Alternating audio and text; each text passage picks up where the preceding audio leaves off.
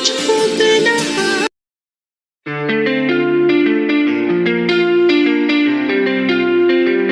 Namaste. Please join us this Sunday on a free global online episode, Indian Organ Donation Day.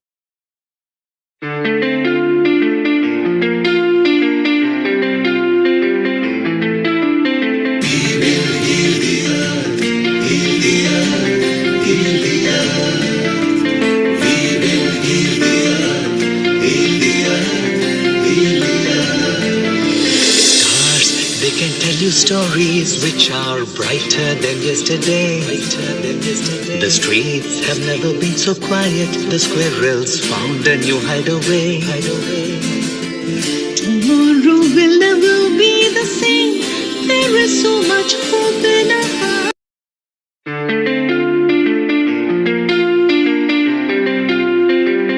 Namaste. Please join us this Sunday on a free global online episode, Indian Organ Donation Day.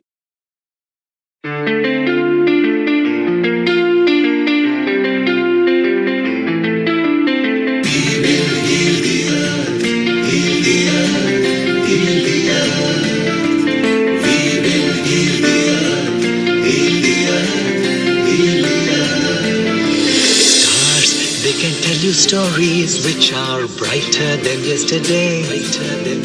The streets have never been so quiet. The squirrels found a new hideaway. Tomorrow will never be the same. There is so much hope in our heart.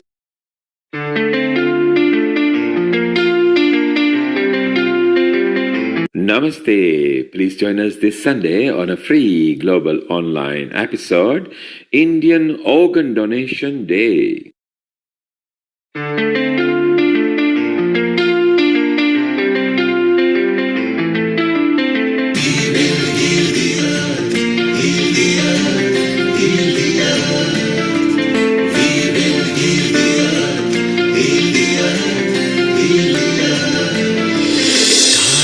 They can tell you stories which are brighter than yesterday. The streets have never been so quiet. The squirrels found a new hideaway. Tomorrow will never be the same. There is so much hope in our heart.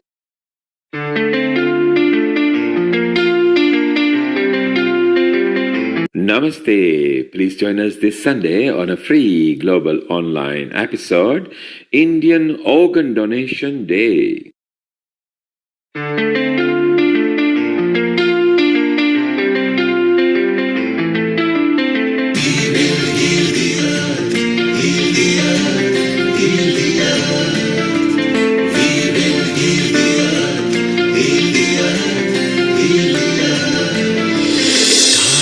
They can tell you stories which are brighter than yesterday. The streets have never been so quiet. The squirrels found a new hideaway. Tomorrow will never be the same. There is so much hope in our heart.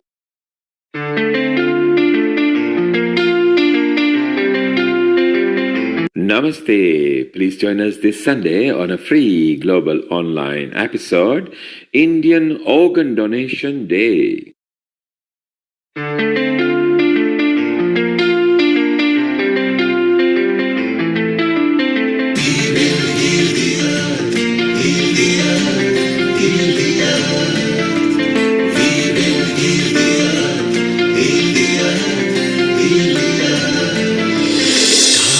They can tell you stories which are brighter than yesterday.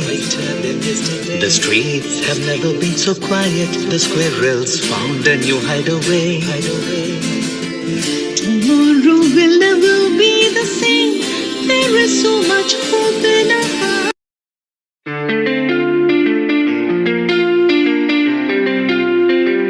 Namaste. Please join us this Sunday on a free global online episode, Indian Organ Donation Day.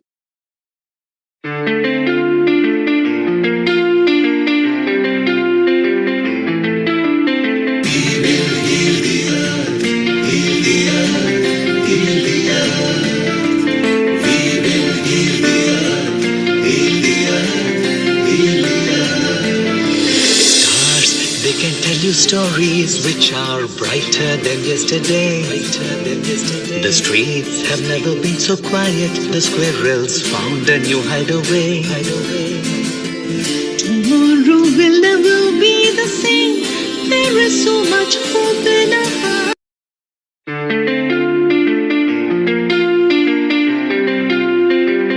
Namaste. Please join us this Sunday on a free global online episode, Indian Organ Donation Day.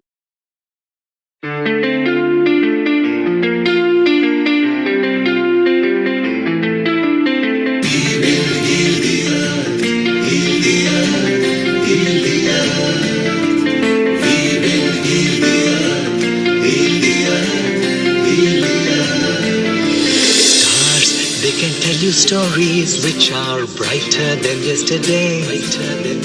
The streets have never been so quiet. The squirrels found a new hideaway.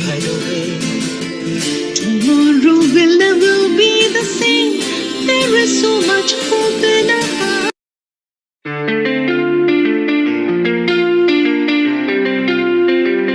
Namaste. Please join us this Sunday on a free global online episode, Indian Organ Donation Day.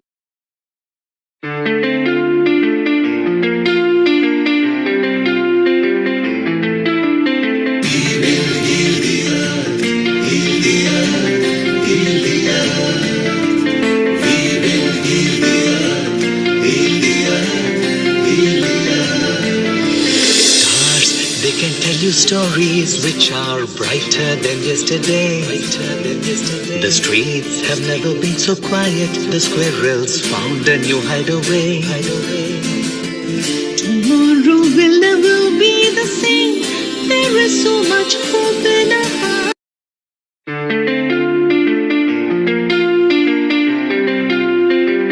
Namaste. Please join us this Sunday on a free global online episode, Indian Organ Donation Day.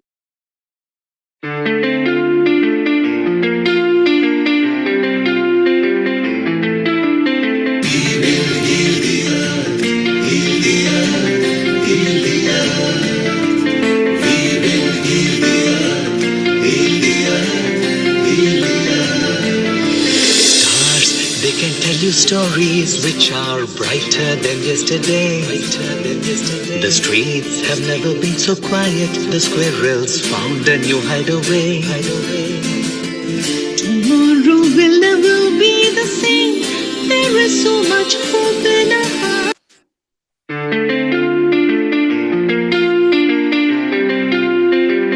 Namaste. Please join us this Sunday on a free global online episode, Indian Organ Donation Day.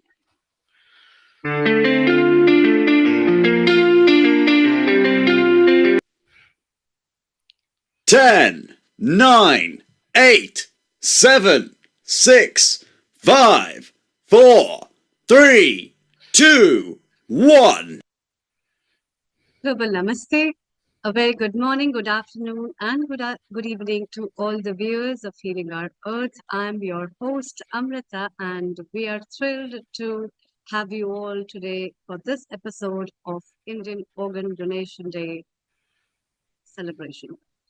As we all know about life, and it's also the friendship day today, and the friendship that the life brings to us. The bonds of connections, with all that, how important the sustenance of life is. And in light of that, the importance of donation of an organ, how it can save somebody's life and bring such a big change. We'll be talking all about that, for which we have so many organizations that have joined us from all over the world, as well as experts, some donors, recipients, as well as the professionals who work tirelessly with all their efforts to save the lives of people.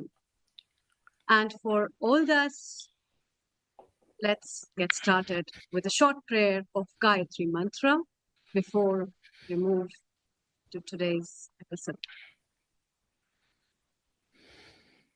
Taking a deep breath, closing your eyes, calm mind.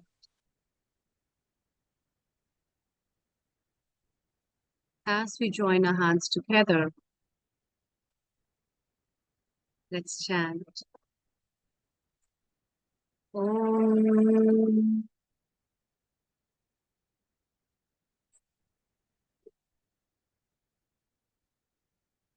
Om Bhur Swaha Tatsaviturvarenyam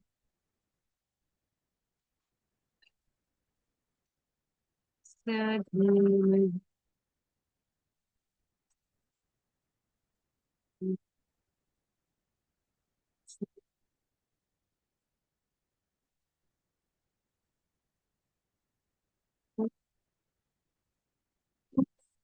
Swaha Tatsaviturvarenyam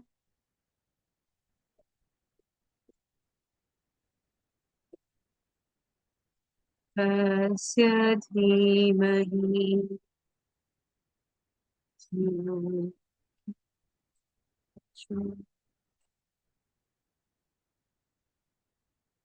Om Swaha Tatsaviturdhimahi Dhiyo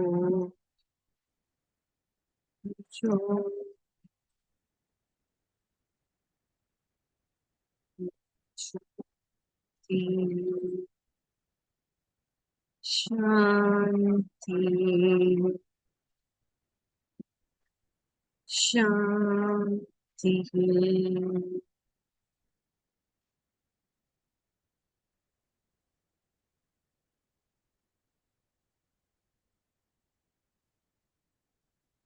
Welcome. Talking about today's episode, why do we celebrate this day? Any day that is celebrated is reminding us the importance of how important that event is. And therefore, each day which we celebrate in our lives brings some important memories and also imparts wisdom, education, and knowledge to a lot of people to make them understand why a particular day is celebrated. As today's day is Indian Organ Donation Day, the importance of donating an organ, giving life to someone, making your heart beat in someone else's heart, and making your eyes see through someone else's eye. Isn't it really rekindling? It just gives the real meaning of we as a human being and the purpose of being as a human being, bringing life to someone even if you are not there. And I think that's the real meaning of organ donation, where you beat in somebody's heart, where you live through somebody's eyes, where your skin still glows and serves the purpose of humanity, the real wealth. And for this, I very warmly and very fondly would like to welcome my own favorite as well, the episode producer, as well as my guest of today, Kirit Mistriji, who is a senior host from Midlands, as well as who is the president of the Saha group as well. And I am really very happy that he tirelessly works in this field to bring so many lives brimming, smiling, giving cheers to them. A very good afternoon and a very warm welcome, Kirit Mistry. Global Namaste, Amritaji. Global Namaste. Thank you for the kind introduction. And yeah, it's a amazing program today. Organ donation is something that I've been doing, raising awareness, particularly within the South Asian communities over the last 15 years. And it was touched purely because in the UK, our communities, the South Asian communities, and you'll hear from colleague Hilara and other colleagues as well, that our communities are high in need but not donating. And the current, since May 2020, the law in the UK changed to making sure we're all going to be organ donors, unless you opt out. And sadly, since May 2020, the current waiting list of people waiting for an organ transplant is over 8,000 people. So our communities we need to have more conversations. We need to have programs like this.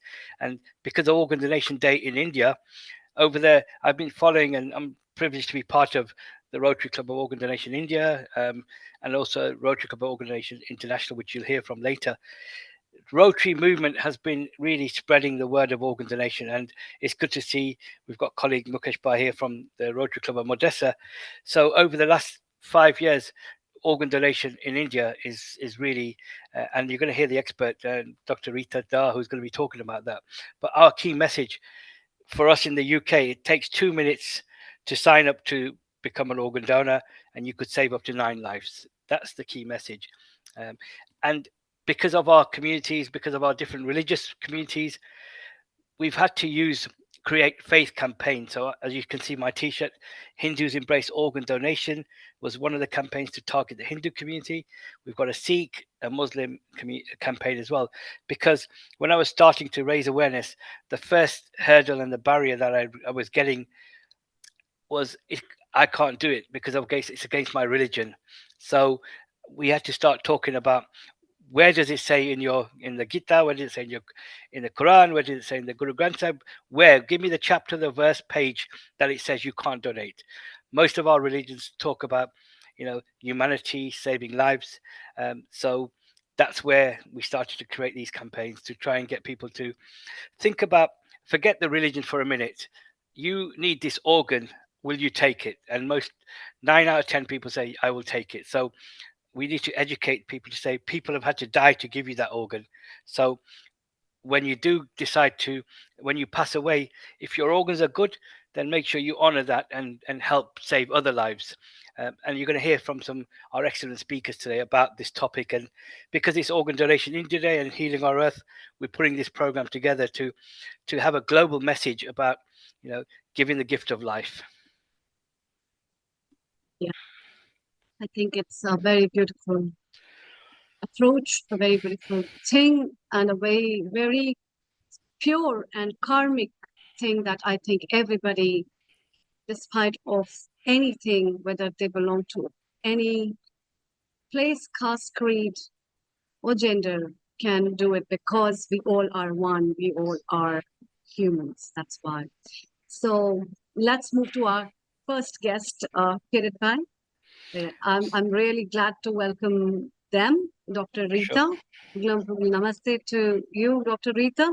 Please do the introduction, Kirit. Thank you.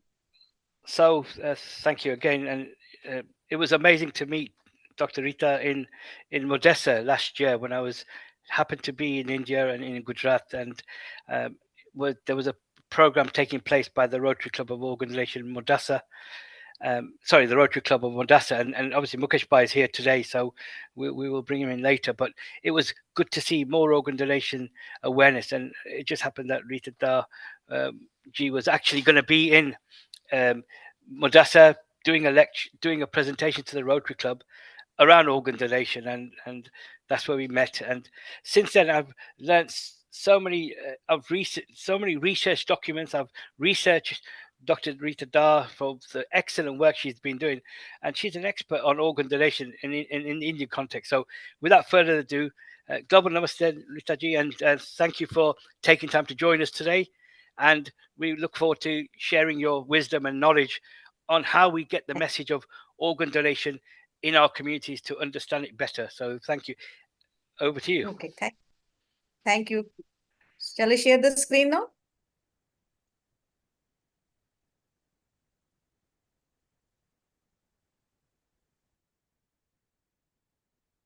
Is my screen visible? Yes. I am going to talk about today I'm going to talk about organ donation, Indian perspectives. I have done masters. I have done masters in public health and PhD from Jawaharlal Nehru University. Right now, I am national assessor and national mentor with NHSRC, Ministry of Health and Family Welfare, Government of India. So as national assessor, I am supposed to move from one place to another and assess the health facilities of Government of India.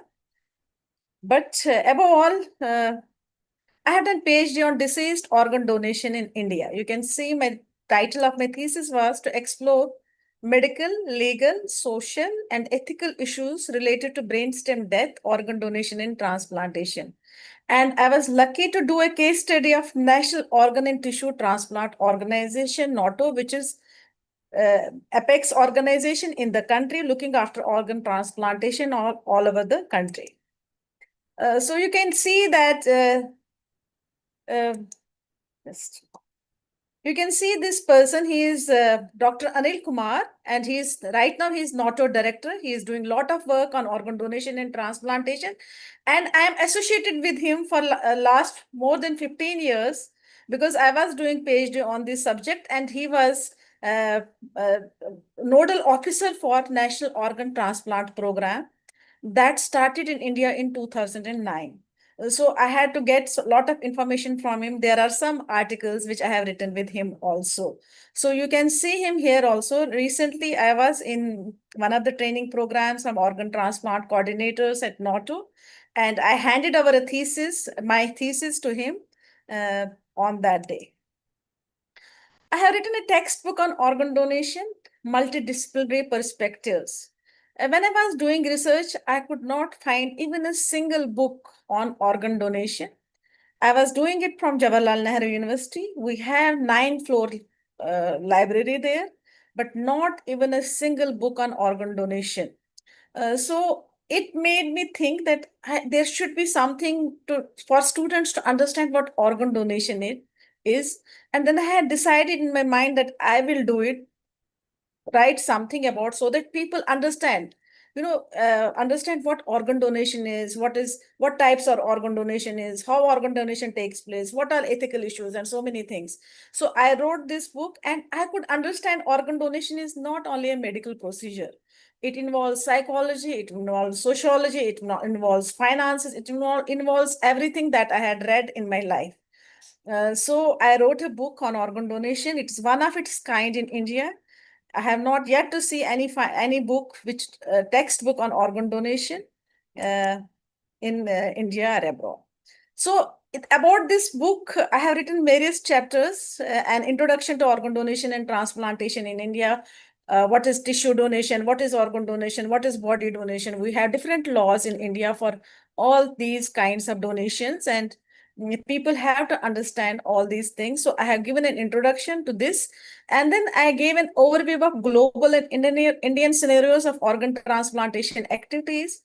Then third chapter, an introduction to the national initiatives or organ donation and transplantation in India. Then fourth is living organ donation in India. Living organ donation is much common in India. You can see it in my later slides.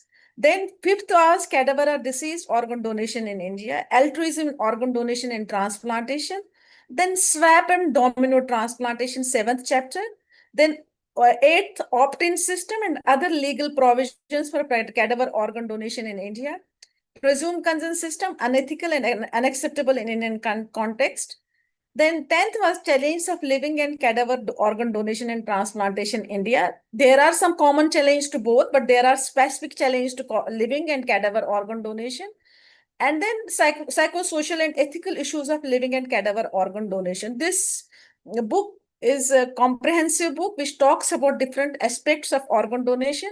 If suppose somebody would have asked me to write a paragraph on organ donation about 15 years back, I would have not been able to write even a single paragraph. But after a PhD, I could understand what organ donation is, and it was really, God has been helpful for me to write a book on organ donation, and which is really very much accepted. So Indian laws about organ donation, we have to see that we had brain death was accepted in the world in 1968. But this was not accepted in India up to 1994. And Transplantation of Human Organs Act, which is called as in short form THOA, that was passed in 1994, February 4, through Gazette notifications. But later we did amendment and we Transplantation of Human Organs Amendment Act that included tissues also in 2011, September 27. We have, when any Gazette notification about acts are there, these acts also follow rules. You can see that after 1994, we had Transplantation Human Organs Rule. We had Transplantation Human Organs and Tissue Rules, 2014. In between, we had Transplantation of Human Organs Amendment Rules, 2008, July 31. So this is our is Transplantation of Human Organs Act, THOA, 1994, February 4. And this tells that there should be no commercial dealing in organ donation and transplantation. And brain death was accepted as death. Brainstem death. It is not brain death. It is brainstem death in India. Now current scenario is like THOA was passed in 1994, as I have told you in my earlier slide. And National Organ and Tissue Transplant Organization came into existence in 2014. So there was a gap of almost 20 years. But in India, this health is a state subject. This act left states on its own and do some organ donation activities. But NATO brought all these states and UTs together and did a lot of work. And even now they are doing a lot of work in creating awareness, roping in all the stakeholders and motivating them to go ahead in organ donation and transplantation. So at present, we have Indian networks for organ transplantation all over the country. We have NATO at national level. Even ROTOs were not there before NATO came into existence. ROTOs were formed later. Then SOTO, State Organ and Tissue Transplant Organizations, are also there. ROTO takes care of some regions, and SOTOs, each state has SOTO. As on date, day before yesterday, I was talking to Dr. Anil Kumar. He said that we have India with 28 states and 60 UTs. He told me that they have created 31 SOTOs. That includes 5 ROTOs and 1 NOTO also. Like ROTO, wherever ROTO is there, it serves the purpose of SOTO for that particular state where it is situated. Similarly, NOTO is in Delhi, so NOTO takes care of Delhi network also, hospital networks. Global and India's transplantation activities. I will talk about the recent one, which is available. Transplantation activities in 2023. Global activities as per Global Observatory of Donation and Transplantation. We have not many transplants are taking place all over the world. 1 lakh, when we are talking about transplant, we are talking about solid organ transplants. We are not talking about eye donations and eye transplants. We're talking about organs like heart, like lungs, like liver, like the kidneys, pancreas, small intestines. So total transplant that occurred were 1,72,409 in 2023. And Indian activities, as per NATO statistics, it was 18,378. Can you believe? It is too less a number. But as we need 4 lakh organs every year. So total transplants happened only 18,378. And total deceased donors, like a brain dead donor can give so many organs. Again, deceased donors are also 2 types: donation after brain death and donation after circulatory death. So total global activities, there were these many donors, deceased donors, including both 45861. And India had 1099 deceased donors that contributed 2935 organs. You can see out of 18,378, 15,435 were living donors in India. There were only these many organs donated by deceased donors. in 2023. And living organ donor transplants were these many. 1/3, almost more than 1/3 of total global organ transplants. So the number is very less. Not many transplants are happening. It is not an easy procedure. We need lot of infrastructure, and better it is to take care of your organs. Better is to stay healthy.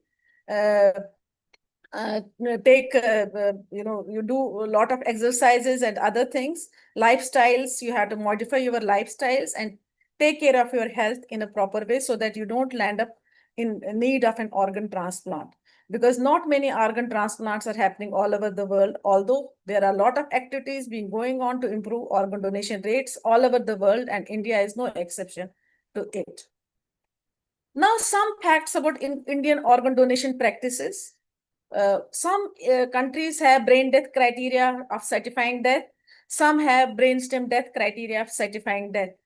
India has brainstem death criteria of certifying death, and 4 doctors are required to do apnea test twice to certify BST.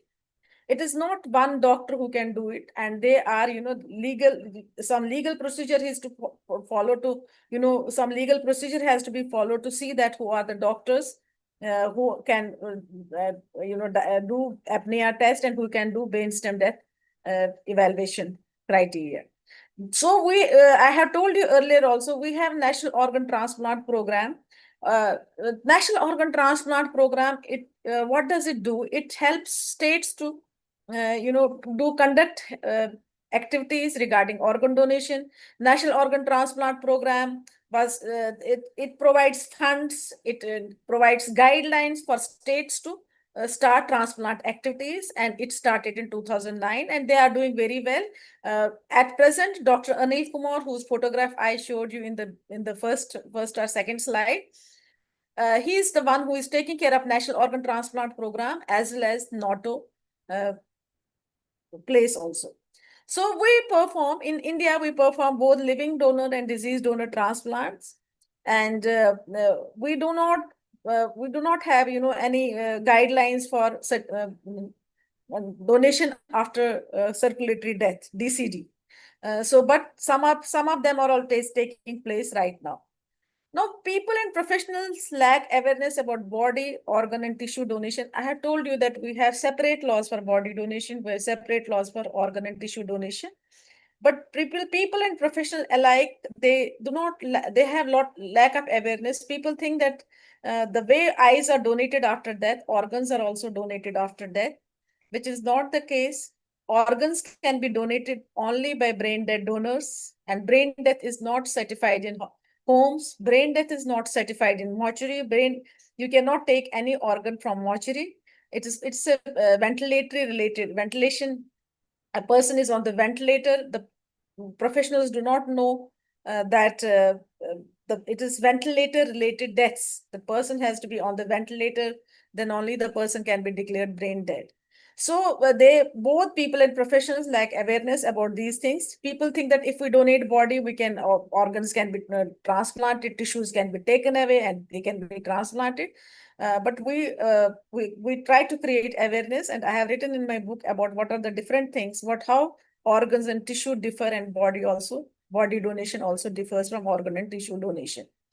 Then organ transplant program not included in professional curricula so far. That is, it has not been included in professional curriculum like medical students, for medical students or nursing students. It is yet to come. But recently I have heard that in one semester now they are going to put 2 hours course for organ donation for BSc nursing students. So Indian Organ Donation Day, we have been organizing Organ Donation Day from 2010 onwards. I would like to tell you that India has been organizing, Organ Donation Day twice a year.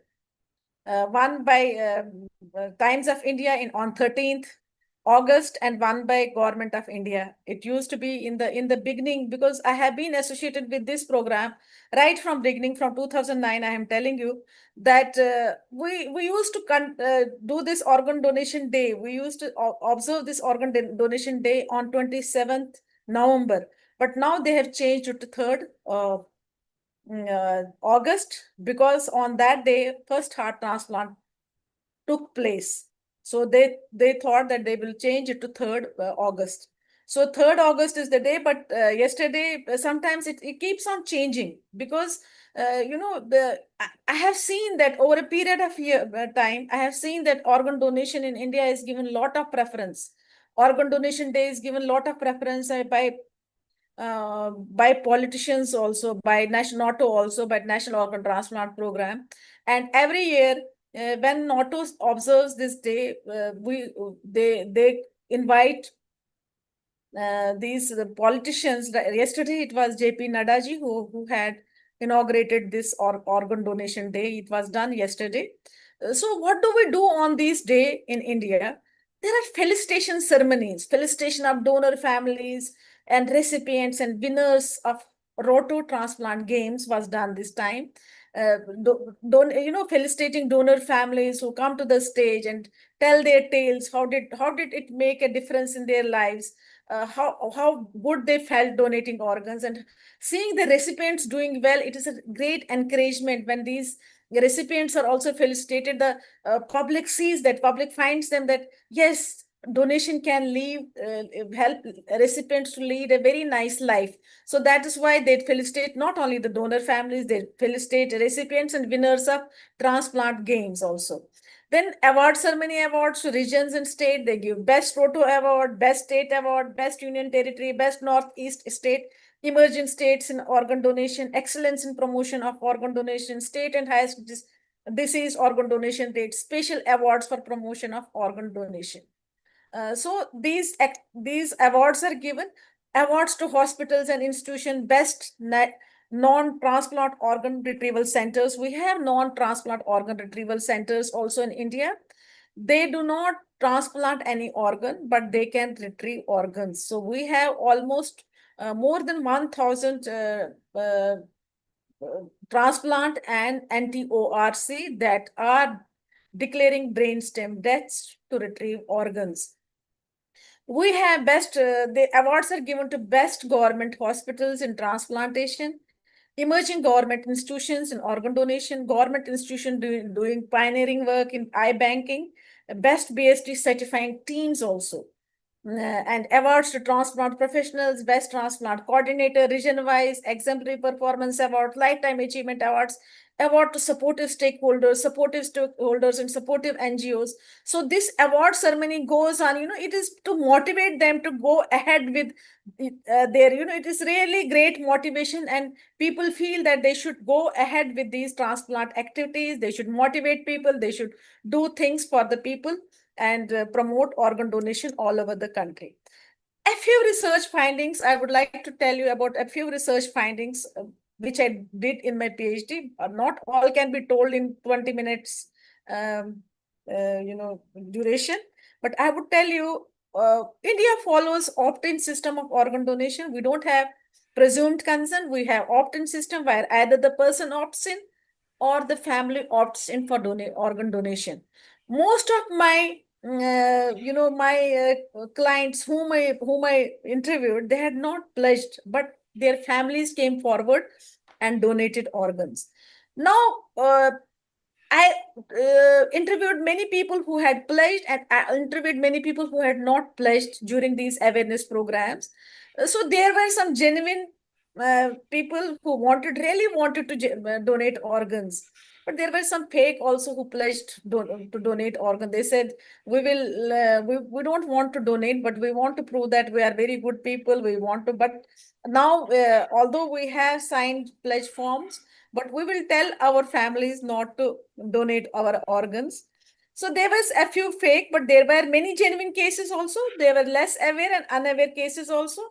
Very interesting in this area, people who had not pledged. Sometimes we feel bad when people do not pledge organs, but that doesn't mean that they are not inclined to donate organs. They could be indecisive at that time. They say, most of them said, we do not want to pledge organs, but we can, maybe we decide it later. So this group was, indecisive group was more in number than genuine non-donors who do not want to donate. No, no, no, donation is not good. It is sin to donate organs. We want to go intact to God who has given us so many organs, and we do not want to leave anything here. We want to go with everything to our God when we meet him after our death. So they were genuine, not people who did not pledge, but they were, most of them were indecisive. They wanted to do it later. Although in both these cases who had pledged, they were less aware, and they were, some of them were unaware also. What is brain death and how organ donation takes place, they were like that. Now, people who pledged and who did not, perspectives varied. Donating organs was virtue for people who pledged, and who did not pledge, it was sin. They said, we do not want to donate organs because we do not, it is sin to donate. We want to go intact. We don't want to go with all organs to God. While the people who pledged, they wanted to good to society. They said, we want to do good to society. We want people to see through our eyes. We want our heart to beat in someone's chest. We want to take care of others who are who are in need of organs. But people who did not donate, who did not pledge, some of them said they do not accept brain death as death, which is a global perspective also, and lack trust in medical system, and a few wanted to do so later. And one more thing, they wanted to do it on their birthdays. They wanted to sign pledge forms on their birthdays. For later, BST amounted to medical loot of organs for commercial. Because the trust deficit was also there, they said it was loot of organs for commercial purposes, named it as legalized murder or medical butchery for money, or modern human sacrifices, etc. One important thing, both donors and recipients, they wanted to meet each other. While donor had different perspective, they wanted, the donor families wanted to see their donor alive in others. They wanted to see what difference their donation had made in the lives of people.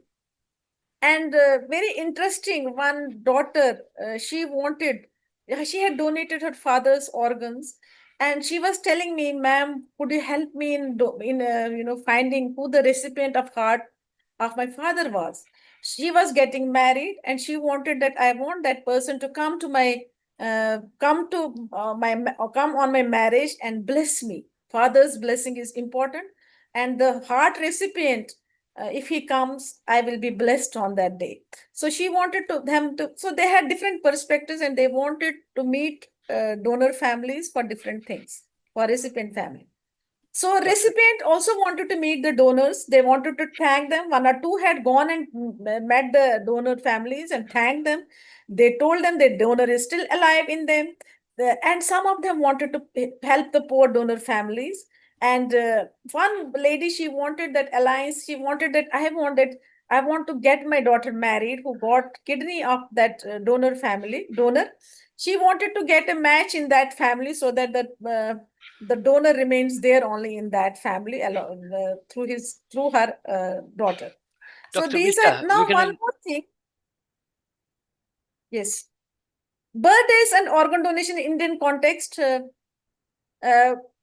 People prefer to pledge on birthdays. I could find that there was something related with birthdays. They prefer to pledge on birthdays, not on the day when when awareness session was going on. BST donor organs were donated on birthday. One mother donated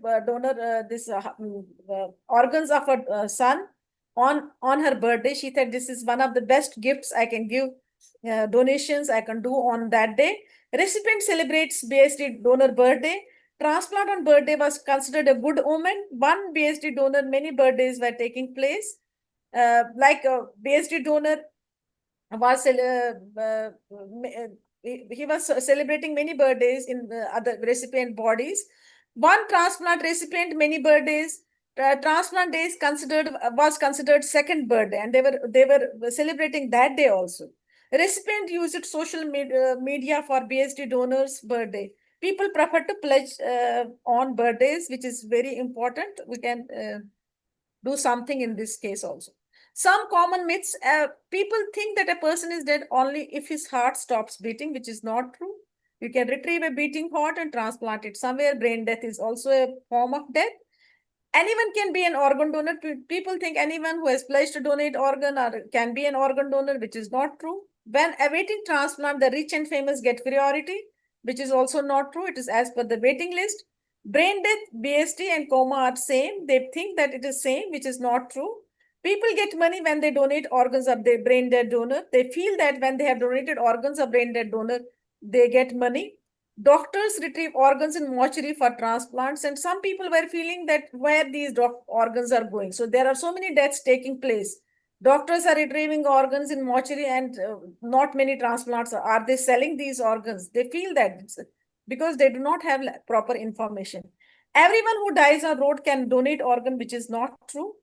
So these are common myths Dr. which have to be there in our society and which have to be Thank you, Dr. redressed. Rita. This is really wonderful. Okay. Is my time over?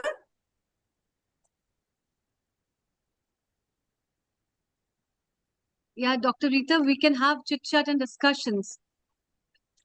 Okay, shall I stop it now? Kirit, we cannot hear you. Why? Yeah. Shall I stop it?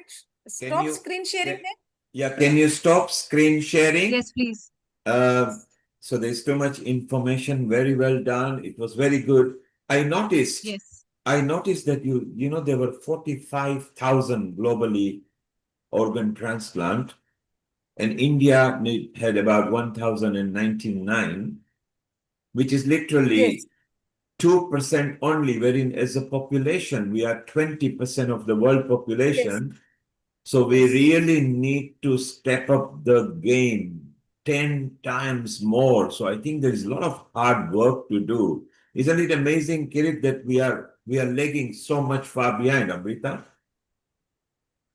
Yeah, that's true. But then what makes me happy is this kind of awareness and initiative. I think India is far back in a lot of all these things, and there's a big way to go for people to learn. I have a lot of questions which we'll be taking up later on in this discussions as we move. A wonderful job, Dr. Rita, and I congratulate you for bringing up this book on organ donation. I think not only the general public, but the children must also know about it so that as they grow up, they feel the importance. And there are a lot of things which you pointed out about the sociology, about psychology.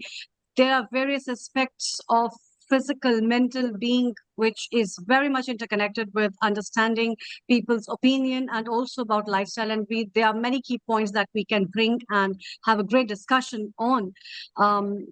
Please stay around and let's have our another guest. Kirit, we can't hear you. Kirit, you're using Bluetooth, so reconnect again. We can't hear you if you hear us. Yeah, maybe go direct to the computer. Okay.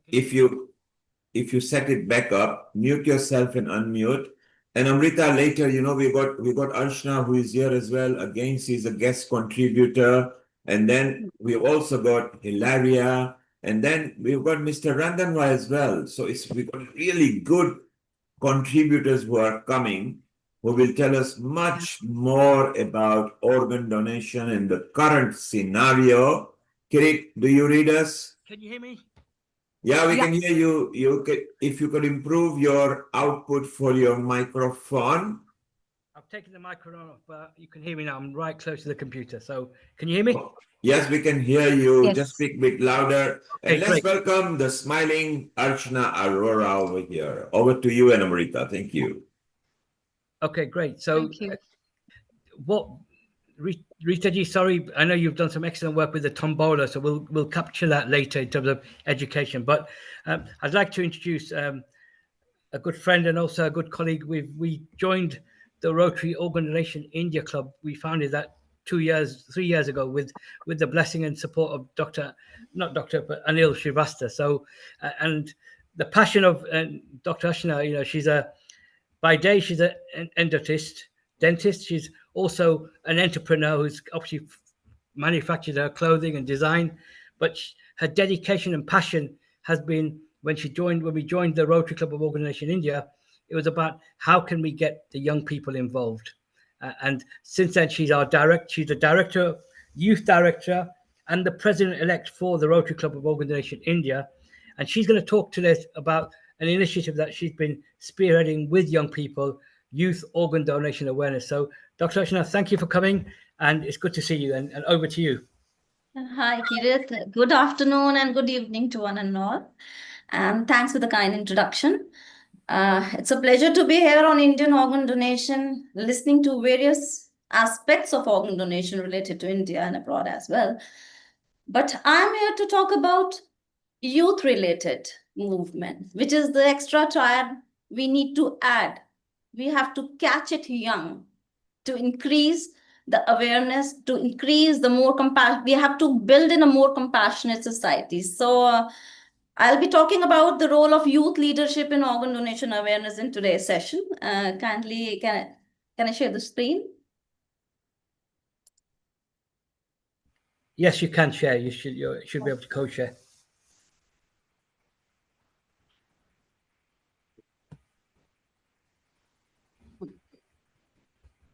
Yes, we can see your screen. Thank you.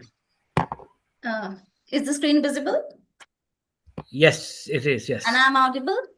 Very audible. Yes, thank you. Okay, good. So today we are talking about youth leadership in organ donation awareness. Be the voice, be the change, be the lifeline. Organ donation, as we all know, is one of the most selfless and life-saving act a person can commit to. Yet, despite its immense impact, there remains a significant gap in the awareness, especially in communities in India, especially where myths and misinformation and lack of dialogue prevail. So in this landscape, youth leadership emerges not just as a powerful force, but a very hopeful, powerful change. It can bring about an entire change in the thinking of the community.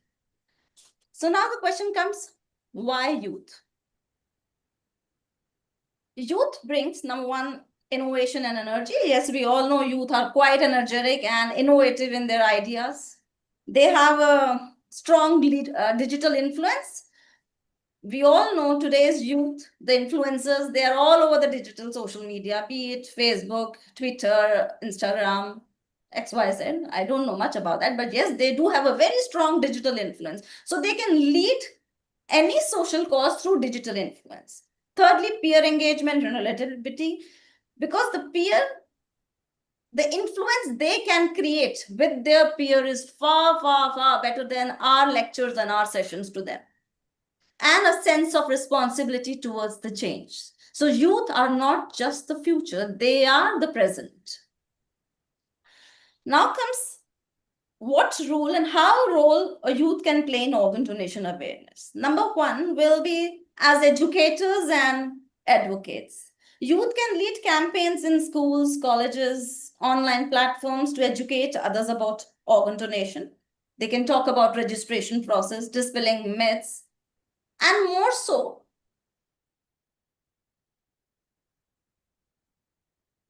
to have organ donation awareness, as well as we have to create a healthy lifestyle. That also has to be catered from the young age.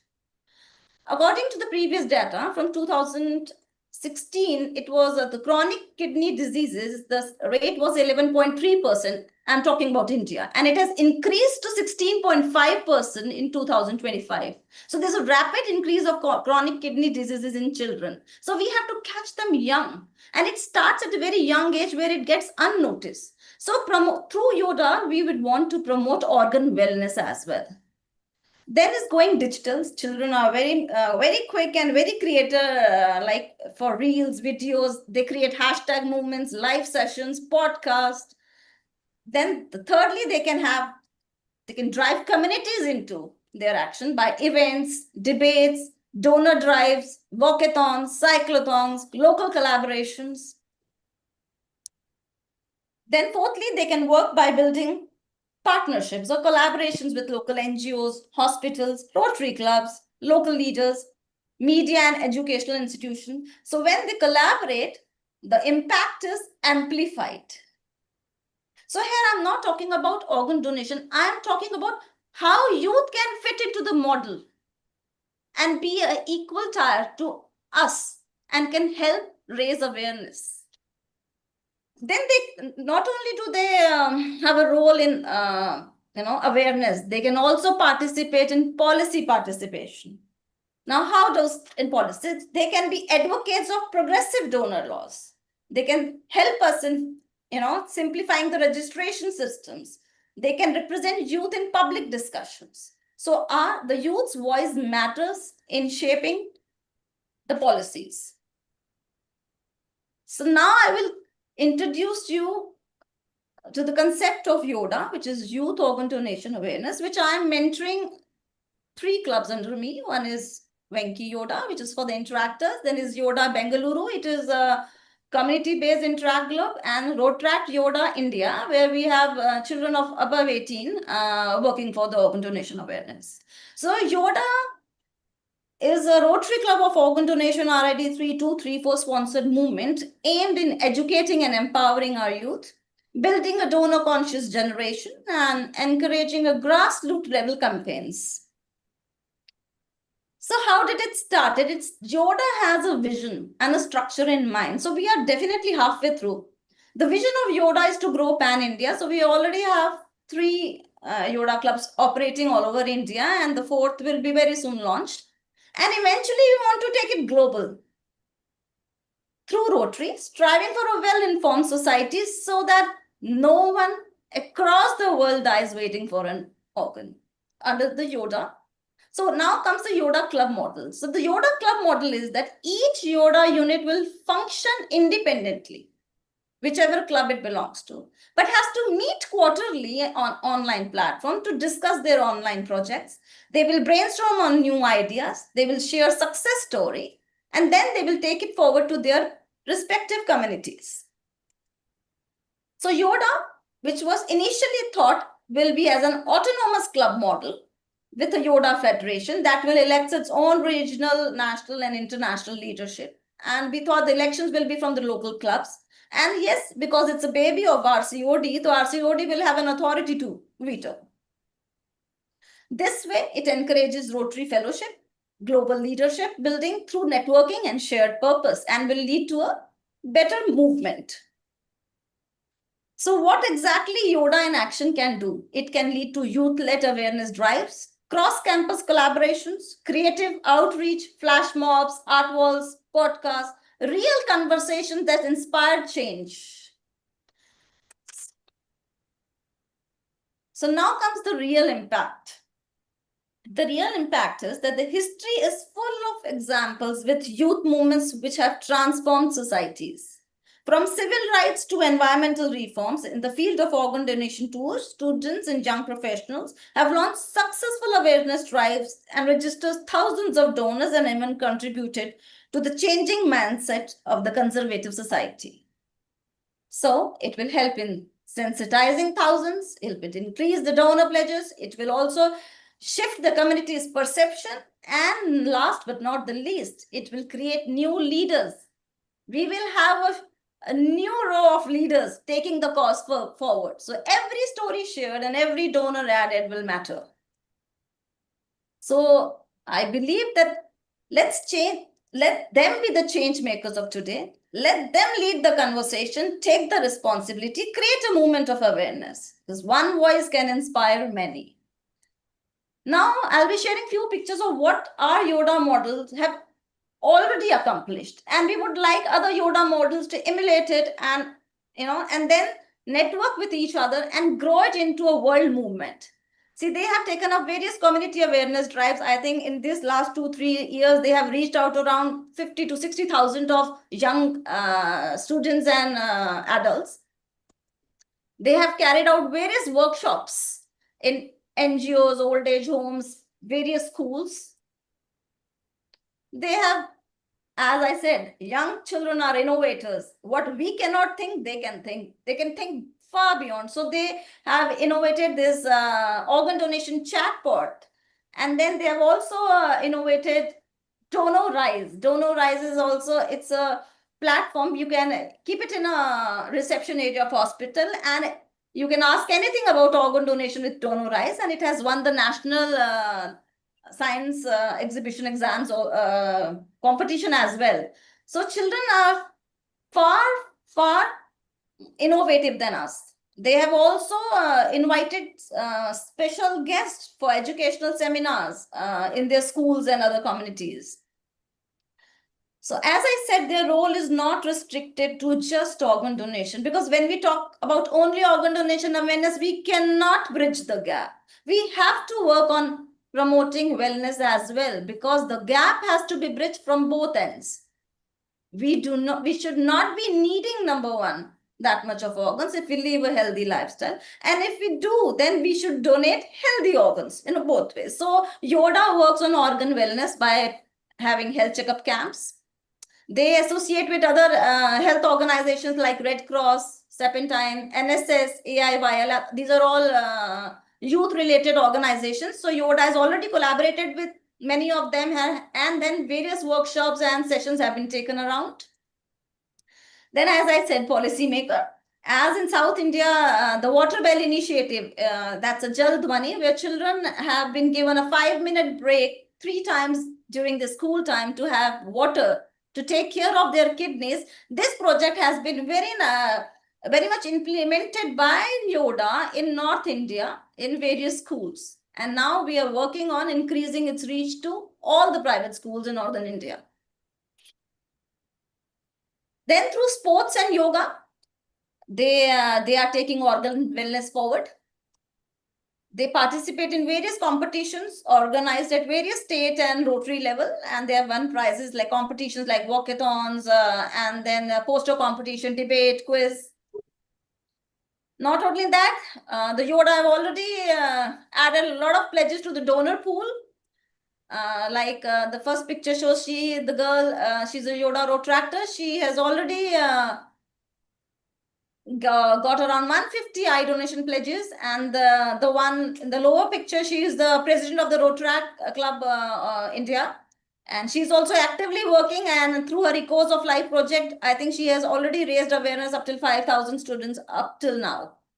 So, and it goes on. And like any other club, they have their own fundraisers. They don't need any help from our Rotary Club. They are working on their own. This is all their own fundraising. They are managing it on their own without any help of their parent club. That is a catch point to them. So children are such passionate towards it. And lastly, definitely when so many students together at various levels in India are working together, so a fellowship and networking is built.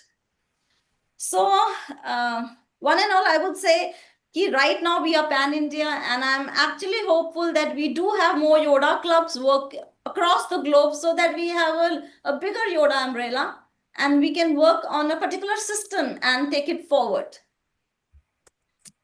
So with this, the Yoda model, I've already, so if any questions regarding it, I'm open to it. Thank you.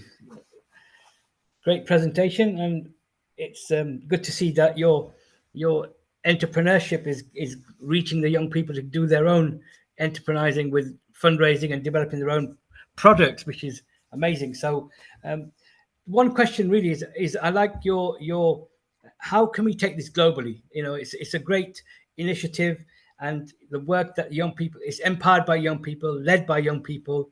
So it's amazing to see that, and you've obviously dedicated a lot of your time to mentor these young people. So what's the strategy of taking this globally through the Rotary movement? Yeah, definitely. As I discussed in one of my slides, we want Rotary should take up Yoda as like RAG, we have a Rotary Action Group.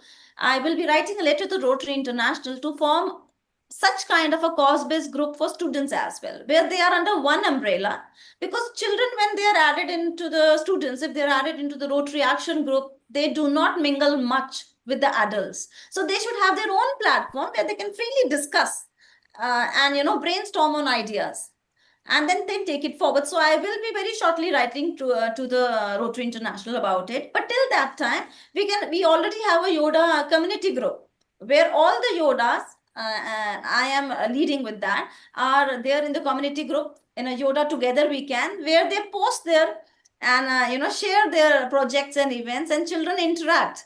Right now it's pan India because we have 3 to 4 clubs in India, but in case it goes global, we welcome them in our community till RI takes some action and take it into a major platform. So I and we all will be there hand holding them, but definitely the movement has to be theirs. Great. And I think it's something that obviously through our Rotary Club for Organisation UK, it's a great opportunity because we're trying to do it UK wide. So I think the idea of not just involving young people, but setting up their own platforms and to lead that is the key. But because it gives them a lead, see, forget about organ donation as well, forget about the cause as well, it gives them leadership skills as well. So we have to talk about student mentoring on the whole perspective, not only for the cause.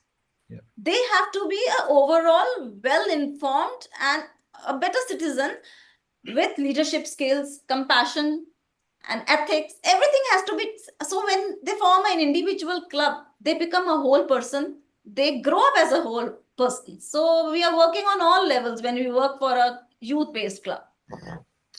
Neil Kumar or Amrita ji, any questions or from yourselves in terms of the presentation that we've just had?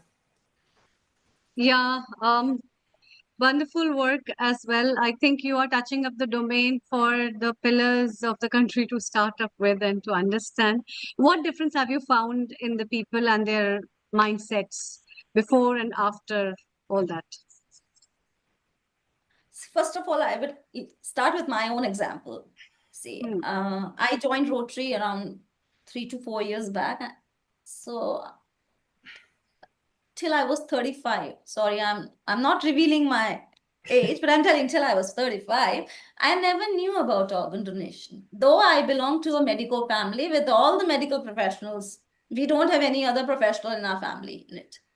But today's youth, with this kind of movement, each and every child, where I am mentoring, the whole school knows about organ donation. So the basic concept about organ donation, children already have started knowing about it. Secondly, they are so free to talk about organ donation. There is no taboo attached because we have given them a lens to see organ donation as a topic about life, not about death. So they can easily have the family conversations, which we at our time were unable to start it. So I feel lot has changed. Lot has changed. The atmosphere about talking about organ donation, they are more open to it, the dialogue. So the kind of questions they ask me, even I have not thought, ki ma'am, one of the question was, ma'am, what about the postmortem? After the postmortem, what will happen? Can they donate something, So they come up at 1 o'clock in midnight, some children will ask me a question, ma'am, what about this? What about this situation? What about this situation? So they are more involved into it. They don't find it a taboo. They are very open to talking about it with their family members as well. So I think there is a change, and they will definitely lead to a bigger change in the statistics of organ donation. Is there any particular age group that you're targeting for your work? Yeah, we have 2 age groups. One is the under 18, which are the interact clubs, like from 14 to 18 years, that is secondary school students. And then is 18 to 40, which are the Rotractors.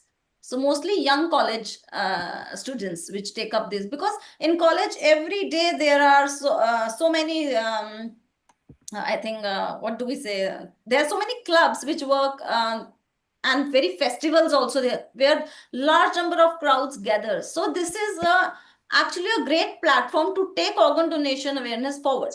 So I think their reach is much farther than ours, much farther. Excellent. So, thank you. Certainly, I would encourage you to also reach out to Dr. Rita Dar in terms of her Tombola initiative and the education. So now you've connected. I think it's important that will help us grow faster, and I think it's great. So on that note, Ashnaji, thank you for coming, and obviously stick around because you've got Professor Gersh Randhawa talking later, and also now you're going to hear from a colleague of ours who's part of our Rotary Club for Organ Donation UK, Hilaria, who's also a recipient, a kidney recipient, but also has founded her own NGO. So she's going to talk more about the work she's doing in the UK around tackling some of the disparities, like you mentioned, and the health inequalities. So stick around, and thank you for joining us, and look forward to helping and looking at the global picture later with you. So thank you. Thank you. So Thank you. on that note, Hilaria, thank you. Firstly, a global namaste and happy birthday to you for joining us on your birthday. Yeah, happy birthday, Hilaria. Thank you. I would Thank you. like to sing from our Healing Our Earth family because we have a tradition to celebrate birthdays for everyone. So here we go. Happy birthday to you. Oh. Happy birthday to you. Happy birthday, happy birthday, happy birthday to you. With loads of love and wishes from all the Healing Our Earth family, viewers, as well as our founder and director, Neil Kumar, and the whole team of Healing Our Earth, and me personally, and Kirit Bhai, wish you a very blissful birthday. Thank you. Thank you very much. I'm just going to quickly share my screen. Thank you, Yeah, but before Amrita. that, let's have a comment from our. Thank you. Yes. Thank you, Amrita. Welcome, Hilaria. Kirit, we need to bring Dr. Randhanwa in about 15 minutes time because at 3:30 we are doing collaboration. So Hilaria is all yours for the next 12 minutes and 3 minutes chit chat. Over to you. Thank you. Okay, thank you very much. Can you see my slides? We can see you, not the slides yet. Oh, You okay. paused it. If you could yes. So if you unpause you were sharing it, but you had paused your slides. Oh, okay. So I'm going to Try again. Share screen. okay. Yes. Can you see it now? Yes. And maybe you can remain incognito so you can get a large screen. Yes. So good afternoon, everybody. My name is Hilaria Asumu, and I'm deeply, deeply honored to speak on this subject that is really, really important to me. So I guess, most people who are on this call would not know me. As I said, as Kirit said, I'm a kidney transplant patient. And I want to tell you a little bit about, how I became a kidney patient. So in 2008, I had a miscarriage at 22 weeks. And that deteriorated to septicemia, multiple organ failure, 2 cardiac arrest, and I was in a coma. And when I came out of that coma, I was told that because of the multiple organ failure, it had affected my kidneys. So I had to go on dialysis. So I went on dialysis, and I was on dialysis for a while, but one of the consultants decided that they could manage me because my kidney was picking up. Unfortunately, or fortunately, I got pregnant again, and this was 2010. And the same thing happened like in 2008. I had a miscarriage at 22 weeks, septicemia, multiple organ failure, 2 cardiac arrests, and I was in another coma. And this time, as they were taking me out of that coma, my lungs collapsed. They had to reintubate me to save my life. Unfortunately, as they were trying to bring me out of the second coma, I wouldn't wake up.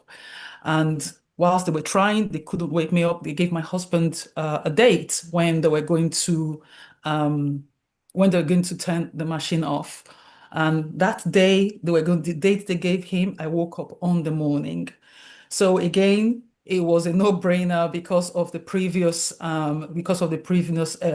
episode in 2008. I had to go on dialysis. Now, the first time I did dialysis through a neckline, and then they started managing me. But this time, they gave me a choice of peritoneal or hemodialysis. I went for peritoneal. So I basically, because of my choice, I did all the different types of dialysis. And the peritoneal failed. I was doing the peritoneal dialysis, but it failed. My peritoneum failed. So I had to move to hemodialysis using the fistula.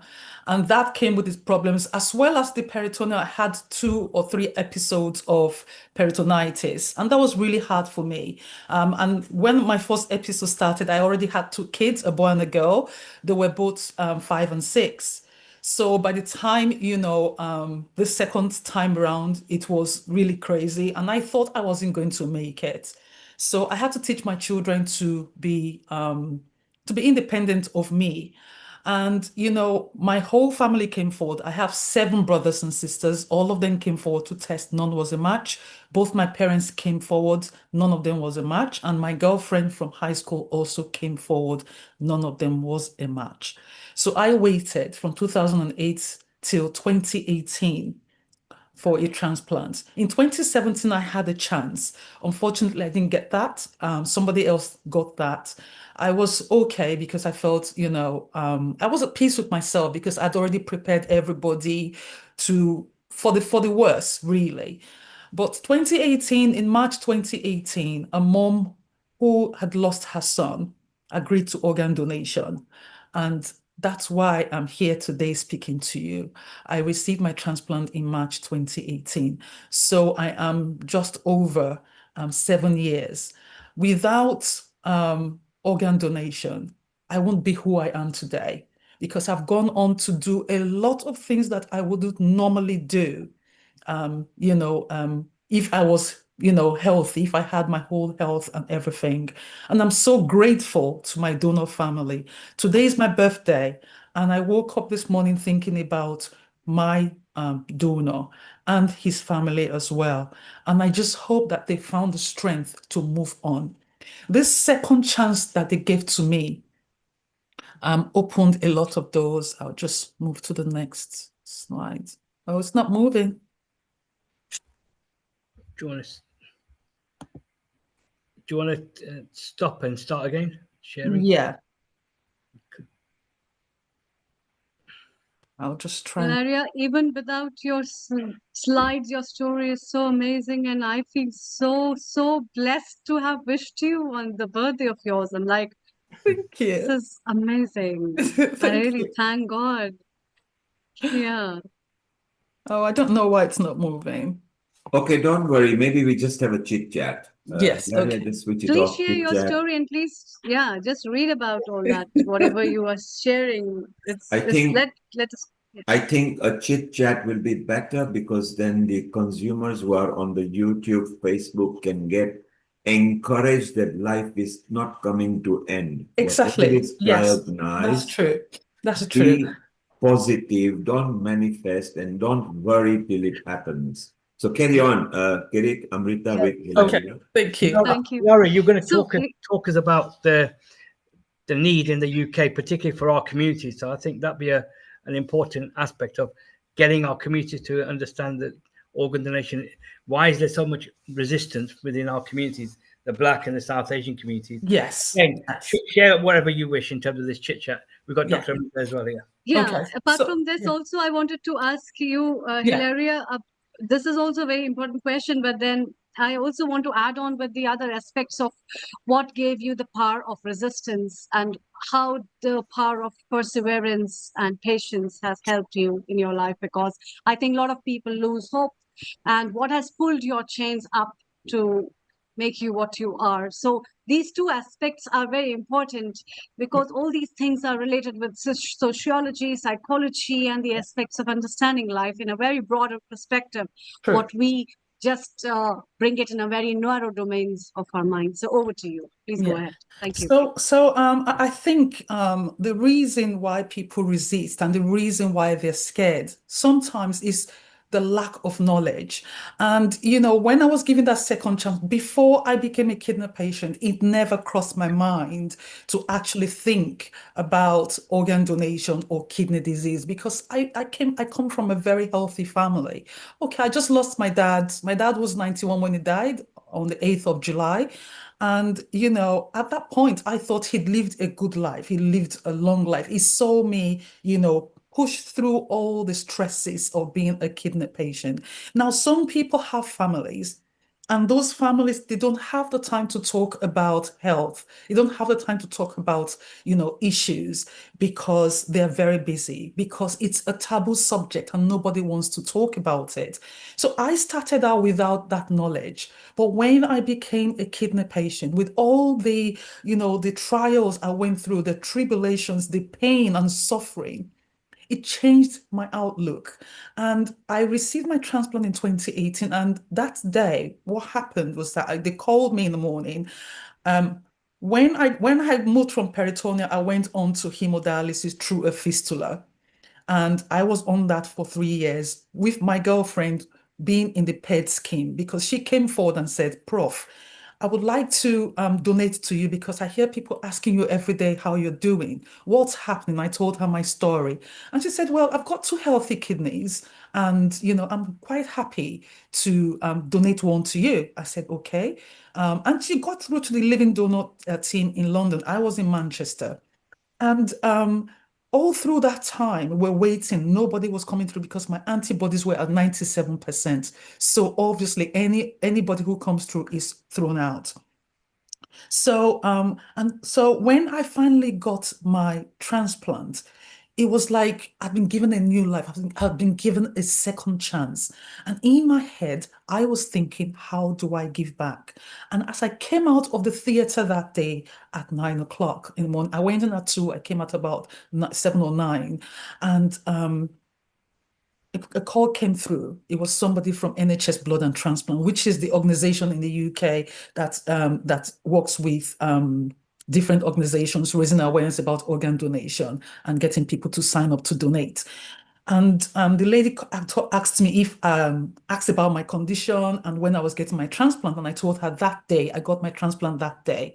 And she was a bit flustered. I said, don't be flustered. You go ahead what you want to ask me. She said, I would really like you to come on board with us to raise awareness in your community, to raise awareness about organ donation. And at that point in time, you could ask me anything and I would say yes.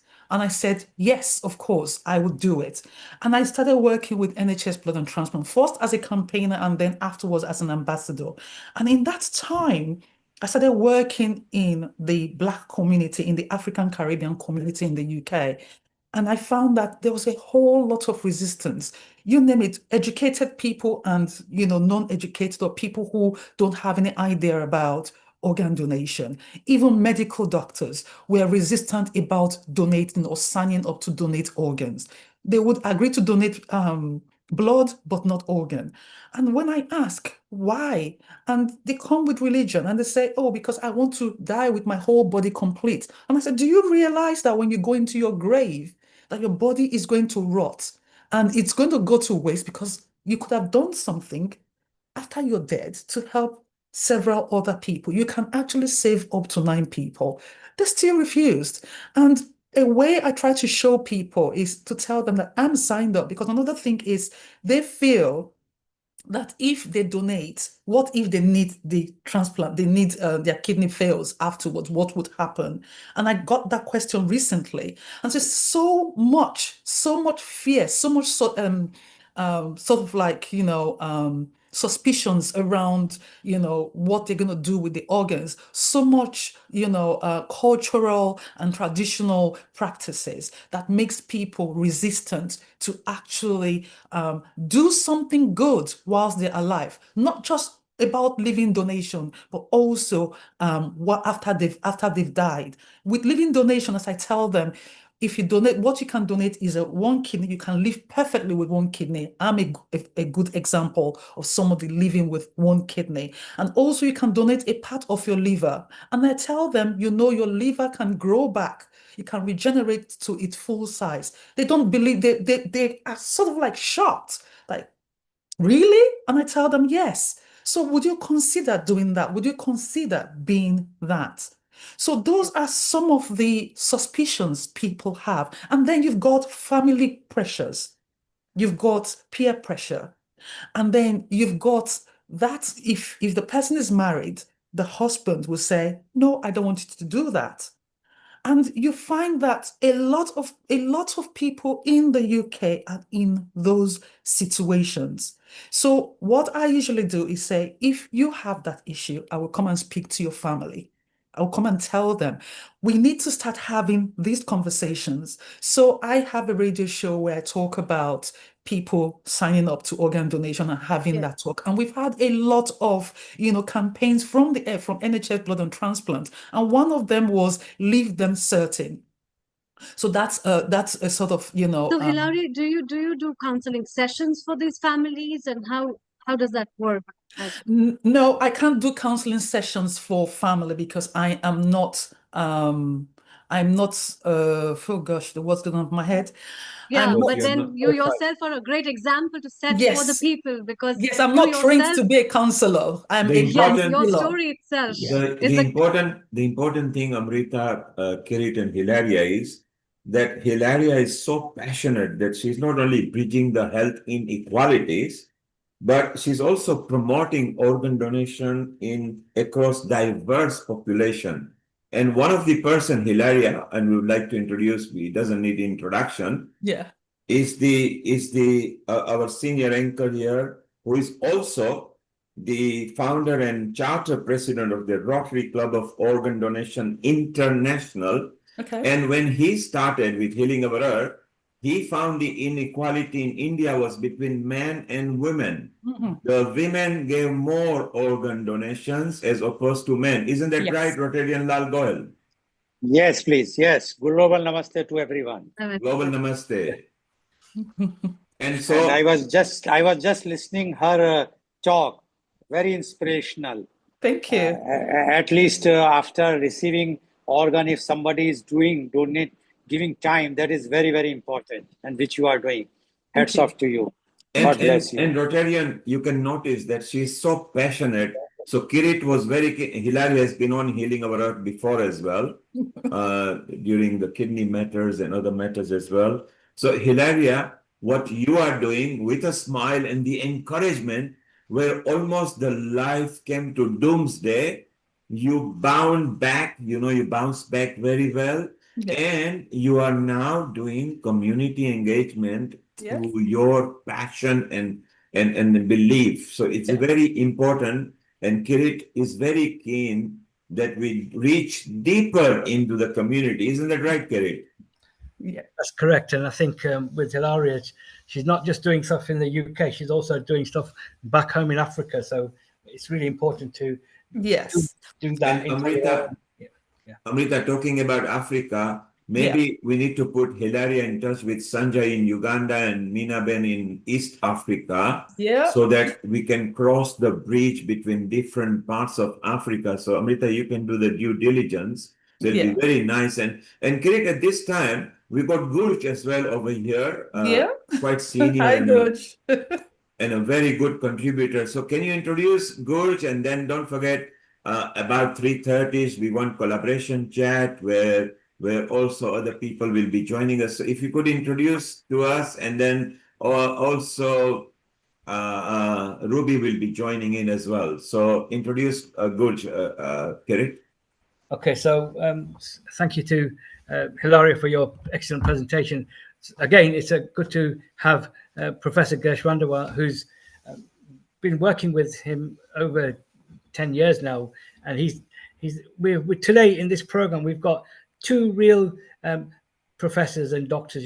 We heard it from Dr. Rita Dar, who's done some excellent work and an expert in organ donation. We've got our own. I call Gersh our guru, really, because he's been doing this for many years, but also he's been bridging the gap between the UK, India, and wider. And today, fortunately, we're having him live from San Francisco, where the World Transplant Congress is taking place. So really, thank you to Gersh for joining us, and look forward to sharing your wisdom and knowledge around the work. But you also heard Dr. Achna talk about youth, and I'm sure that brought some kind of energy to you as well, so in terms of the work you've been doing through the university as well that you are involved with. So over to you, Gersh. Thank you very much, and it's a pleasure to join you all today. It's always a poison chalice to speak after Hilaria, because she is the epitome of positivity, and a wonderful birthday to you, Hilaria, if I don't get a chance to speak later on. So what I would like to do is, all the previous speakers have done all the hard work. They've essentially explained what we can do, and I'm going to share some research, because the word we've probably not really spoken about, but I think it's the most important lesson that I've learned from working in many countries, is trust.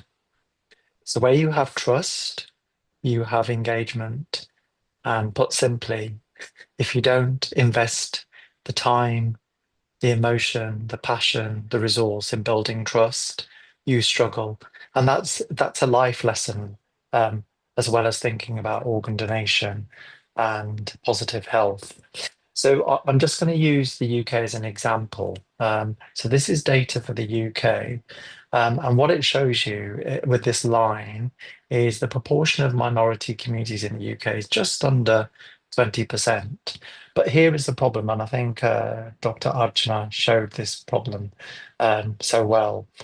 If you look at the waiting list for the UK and minority communities, over a third of the people waiting for a transplant are from minority communities. So these are conditions that are, on the whole, mainly preventable, treatable, not all. So as you heard from Ilaria's case, you can't always treat all of them, but many you can: diabetes, high blood pressure, kidney disease. So I do think it's vitally important that we seek to understand why is it that specifically minority communities are overrepresented on waiting lists. And then to complicate matters, in the UK, we have a register for organ donation, which allows you to either opt in or opt out. And we see that opt-in registrations are lower in our minority communities, but opt-out registrations are higher. So despite the fact that minority communities need organs for transplant far more, the actual willingness for people to donate is lower. And that's what's so vitally important. And we're so lucky that because of advances in science and technology, the amount of transplants has actually managed to stay proportionately high. And then when we look at family consent rates, this is data presented by ethnicity. In the UK, on the whole, about 70% of white families agree to organ donation at that tragic time of loss. Whereas in our minority communities, the consent rate is half as low. And that means that things like waiting times for transplants are much higher in our minority communities. So although they're falling, it's a bigger issue. And I think this is why I think it's so important that we and I use this word deliberately, we develop a journey. And what's joyful about this meeting is, on a good journey, you need companionship. And I think it's wonderful that we're all here today seeking companions to deliver on both good healthcare but also organ donation. So we have to think about this journey in terms of improvement in management of long-term conditions and improvement in transplant services. We also need to think about the type of workforce we recruit, especially in countries outside of India, where we need a culturally competent workforce, and that needs to be diverse and reflective of the population it serves. And we need those staff, all staff, to be invested in with training, and we need research that reflects all communities.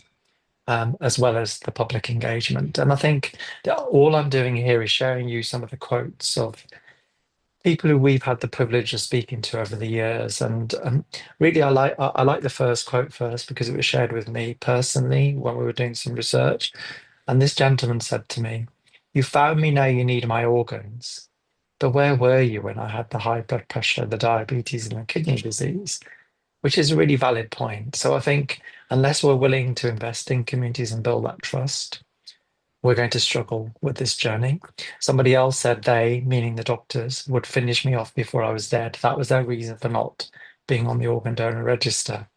Other people worry about donating their eyes. Other people think about religion, thinking about life after death. So we've started to invest in training staff to now safely raise these issues with the families that they work with. So to raise issues about fear of death, to raise issues about racism and religion.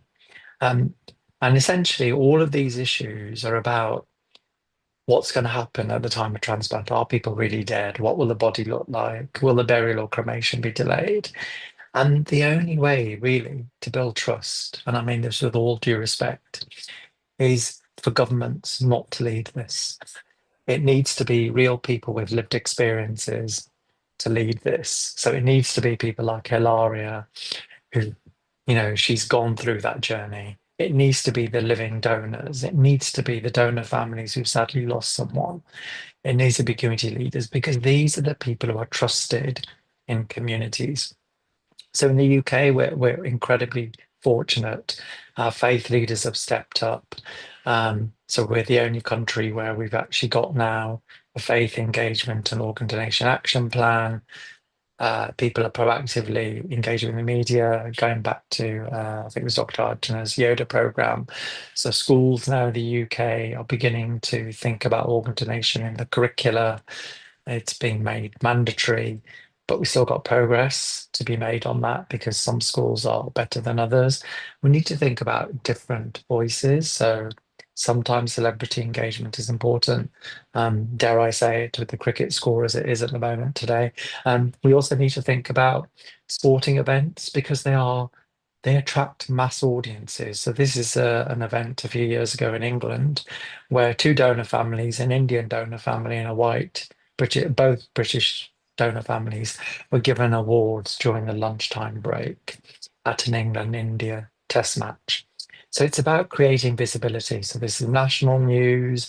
These are politicians. What's important with all of these images, it's donor families who are front and center, because what we're trying to do is we're trying to convey to the public that real families do donate their organs when they lose a loved one. So here is a donor family who actually received an award from Her Majesty the Queen for all their amazing voluntary work that they've carried out. So our government have invested in this community grants program, which now funds community projects around the country. It's important that this happens, because those community organisations, they're trusted at local level. And all of this work is slowly but surely beginning to have a positive impact on consent rate. Clearly, there's a lot more work to be done. And the reason I share this work with you is, so I'm in San Francisco and I'll be sharing this work here, is globalization is the normal thing of life. As humans, as history tells us, we've always traveled. So therefore, as we continue to travel around the world, it's really important that healthcare systems are ready and prepared for the different needs in terms of diabetes, kidney disease, blood pressure, etc., from different communities. So I've been really lucky. I've been helping people now, especially post-COVID in Spain, where they've seen a huge increase in migrant communities. So we've been investing in work on how do we reach out to those different migrant communities to think about organ donation. This is work we've done in the Emirates, but also in India with the Mohan Foundation. I've got a PhD student who just finished, Britsa Paul, done some fantastic work out in India.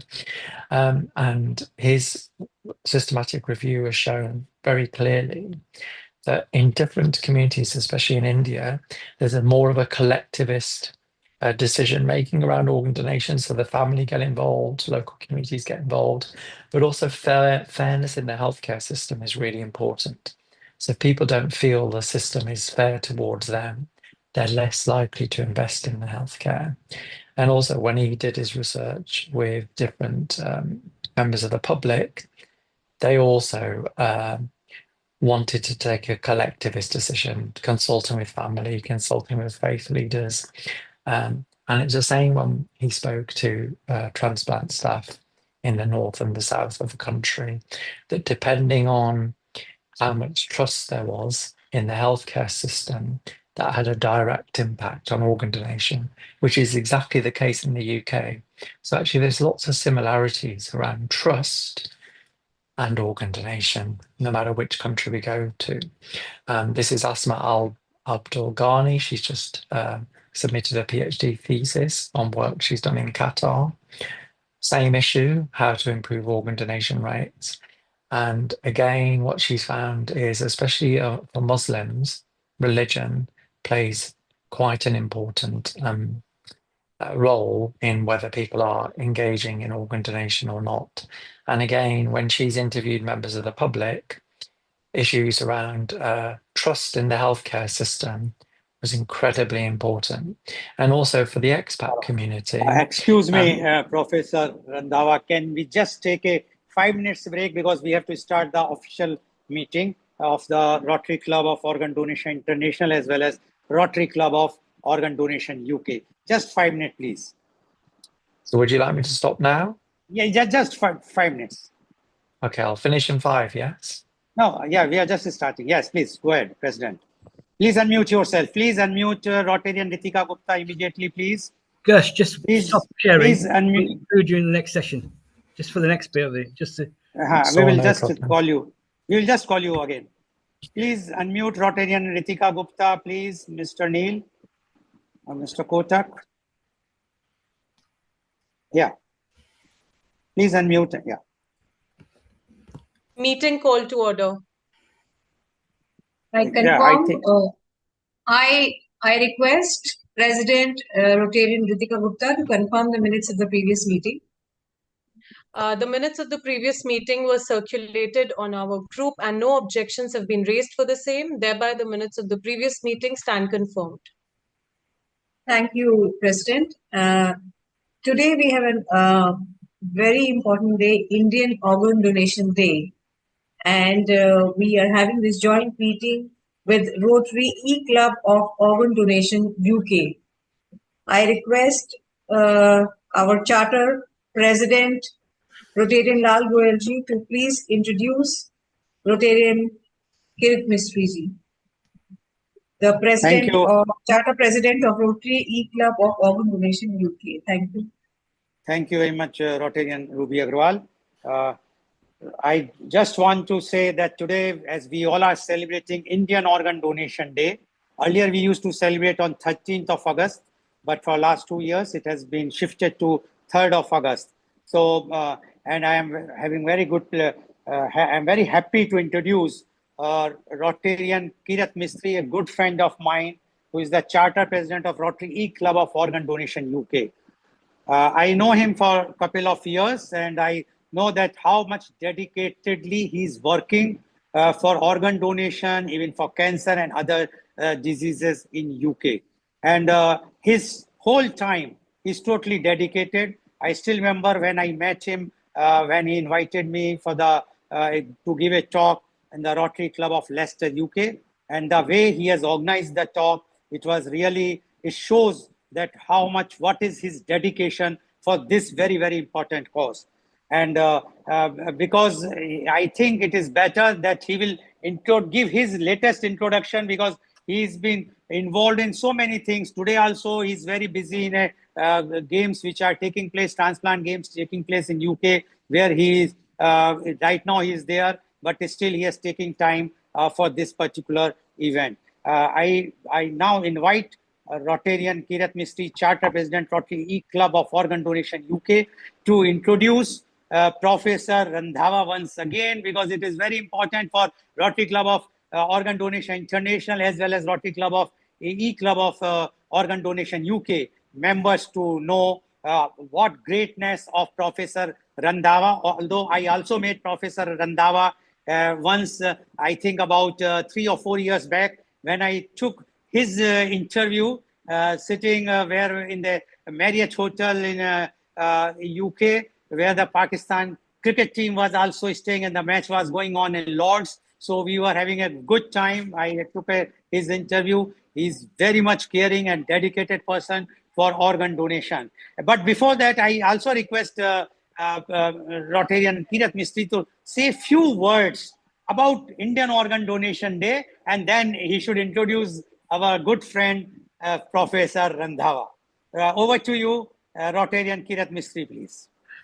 Thank you, Rotarians from the India Organization. Oh, sorry, Rotarian Club of Organization International. It's great to be with you, and as Rotarian Lal, have had the privilege to meet him and his dedication. Every day I see different messages from him and the work he's doing to kind of passion of organ donation because of a personal journey.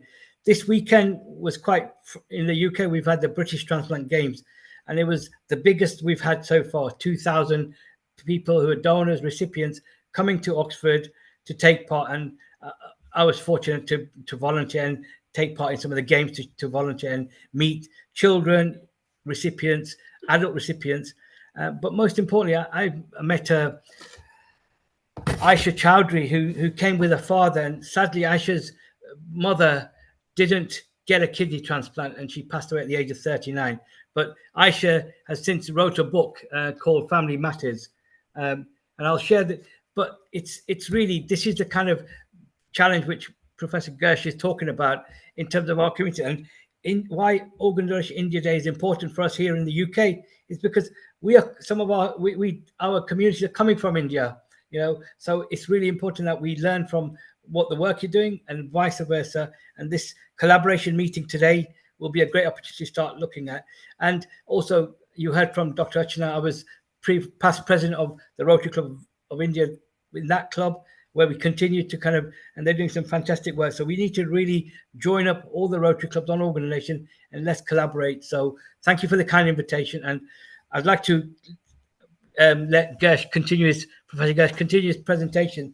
And I said earlier, we're fortunate to have, Dr. Rita Dahu earlier from the India expert. And now we've got, Gersh Randhawa, who's been doing some tireless work to bring communities together. So over to you. Sorry to cut short your presentation, but now carry on. Thank you. And I'm glad that Mr. Gull has reminded me of that cricket link, because that was a really important day, because again, when he took the interview, we were talking then about how sport has the power to amplify this health issue and health inequality. So as I was saying, and as many will know, so Qatar has got a 90% expatriate community.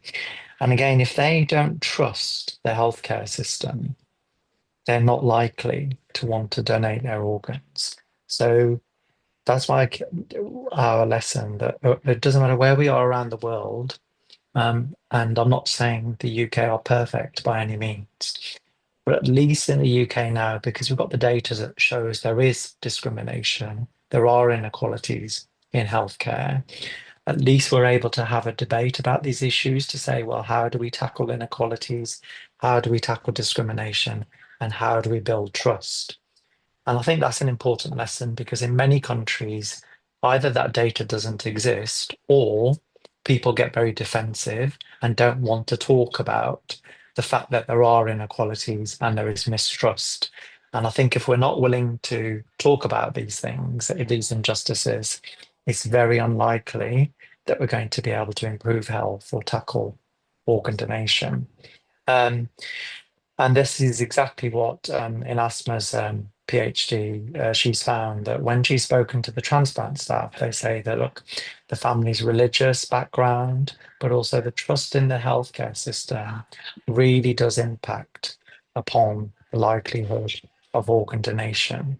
So I think what we're doing today is really wonderful. Is we've got lots of people coming together. So Kirit and I and many others are part of this Commonwealth Tribute to Life project, where we're bringing together Commonwealth countries, and they're sharing knowledge, sharing expertise.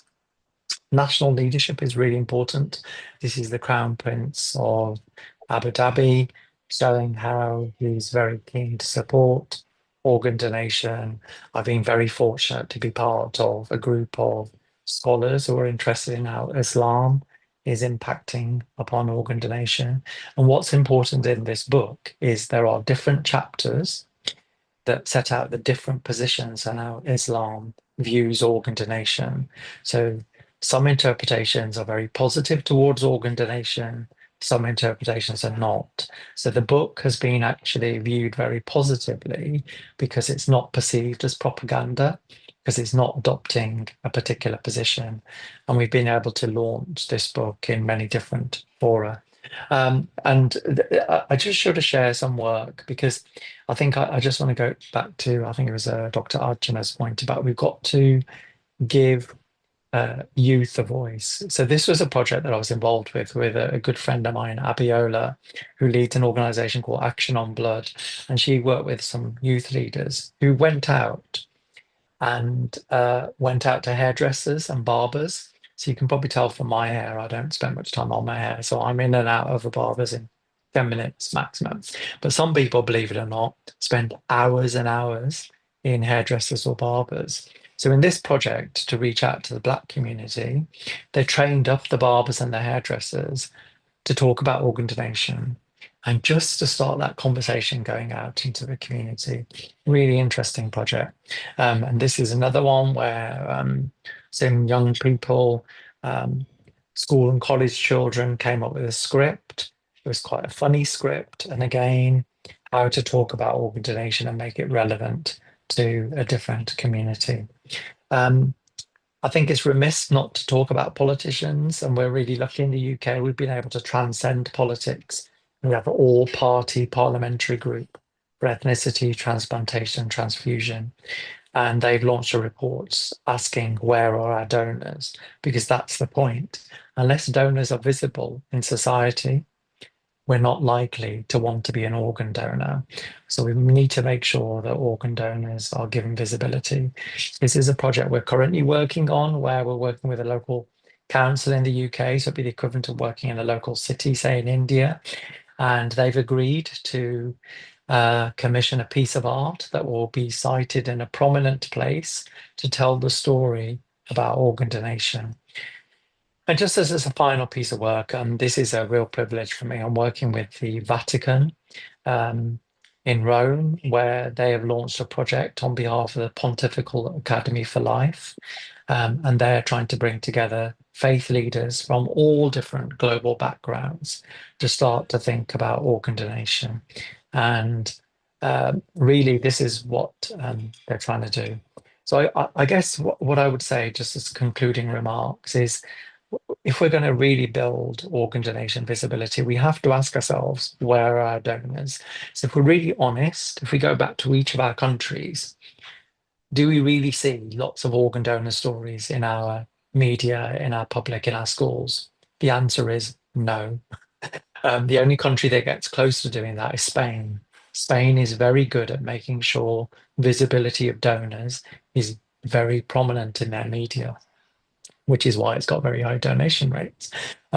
We also should think about engaging in dialogue around preventative healthcare, but we need to think about how we make this a whole society conversation. So celebrities, religious leaders, schools, employers, everybody should be thinking about organ donation. So I'm really happy to share all my work, share my slides. It's been a real privilege to be part of this conversation. And I look forward to the discussion about action planning. Thank you so much. Thank you very much, Professor Randhawa, for giving your views. And very openly, you have given all the positive and negative points about the religion and whatnot. I still remember Mr.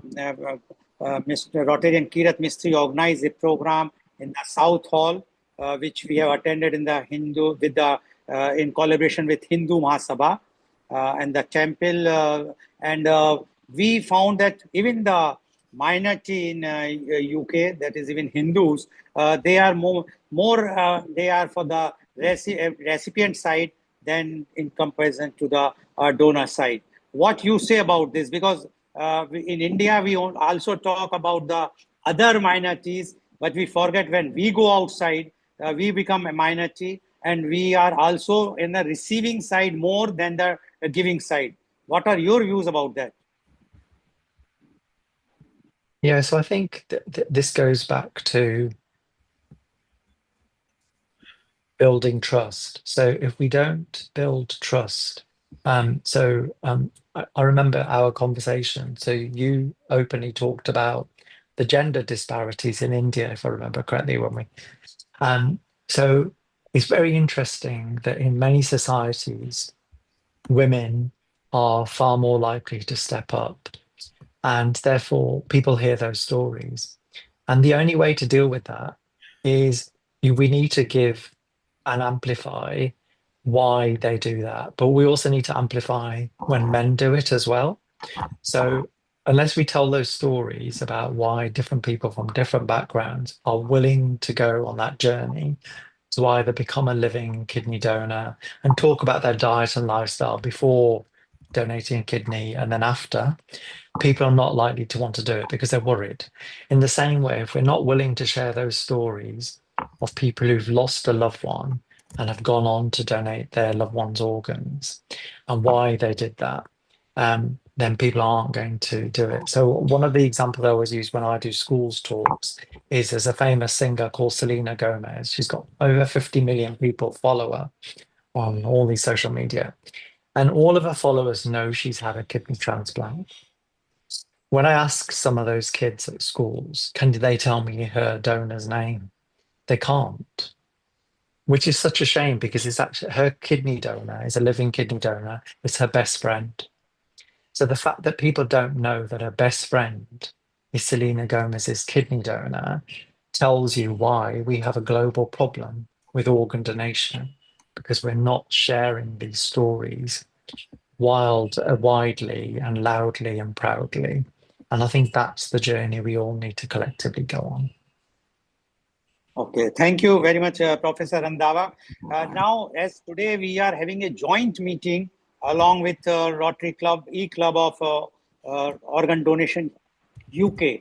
Now, my next question goes to Rotarian Kirat Mistry. Rotarian Kirat Mistry, there are certain things. We are here in India, we are celebrating Indian Organ Donation Day today. As you know that it's a huge thing because the condition in India, although it's a this word as a celebration, but I don't think that we can say we are celebrating because celebration is when you are achieving something. The condition in India is going very grave, to be very frank.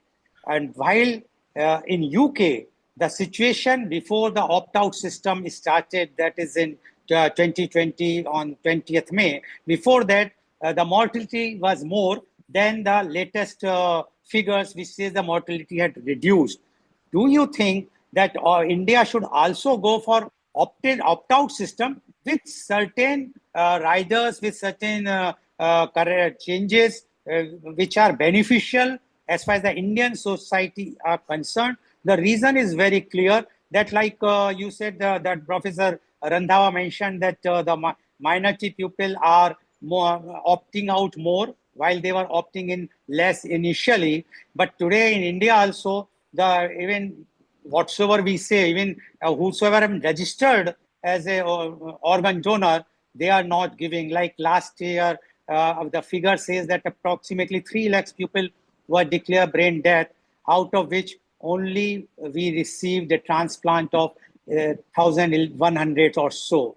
So how you think in India the organ donation rate can increase? What measures can be taken? What are the good things which you are adopting, means your government is adopting in UK, which India should also adopt? Rotarian Kirat Mistry, please. Thank you. I think you've heard the statistics from Professor Gersh. Also, since our law change in May 2020, overnight we had roughly 500,000 people opting out. That was because of fake messaging going out to the communities saying your body's going to be owned by the government and they're going to take your organs without your knowledge. So we're having to now, since May 2020, have to get those conversations going in the community. Some of the reason why yourself and obviously the Rotary Club of Organ Donation, which Dr. Ashna is part of, we went through the Rotary movement of doing organ donation as a cause because, look, in the UK, our national system, currently to date, when the figures were shown earlier, we have 8,000 people waiting for a transplant, right? So we've got to now start looking at different avenues of where we can amplify the message of organ donation. And the Rotary is a very historical movement and been in existence for hundreds of years. So this is the right move that we do in terms of how do we get the rates going back up, get the young people, as Dr. Ashna had said, we need to look at young people as the key messengers. They're the ones, but also we know that we've got barriers within our community. So, 8 years ago, we created this campaigns for different faith communities, so Hindus, Muslims, Sikhs, because when I was going out into the community, that was the first barrier I faced. People saying it's against our religion, we can't donate. So I said, well, tell me, Where does it say in the Gita, in the Guru Granth Sahib, in the Quran? Which page, which chapter, what does it say? I said all of those books say one thing. It's about making sure we save lives and humanity, right? Secondly, we've got to start being not forceful, but we need to educate our communities, those who, because our communities, the Indian population, the South Asian population, the Black population, suffer with lots of these long-term conditions. So they won't be in a position to donate. They'll be in a position where they need the organ. So if they're willing to take, then they need to start thinking about that giving as well. So we've got to start doing the messaging. And I think it'd be good to bring Professor Gersh as well on this, your question, because, he's been doing it across different communities. But I think we need to create, those conversations at all levels. And sadly, in February of this year, we had the India team playing England cricket team in Ahmedabad, and over that duration in that match, a lot of pledges were done. Gersh has tried, I've tried to try and do the same. We've got 5 test matches happening as we speak in England, and sadly, the English Cricket Board and obviously we couldn't get the traction to allow messaging around organ donation. So we need to really do more of that with opportunity when we have the teams come in. So we've got all of these grounds filled with our communities. So what better way of putting the message out of organ donation when they've come to watch a cricket game, but then get the pledges and the endorsements from players from both sides. And I think that's the way we've got to keep doing that with. We can't just rely on sportsmen, on sportswomen, on music, celebrities. We've got to bring them all together. And today, this collaboration we're talking about is about how do we join on our efforts and learn from each other and make sure we amplify through the Rotary as the right avenue.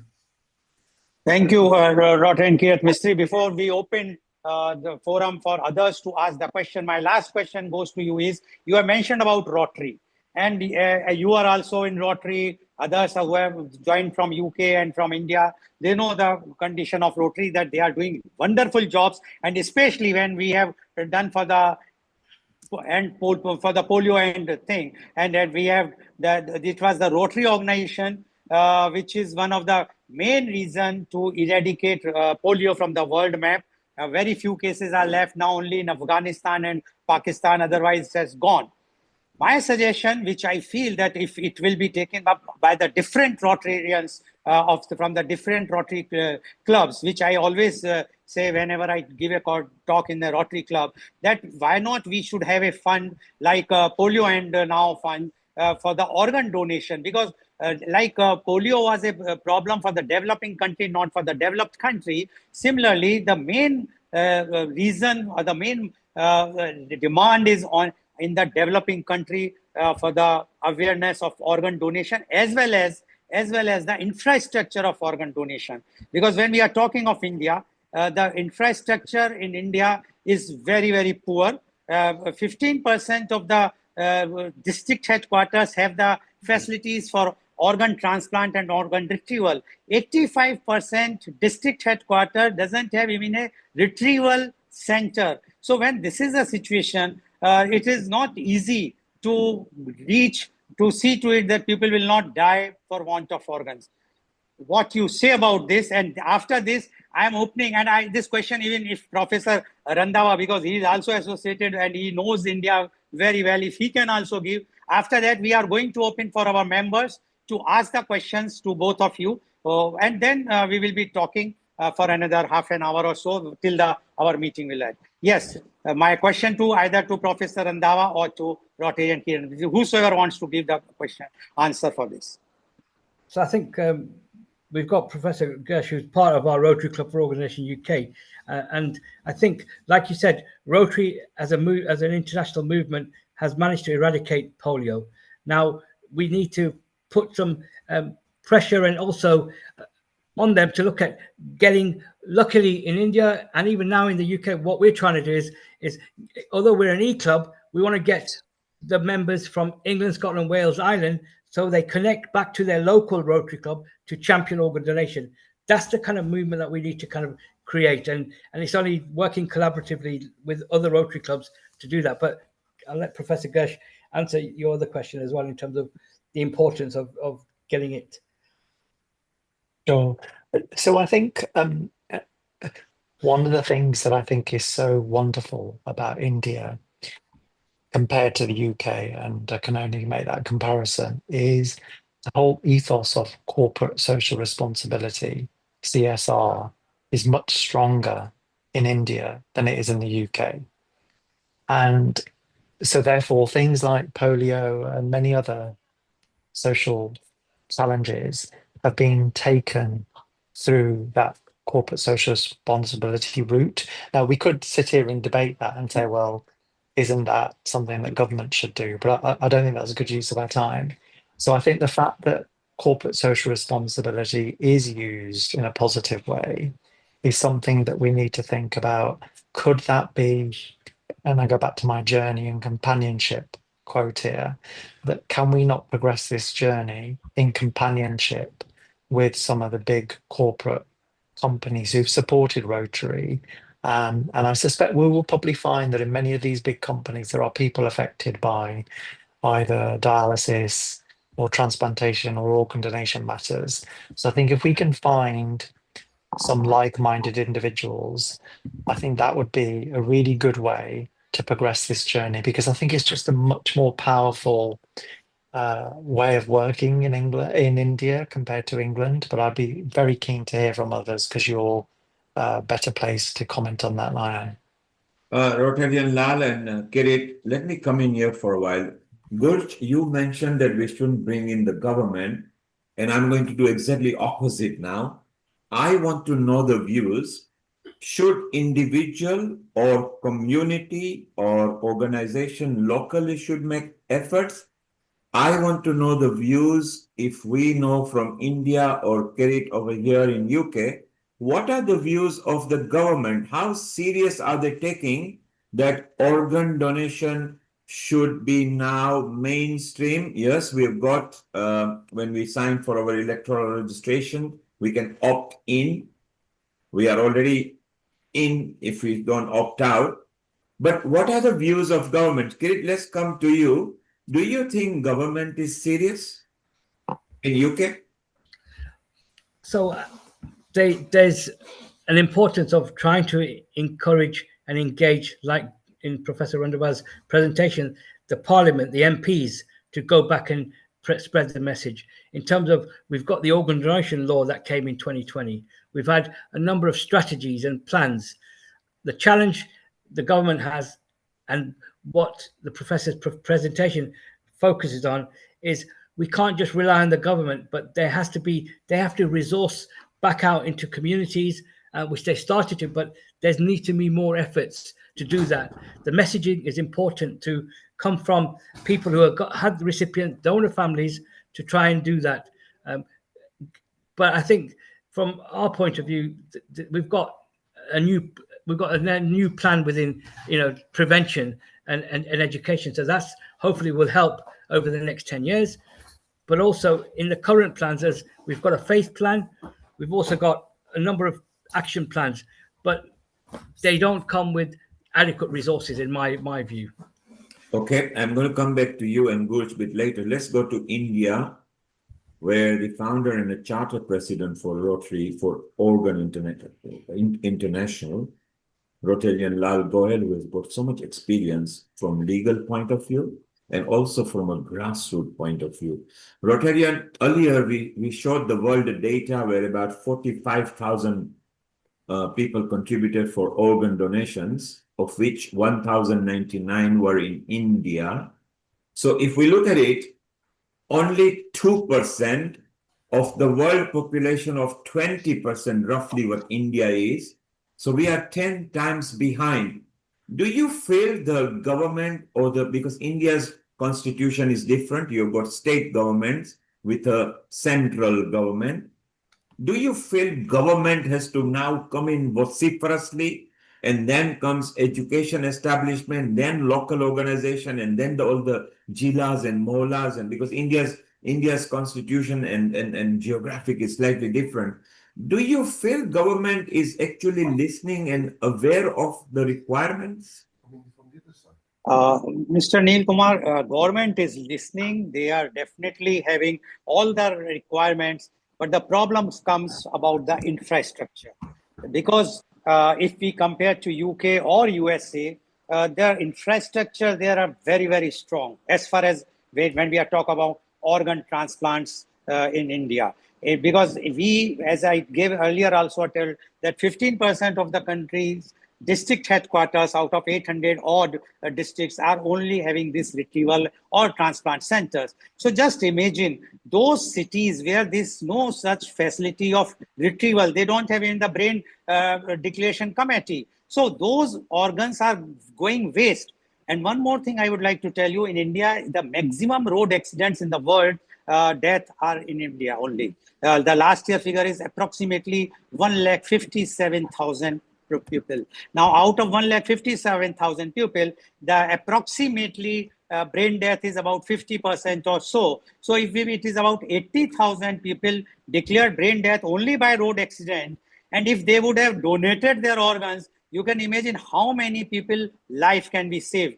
But how many people are donating, as you have given the exact data of 1,090 something. This is the situation. And in this, I think responsibility lies with all the stakeholders. The mindset has to be changed, whether it is of the civil society or the politicians, the bureaucrats, the medical fraternity, all the religious leaders. Because here in India, the majority of the religion belongs to Hindus. And the unfortunate part is that we always say that other religion people are not donating.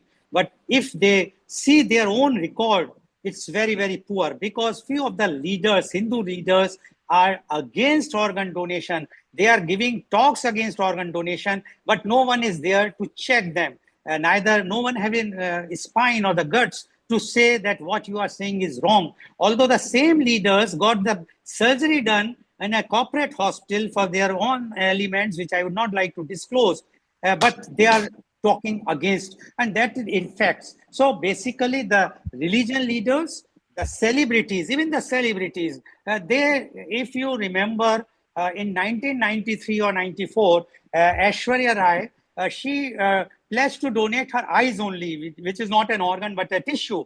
But immediately on, if you see the data of that year, the maximum pledging of the eyes took place, because the cult is there, the celebrity cult, as Professor Randhawa as well as Rotarian Mistry mentioned, that people follow them. Similarly, if the politicians start donating their organs or pledge to donate their organs, definitely the time will change. And as you mentioned about the young generation or youth, yes, definitely we have to create awareness about them. But the unfortunate part is the one data says that 84% of the population in India have not heard the name of organ donation. Can So you imagine? Rotarian, Only Rotarian, sorry. Rotarian, you very clearly identified very clearly that we do not have that rampant infrastructure in India.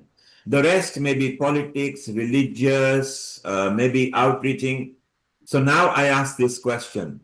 Who should be responsible for infrastructure? Shouldn't the government and the local government take the lead? I'm asking you a specific question. In my opinion, everyone is responsible for that. I have tried, and you will be surprised to know it took 8 years to get one retrieval center started in a government hospital in Mangalore, which is having already 9 transplant centers and 11 retrieval centers. But unfortunate part in India is that once the accident happens somewhere, the patient first goes to the government hospital. And if the government hospital is not having that infrastructure, it is very, very difficult to save or those organs, precious organs, which can save so many lives. And that is why, until unless the government will not take initiative to give something, they also have to change their mindset. They have to start at least the organ retrieval centers in all the cities.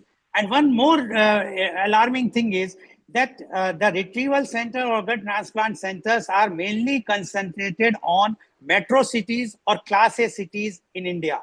while the road accidents are not happening in city like Mumbai or Delhi or Kolkata or Bengaluru because of the traffic. We can't move the car or a two-wheeler in 100 or 120 kilometers.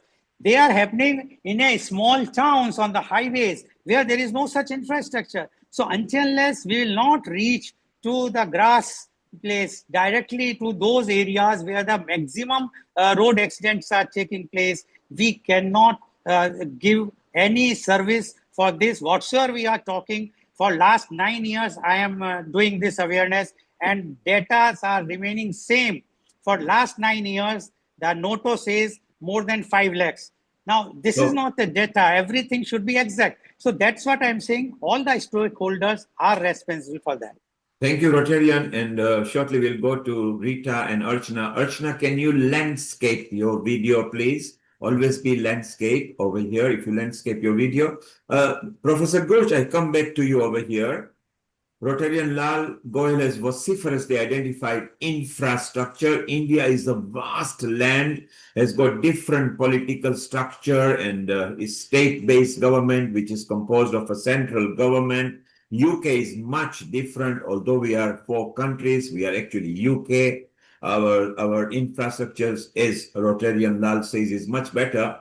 You also talk to people in US and India. USA has also got good structure, but that's paid for service, health service. Shouldn't there be a conference on how to improve or expedite the infrastructures in India, either by form of grant, donation, or education? What are your views? Well, I think that's definitely worth doing, but I would agree wholeheartedly with Mr. Gold, because this is everyone's problem. Because anything in society, we are all impacted by different messengers. That's why I talk about trust. So all of us trust different parts of society. So some people trust government, others don't. Some people trust religious leaders, others don't. And that's why I think every part of society needs to contribute to this. So I think it doesn't matter if you're a local school, college, employer, media, social media, local government, regional government, state government, national government, celebrity, sports, etc. It needs to be everywhere. But I go back to this, that, you know, if we're really honest with ourselves, very few of us know the stories of donors, but we always see around us stories of people who either urgently need a transplant or have benefited from a transplant. So therefore, people are able to get those stories out, and we need to work collectively to give courage and give voice to those people who've been on that donation journey, and use things like this for so I'm being self-critical. When we do this event in the future, I think we should definitely have a donor family here, someone who's lost a loved one, who can talk about why they've done that, the amount of lives those people saved, because we need to have those stories loud and proud everywhere. And I think we've got to create that content ourselves. So what's that famous phrase? We have to be the change that we want to see. So we can create that content and put it out via our social media networks, contact the mainstream media, contact political connections. But we've got to support those people who've been impacted by the actual donation journey.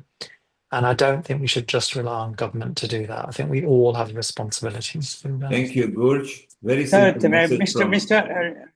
Neil Kumar, can I just interrupt here?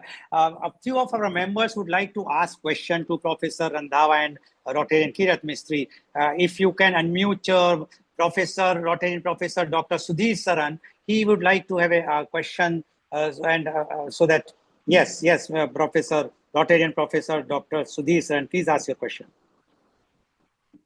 You see, India is one country where changes can be made at a slow pace, and that is the cause of enthusiasm as well as desperation. So, Dr. Gurj Randhawa, there is thing called behavioral change communication. It's a very matured science now. Do you think we can have a systematic structure in India for bringing behavioral change? And you see the statistics in our favor. Brain deaths happen in lakhs, but the donations happen in few thousand. And therefore, if we have that effective behavioral change communication, the gap can be reduced, if not eliminated completely. What is your take on that one? I 100% agree with you. So behavioral science is what we use in public health strategies all of the time. And if I was preparing this same talk to an academic audience, I would have explained that the reason you need visibility of living kidney donors and you need visibility of donor families is because that's what behavioral science is all about. You have to show that people who look like you, sound like you, live the same life as you have gone on these journeys, because that's what creates you wanting to make a change, because you see it's attainable. But if you show those people in an abstract way that they don't look like you, or you don't even show them, then behavioral change is not possible. So I 100% agree with you. That's what we need to do. And that's exactly why Spain is the world leader, because they make sure that if there's any donor transplant story in their media, it's always the story of the how many lives were saved by that donor, and it's the donor's story that is given privilege. Whereas in the British media, we always give privilege, and I mean this with the utmost respect, we always give privilege to the people's lives who have been saved. That's the wrong way to achieve behavioral change, because you're just showing that transplantation is a success. You're not actually promoting organ donation. Thank you very much, Professor Saran. Next, I think Professor Rotarian PHF, Dr. Rohan S. Monis. Please ask your question. Please unmute yourself.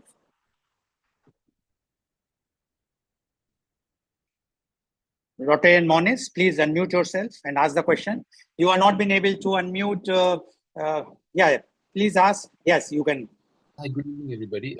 Thank you, Professor Randava and Rotarian Kirit. A wonderful platform to share. This is just out of curiosity, because I've got a friend who lives in the US. His name is John, and John has been an double organ donor, like an altruistic double organ donor. I think primarily the first time he gave his one of his kidneys off, and then 2 years later he decided to give his liver off. I mean, just to somebody he didn't know. And then 2 years later, he met both of his recipients, and he has been a massive madcap advocate and trying to create double organ donors. I mean, yes, in India, we are maybe decades away from realizing this fact, saying that we could do something like this. I mean, how far is the UK government okay with it? Just out of curiosity. Thank you. Well, in terms of the recipient meeting the donor, is that your question in terms of? Like one donor able to give up 2 of his organs. Like they give one of his kidneys, and maybe a couple of years later they give half of his liver away. That way. So again, the system is similar probably in the years where they have to go to if they want to be an altruistic donor, they will then go to the nearest transplant center, and then they'd have to get all the checks done to see the health of that organ that they're willing to donate, and then from there, then the process will kind of carry on. But I thought your question also was, or I thought that the altruistic donor has now met the recipients of those organs that he's donated, and in the UK we have a window where they will share, a donor and a recipient will share messages, or families will share messages for a period of around 2 years, and then within that process they would have shared personal details like phone numbers, and then they can meet. But they obviously, whereas India, you see people meet quite quicker because Yeah, they're already, you know, it's a simpler, but in the UK, the 2-year window is the protocol for a recipient and donor. Yeah. But Yeah, they do thank you. encourage, but they Sorry? do encourage double organ donors in the UK. They do encourage that. As I said, they will go to their transplant center and then they'll have to check those organs. But thank you, Dr. Rohan Moniz. What you said about the India, yes, we also have the same thing for 2 years window. But here, the day the person donate or the family donate, immediately they came to know where the organs has gone, and immediately the identity revealed. And that's why in India, as you said, the quicker, because of the media, they publish everything. So thank you very much. Dr. Kamal Jain, Rotarian Dr. Kamal Jain, if you are there, please unmute yourself and ask your question, please. Rotarian Dr. Kamal Jain, please. If you are there, please unmute yourself and ask the question. Please unmute Dr. Kamal Jain. Yes, please ask. Yeah, sir, as far as in India, to improve the organ donation rate, I think we should have trainers first. There is a huge population which has to be educated, and we need trainers. Now, to train is schools, colleges. We and you know, I have been going every month. I cover one college. But then there are so many colleges, so many schools, higher secondary schools.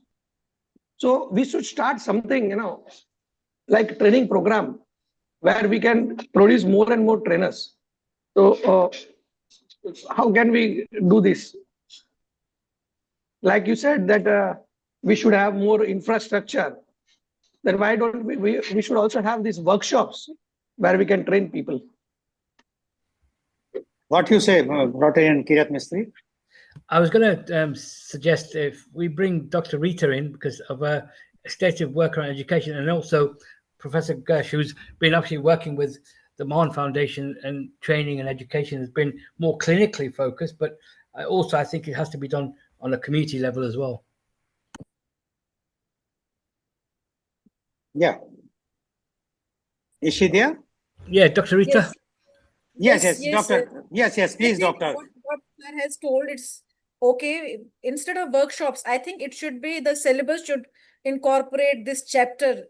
There should be a chapter on organ donation, body and tissue donation in the school curriculum. What to talk about school curriculum? I think even the professionals are not trained in National Organ Transplant Program. There is no chapter on organ donation. Like we have National Organ Transplant Program, and it should be a part of, you know, community health books, but this chapter is not there. This program is not taught. So I always tell, and I will tell you my own personal experience. I go to various health facilities as a national assessor, and I try to see whether what material is displayed. I can see all material displayed about hypertension, about so many things, about diabetes, about everything, but not even a single poster or organ donation or transplantation. Nothing of that is there in these health facilities. I think India has to go do a lot. We have so many things to do. And at the same time, you say that only 1099, organ donors were there in 2023. Deceased one. Deceased donors, Yeah. yes, brain dead Yeah. donors. Yes, 109 only provided the statistics. So, but the thing is that when NATO was not there, because I have gone through the whole history, genesis of NATO when it came into existence. I was there, a part of, formation of NATO. So there were only 340 in 2013 when NATO was not there. This is donors in 340, but it has come to 1099. We can't force people to donate organs. I think it should be made. I am against it, presumed consent, because in India we have private sector, and there is lot of they really drain people when anybody goes to the hospital. I have seen people, I have talked to so many people. Brain death declaration is not done. First, consent is taken from the family. So there are so many bad things happening in India. We can't think that if we go for presumed consent, everything will be okay. Yeah. But yes, it should be in the curriculum of professionals. It should be in the curriculum of students. Rather than doing these workshops and other things, it should be curriculum based awareness. Okay. Thank you very much, Dr. Rija, and thank you, Dr. Kamal Jain. Rotarian Sunil Gupta, please unmute yourself and ask your question, please. Rotarian Sunil Gupta, please. Yes, can you hear me? Yeah, we can. Yes, very interesting platform and a great talk. I really commend. Enjoyed Professor Randava's presentation today, addressing various aspects. I'm bringing in the views. I am resident in San Francisco. I originally hail from India. I've lived here 44 years.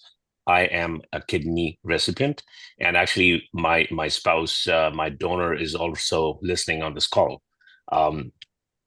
My question to the group is, we talked about access, we talk about infrastructure, we talk about deceased donors, but why are living donations so low? Okay, I'm actually very, very fortunate to have my spouse being the living donor, but I will tell you, I'll share statistics. I live in the Bay Area, which is technically the innovation center of the world with Silicon Valley.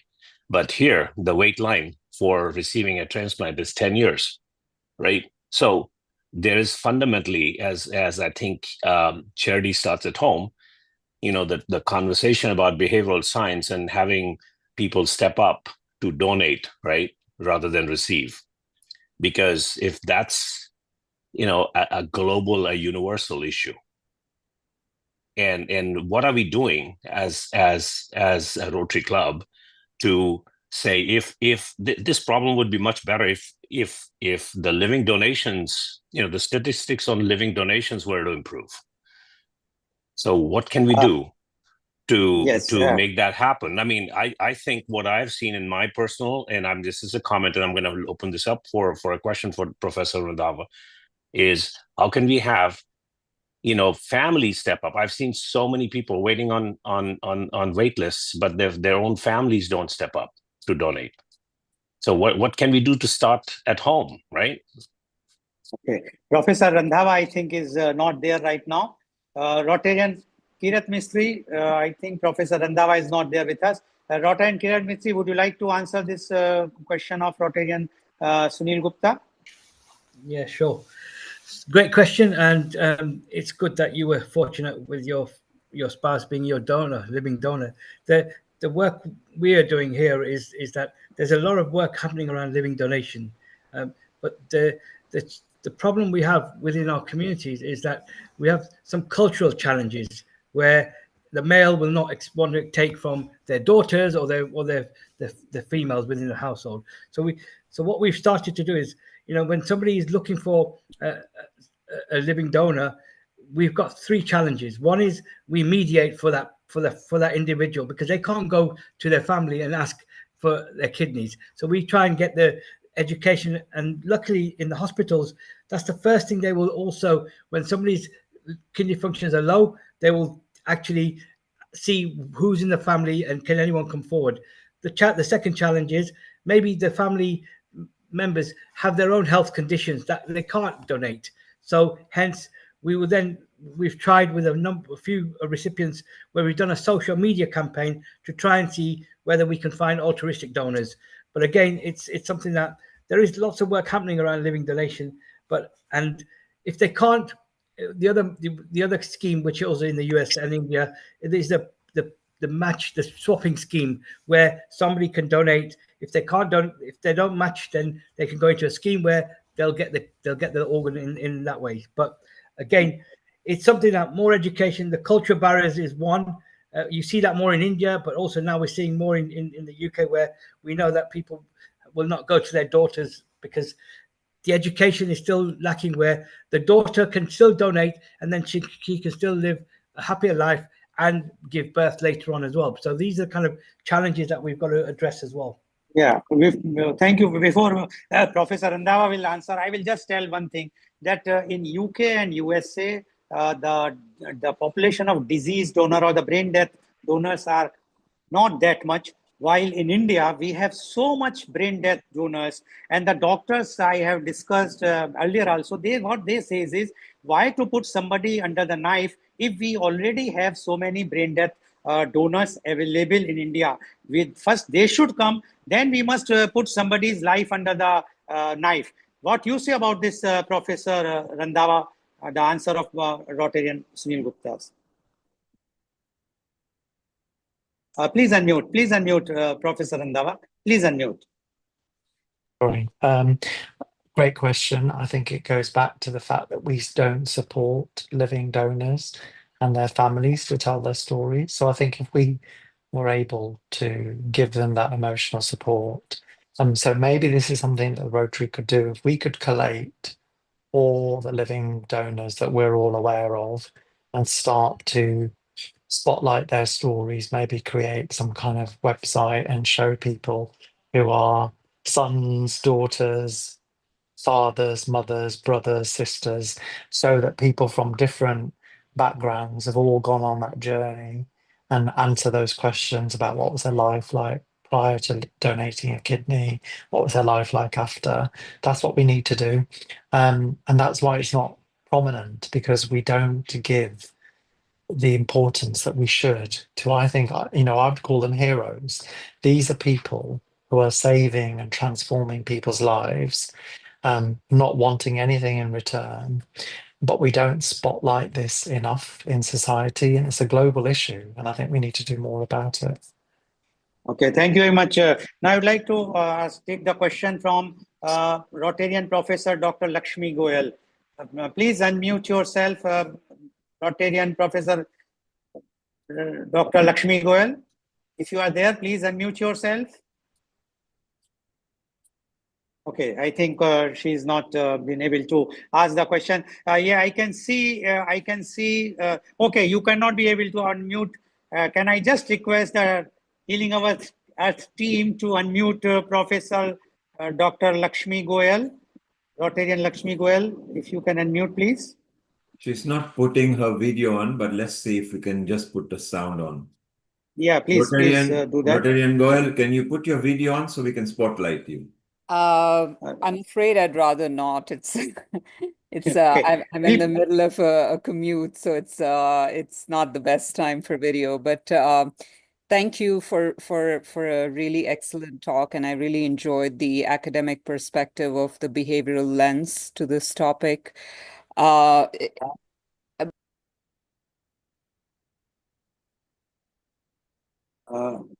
I think you have been muted again, Dr. Lakshmi Goyal. Please unmute yourself. Yeah, please go ahead. Does this work? Okay. So I have a couple of questions related to the behavioral lens of how we can tackle this issue. One is the power of storytelling from the perspective of the donors. And there were a couple of examples of what would be the best venues to share these stories, right? So one is through, star power, whether it's cricket or media. But are there some sort of natural fits to where these stories can be told and shared? Some platforms or some venues. And the second is there's a lot of research around nudges being a vehicle for behavioral change. So instead of sort of big campaigns, having these small nudges to kind of move people towards thinking about changing their behaviors. Is there any research on nudges for thinking about organ donation? Thank you. Professor Randhawa? Yeah, so I'll answer the second question first. So lots of work on nudges. So for example, we've just completed a study in the UK looking at the role of general practice. So that's primary care physicians. They're called different things around the world. And essentially, I was very surprised, but what it showed was that if a GP or a primary care physician has conversations with patients about organ donation, rightly or wrongly, because they're trusted physicians who are family physicians. 30% of those patients went on to sign up on the organ donor register, which is phenomenal, really, if you think about the hundreds of millions of consultations that take place. So there are pieces of work that are done on that. I think going back to your first question, you're absolutely right. If you're going to have storytelling, it needs to be in safe spaces because that's where people trust the messenger, they trust the message. So it could be a community venue, it could be a faith-based venue, but we have to think about where people are already naturally locating. Because again, that's what behavioral science is about. You want to go, you want to be part of people's daily journeys and daily interactions and not creating a new interaction because that will make them feel unsafe. Okay, thank you very much. Over to you, Inspire Secretary Rotarian Ruby Agrawal. Thank you, Rotarian Goel. Thank you, Rotarian Kirit Mistry and Professor Randhawa for answering all the answers patiently to all our members. And I request our President, Rotarian PHF Ritika Gupta, to please give the vote of thanks. Thank you very much, Rotarian Ruby Agrawal. And also, it was a truly enriching meeting between the Rotary Club of Organ Donation International and the Rotary Club of Organ Donation UK, held on the special occasion of Indian Organ Donation Day.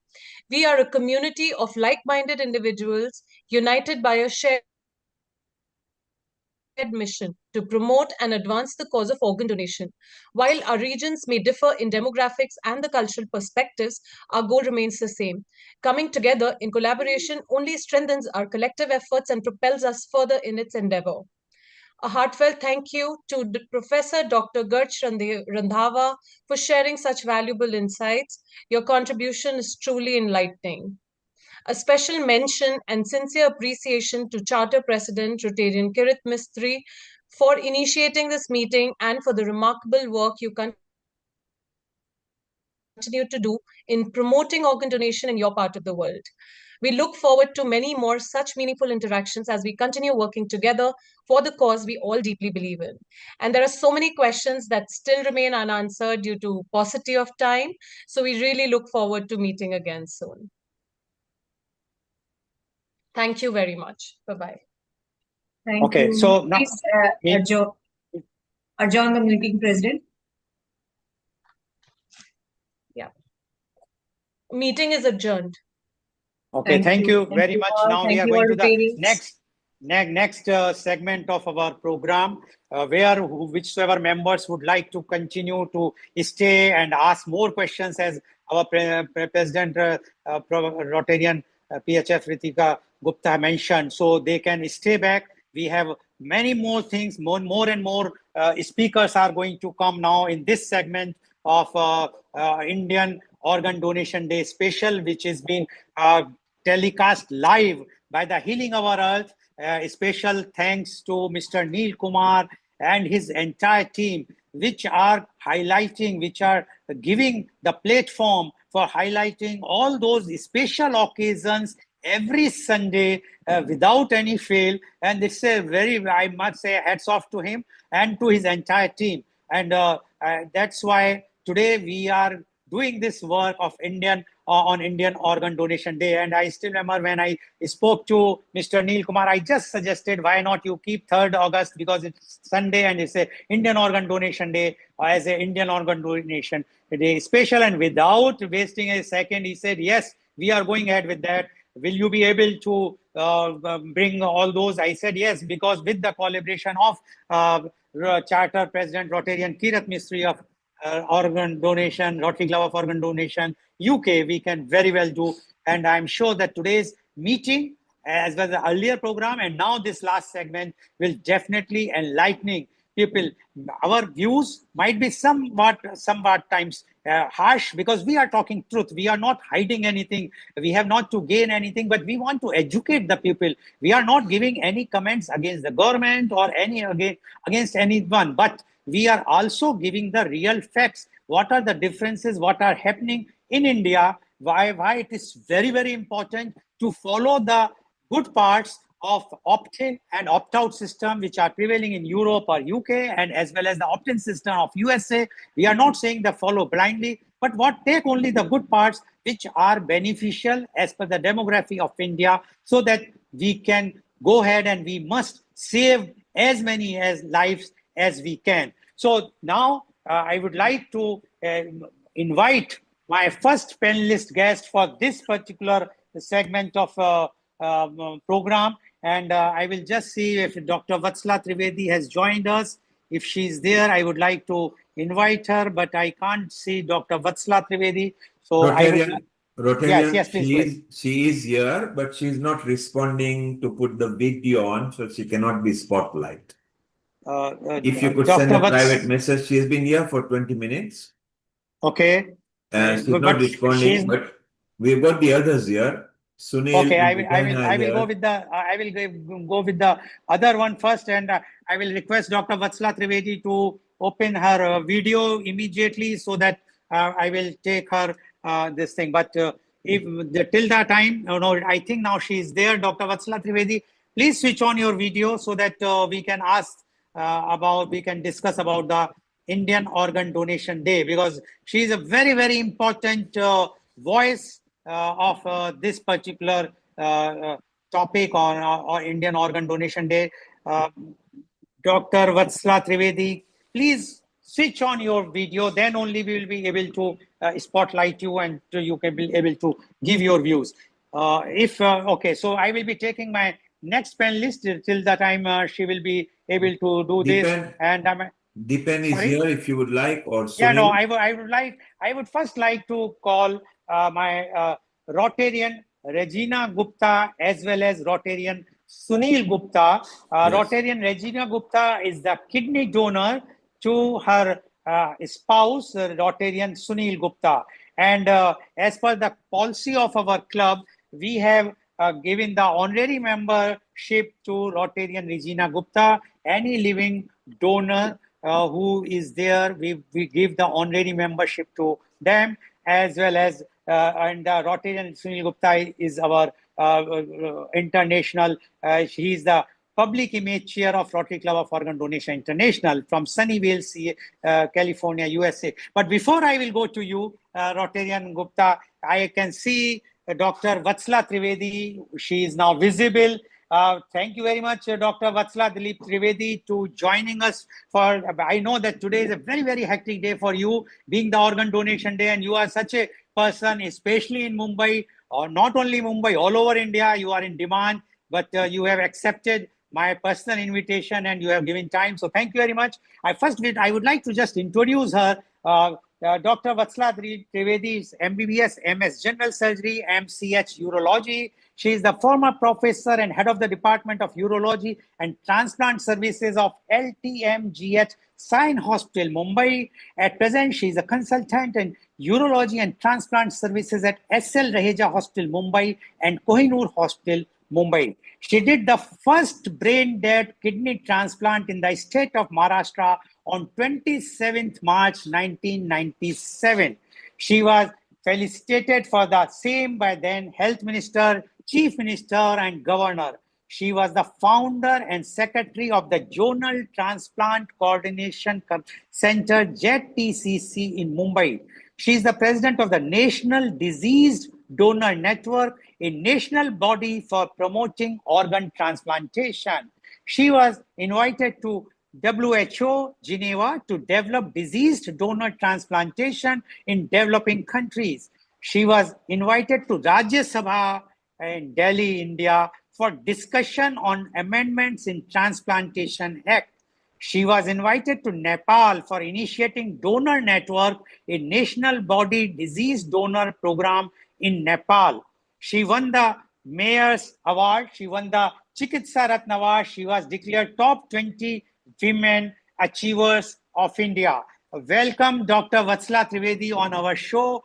We would like to know your views first on Indian Organ Donation Day, then definitely the question answers will start. Dr. Vatsala Trivedi, please.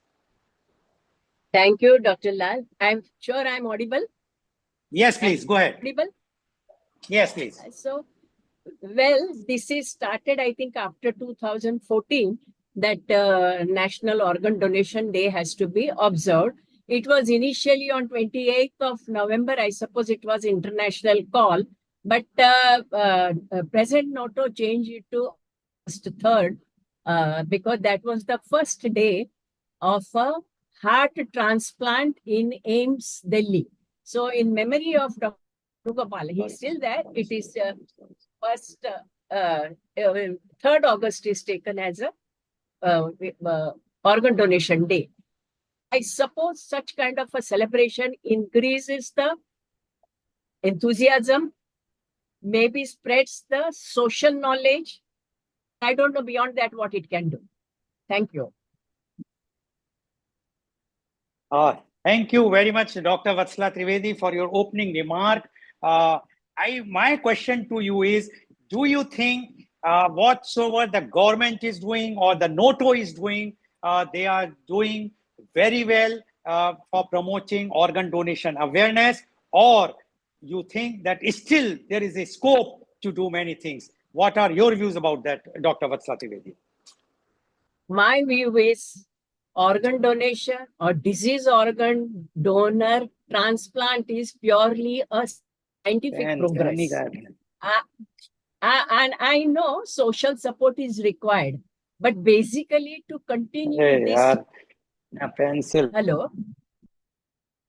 Hello. It's okay. Carry on. Yeah.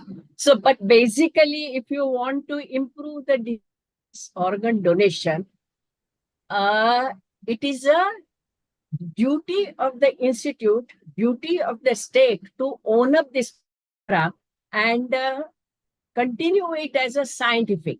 I am sure I have never doubted the society in 1997. I don't doubt society today also. Society is always with us, and I am always a believer that if there are 10 causes of failure, society will be 10th cause. And if there are 100 causes of failure, the society support is the 100. We have failed it to implement scientifically, seamlessly, donor-friendly program in each hospital.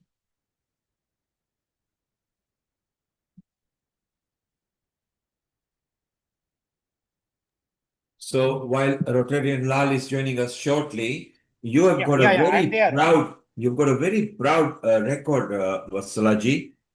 Since your time earlier transplant to now, have you seen change in the fashion and people's behavior? Are they more willing to donate, or is there a taboo subject from religious or a social point of view? See, religion, social are all excuses. You never believe. You convince the relatives in the ICU when their relative is brain dead, properly give the grief counseling. Almost all the time you get success. And if you ask me, by increasing the knowledge, recently somebody had carried, I think you people know Deshmukh, who does the seawater in charge. He had carried a research on 30,000 people who are in the rural area. His opinion was also, it was a random study, like me, about probably 85% of the population does not know what is organ donation. But if you explain them, more than 95% are willing to donate. So there is no dearth of not accepting. Religion, if you don't want, people say that minority religion does not allow you to donate. In that case, I think Saudi Arabia should not be having a disease donor program. America, England should not have a disease donor program at all. Are you not carrying out successfully? So we are giving an excuse. Maybe that is why it is not going on. Neither the religion nor the society is a bar for a continuing disease donor. So like everything, education matters. Getting message to the people is very important. And that's what Rotarian Lal is going around the world and educating people in his own way that, look, this is a very much need of the hour, and let's create more organ donors. So that's fantastic. Over to you, Rotarian Lal Boy. Yeah. My next question to you, Dr. Dr. Vatsala Trivedi, you said once to me that why, when we have so many disease donors available in India, why we are going for living donors, why we are putting somebody under knife, if I am not mistaken. Because today somebody has asked before this in our Rotary meeting, somebody has asked this particular question because in USA or UK, the disease they want to promote living donation more. But according to you, if I'm not quoting wrongly, you wanted that when we have so many disease donors available, why we are not taking them so that they can give the organs and the lives can be saved. What are your views about this, Dr. Trivedi? Mr. I would agree that I am for disease donor. And what you say is also correct. Western countries have utilized the disease donor, that is DBD after brain death, or DCD to the maximum. Now they are not able to get more donors, and then like less painful mode of operation. So living donation remains one of the, what you say is a planned surgery, and they have a good mechanism to follow up those donors. And that's why saying that we are also doing the living donor and we'll continue with the donor. Let me be very frank, India has not tapped the sources of disease donor. We have annual death rate by road traffic accident or fatal accident about 1.60 1.6 lakhs, of which we hardly get the 1.60 lakhs, thousand, lakhs. But of which, if you see the NOTO website, how many donors are there from disease DBD? DCD is far away still. Where are the donors DBD? And it is an average, what you say, statistics. In each ICU, the brain death ratio or brain death sankhya is 5 to 10% every ICU death is brain death. So where are they? So we are not tapping. We are just wanting to say now and promote. Even foreign countries for the living donor. At the end, I am asking for kidney. Yes, you are taking it from retroperitoneum. There may not be a scar in the abdomen. There may not be the peritoneal violation. But people are going ahead with the living liver donation also, for which you have to open somebody's abdomen. Now you see in India, the girl gets emotionally attached to the father because father is a bread earner or there emotionally. I know about 3 girls who are professionally qualified between 25 to 30 years. They have a huge abdominal scar. Now, do you expect them to get married in Indian society? Do you expect to get, suppose they get pregnant, do you expect any complication because of the scar inside? Otherwise, also they can get intestinal obstruction, volvulus. Are we going to do anything? Where are the management of the donor program existing in India? Okay. Yes, Dr. Vatsala Trivedi, you rightly said that we have so many diseased donors or road accidents. But my view, and I'm sure you will agree, that because of the less of infrastructure, because whatsoever the main thrust is only on the metros and the classes cities where organ transplant and retrieval centers are situated, because 15% district headquarters is having all this, 85% of the district headquarters India doesn't have. And road accidents are not happening in Mumbai or Delhi or Bangalore because of the traffic, but they are happening on the highways which are passing through a small cities, and they don't have even a brain death declaration committee. So when we don't have, so we are wasting the resources which are available. Don't you think that first we should go ahead with the infrastructure, then creating awareness? Everybody pressurizes us for creating awareness. We have to create awareness, because in the other day I was at Dahanu.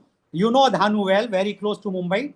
There is no such facilities. They asked me, it's okay, forget about organs. Even for eye bank, we don't have any facility. Now tell me, when this is the situation, what, because pressure is on NGOs or the society or the medical professionals to create awareness. But where to create awareness? In Mumbai, yes, people are aware. But the brain dead people are not aware. What are your comments on that? My first thing is that don't go to the district level. India claims, or now they are claiming, they are going to have multiple medical colleges. If you have a medical college, you have all minimal possible facilities. Without that, you can't create a medical college. So you will have an emergency division, you have an ICU, you have a operation theater, you have expert for all that. So first, government has to take a decision or have a political will that every medical college, whether it is private or otherwise, has a mandatory duty to give treatment to the brain dead people and declare. So you don't have to have a special brain dead committee there. That is a medical college you will have. Second thing I offer, I agree, medical colleges do not have the education. I offer the government, I will give you the what are the subjects to be taught. Let us have the workshop two days in each medical colleges. We have repeat and educate them. After 6 months, make them responsibility. 6 months we are teaching you. Why am I not able to diagnose a single brain death? So there is called accountability. So we have neither accountability nor we are willing to change, and we are just telling the, sorry to tell you, like you, and you people are continuing brain dead, organ donation. Public are sick of that, I would say, How much you can do? How much society can take? It is like, you keep on advertising Coca-Cola is good, Coca-Cola is good.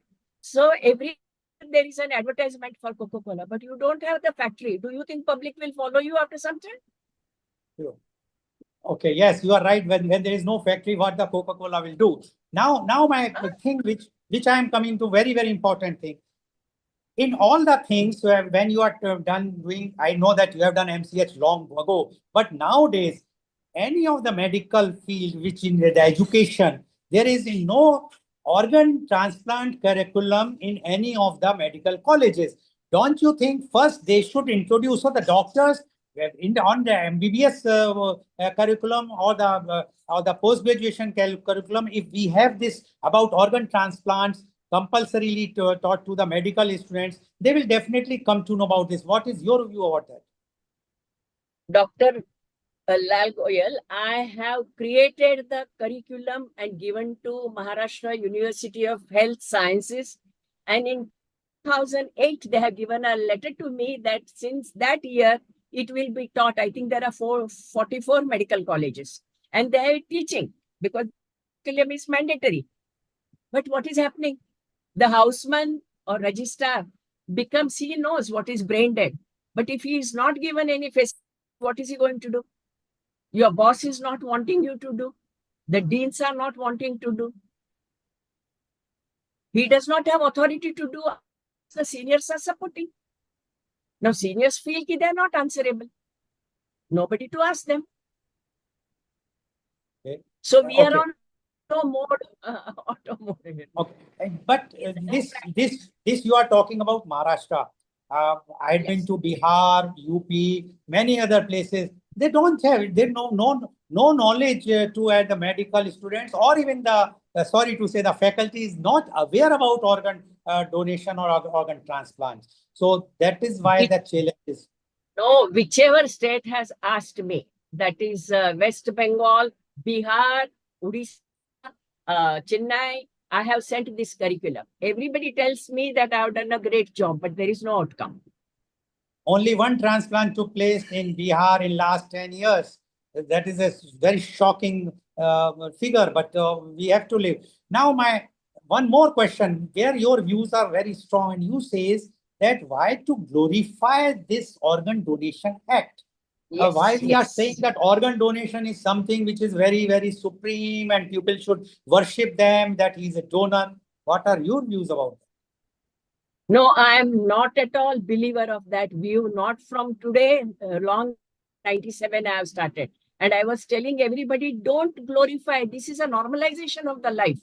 It is like, you glorify sati, you glorify infant Stri Bhrun Hatya. You say, no, how good, because we can't afford the dowry. We don't want to look after the male child. It is something like that. After my death, what are you going to do with me? Nobody can do anything. But if I can donate, it should donated. It has to be normal. I think only one person who had understood, I think that Jyoti Galada, she keeps on telling everywhere, let it be normalized, let it be family disease. It need not be glorified. You are not doing any sacrifice by doing. So you mean You are to say just that, sorry, you mean to say that like a blood donation, which is become a regular thing, one can go and donate. Yes. So, but in blood donation, we are not pledging to donate our blood. We are not filling any form. While here, the main emphasis from all the agencies, right from the top to bottom, is to pledge to donate.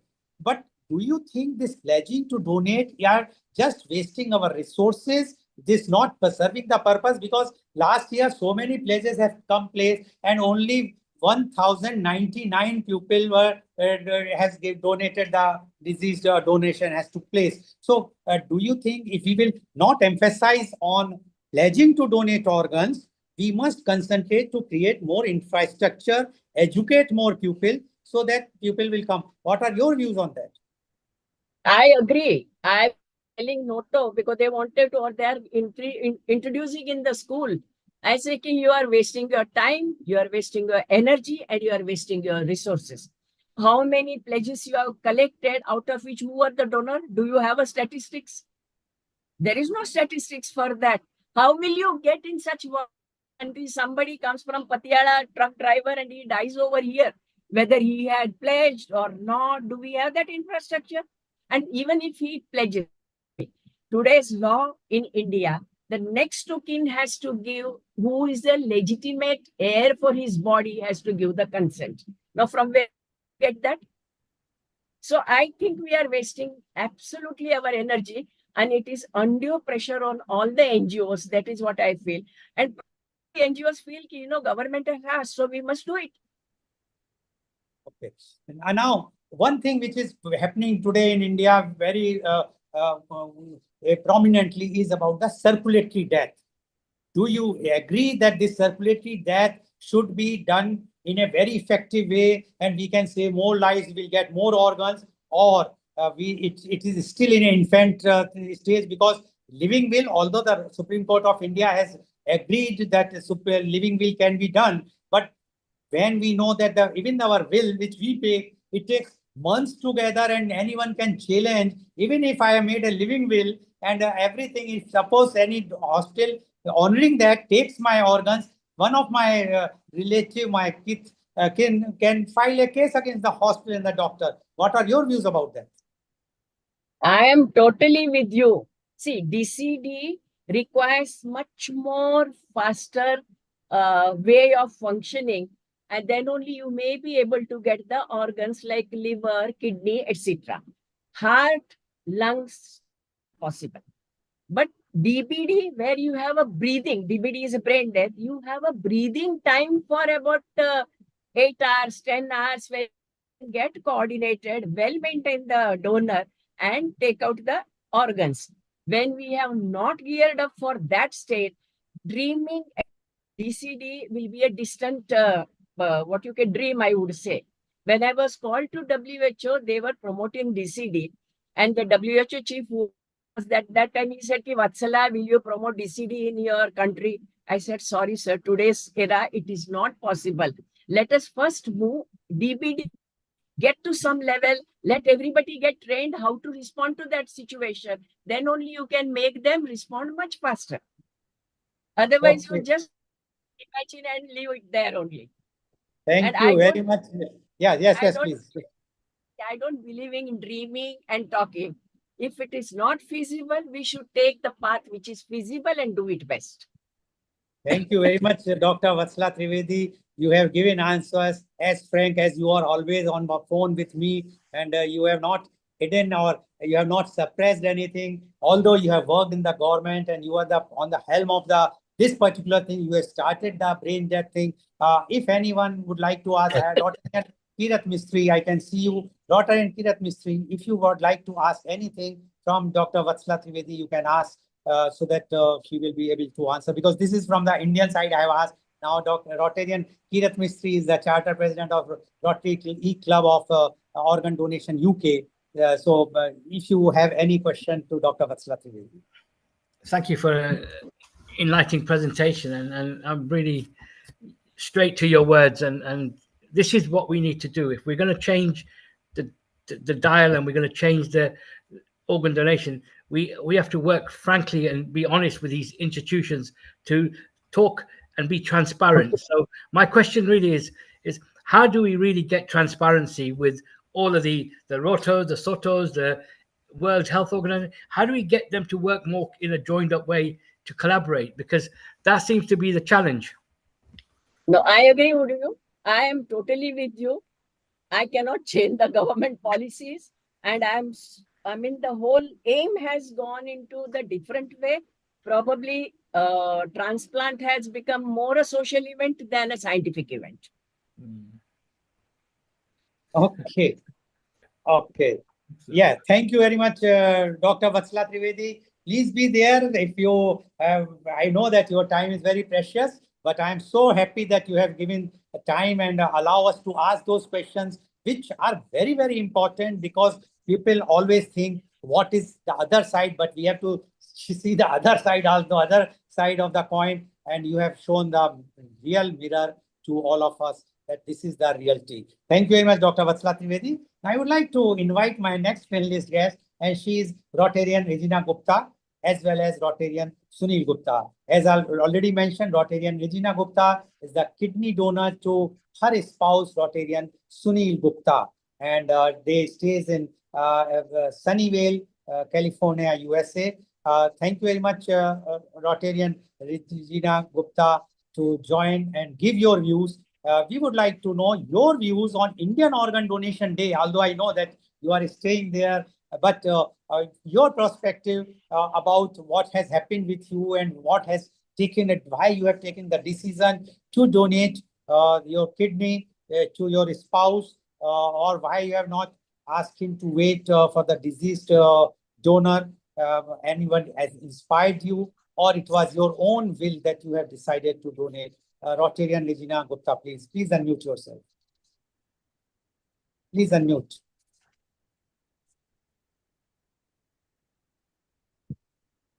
Please unmute Rotarian Regina. Okay. I think it's not. Yeah, okay. Yes. Till the time she will unmute, or the team, Healing Our team, will unmute her, I will come to Rotarian Sunil Gupta. Rotarian Sunil Gupta, you are a recipient, and you are, as you have said, you are very thankful to, again, she has gone, to your spouse, Rotarian Regina Gupta. Why you think so? You know, I can start. I think Regina is having a little difficulty in unmuting her phone because of landscape mode. Regina, if you turn your phone upside down like that and now try it, it'll probably help.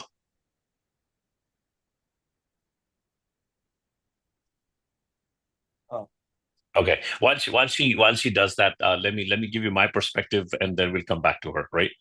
So I'll start, and I'll talk to both, give you a contrast between what I have seen between organ donation in India, and I've been very fortunate to have and receive organ donation in the US from my wife Regina. I'll tell you my story would start with I needed a kidney when I turned 40, but my story starts with actually a genetic disease called polycystic kidneys, and my grandmother, my father's mother, my paternal grandmother, died of it at the age of 58 in 1960s in India. Right at that time, I was told that there were no facilities; she couldn't even get dialysis. So India's done actually has come a long way. The world has come a long way. It wasn't just in India that the infrastructure was lacking, but it was lacking pretty much everywhere else in the world as well. So historically speaking, that was the first generation. Now my father had the same issue of polycystic kidneys. He needed an organ transplant, and he was in India. And at that time, there was only one transplant center in Vellore in the south. And even though the The center was experimenting on transplants in the 1970s and 80s. My father needed the transplant in 81, and the statistics of survival were very, very, not very transparent. So he was very fortunate. His own sister stepped up, my Buaji. They were a very, very loving family. And he received a transplant in New York in 1982. So that was second generation. I'm the third generation in terms of a transplant. Fortunate enough for my wife to step up and donate living donor to save my life.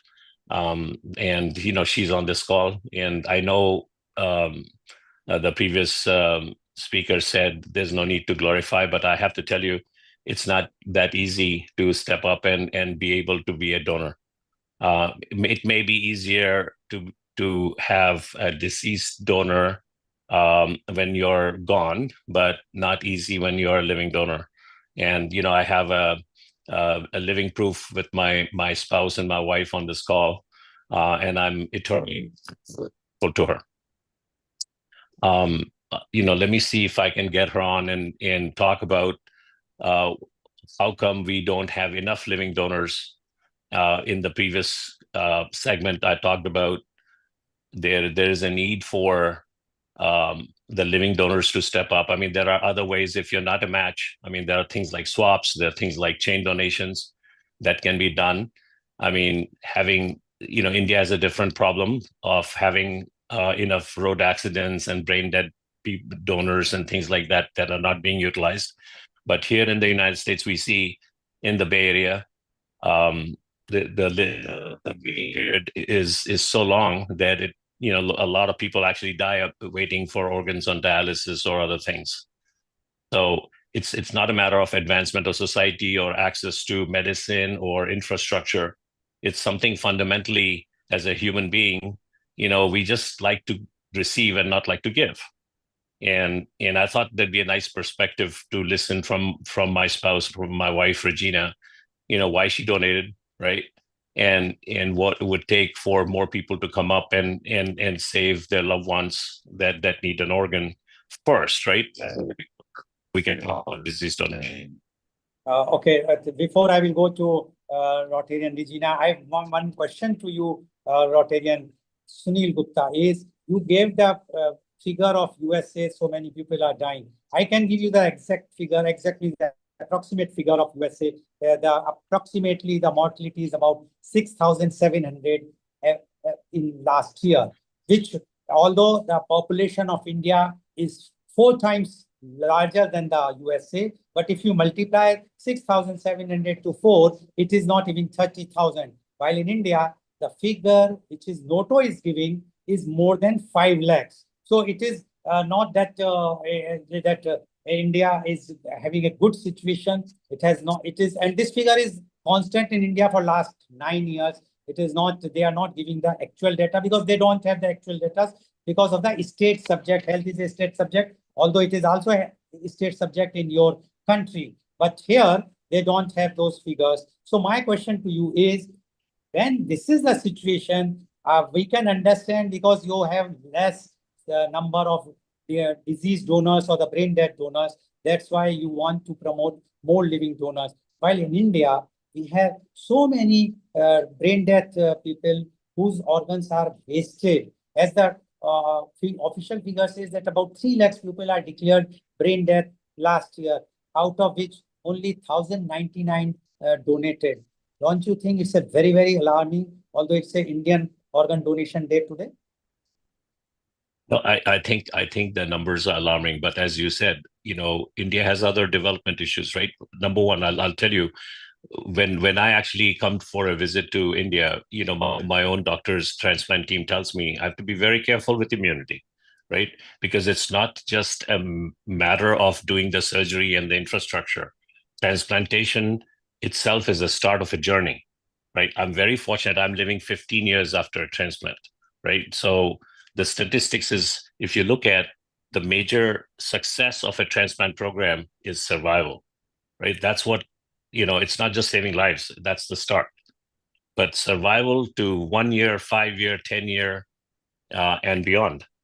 And so to keep it that way, if I come for a visit to India, the basic start of infrastructure. I mean, you gave a large number of 5 lakh people dying. A lot of them may not even have proper access.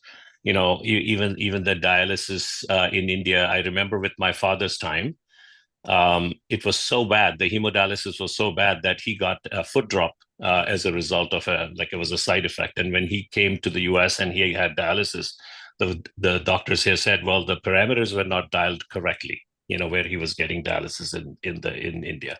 So it's a matter of not just the infrastructure, but I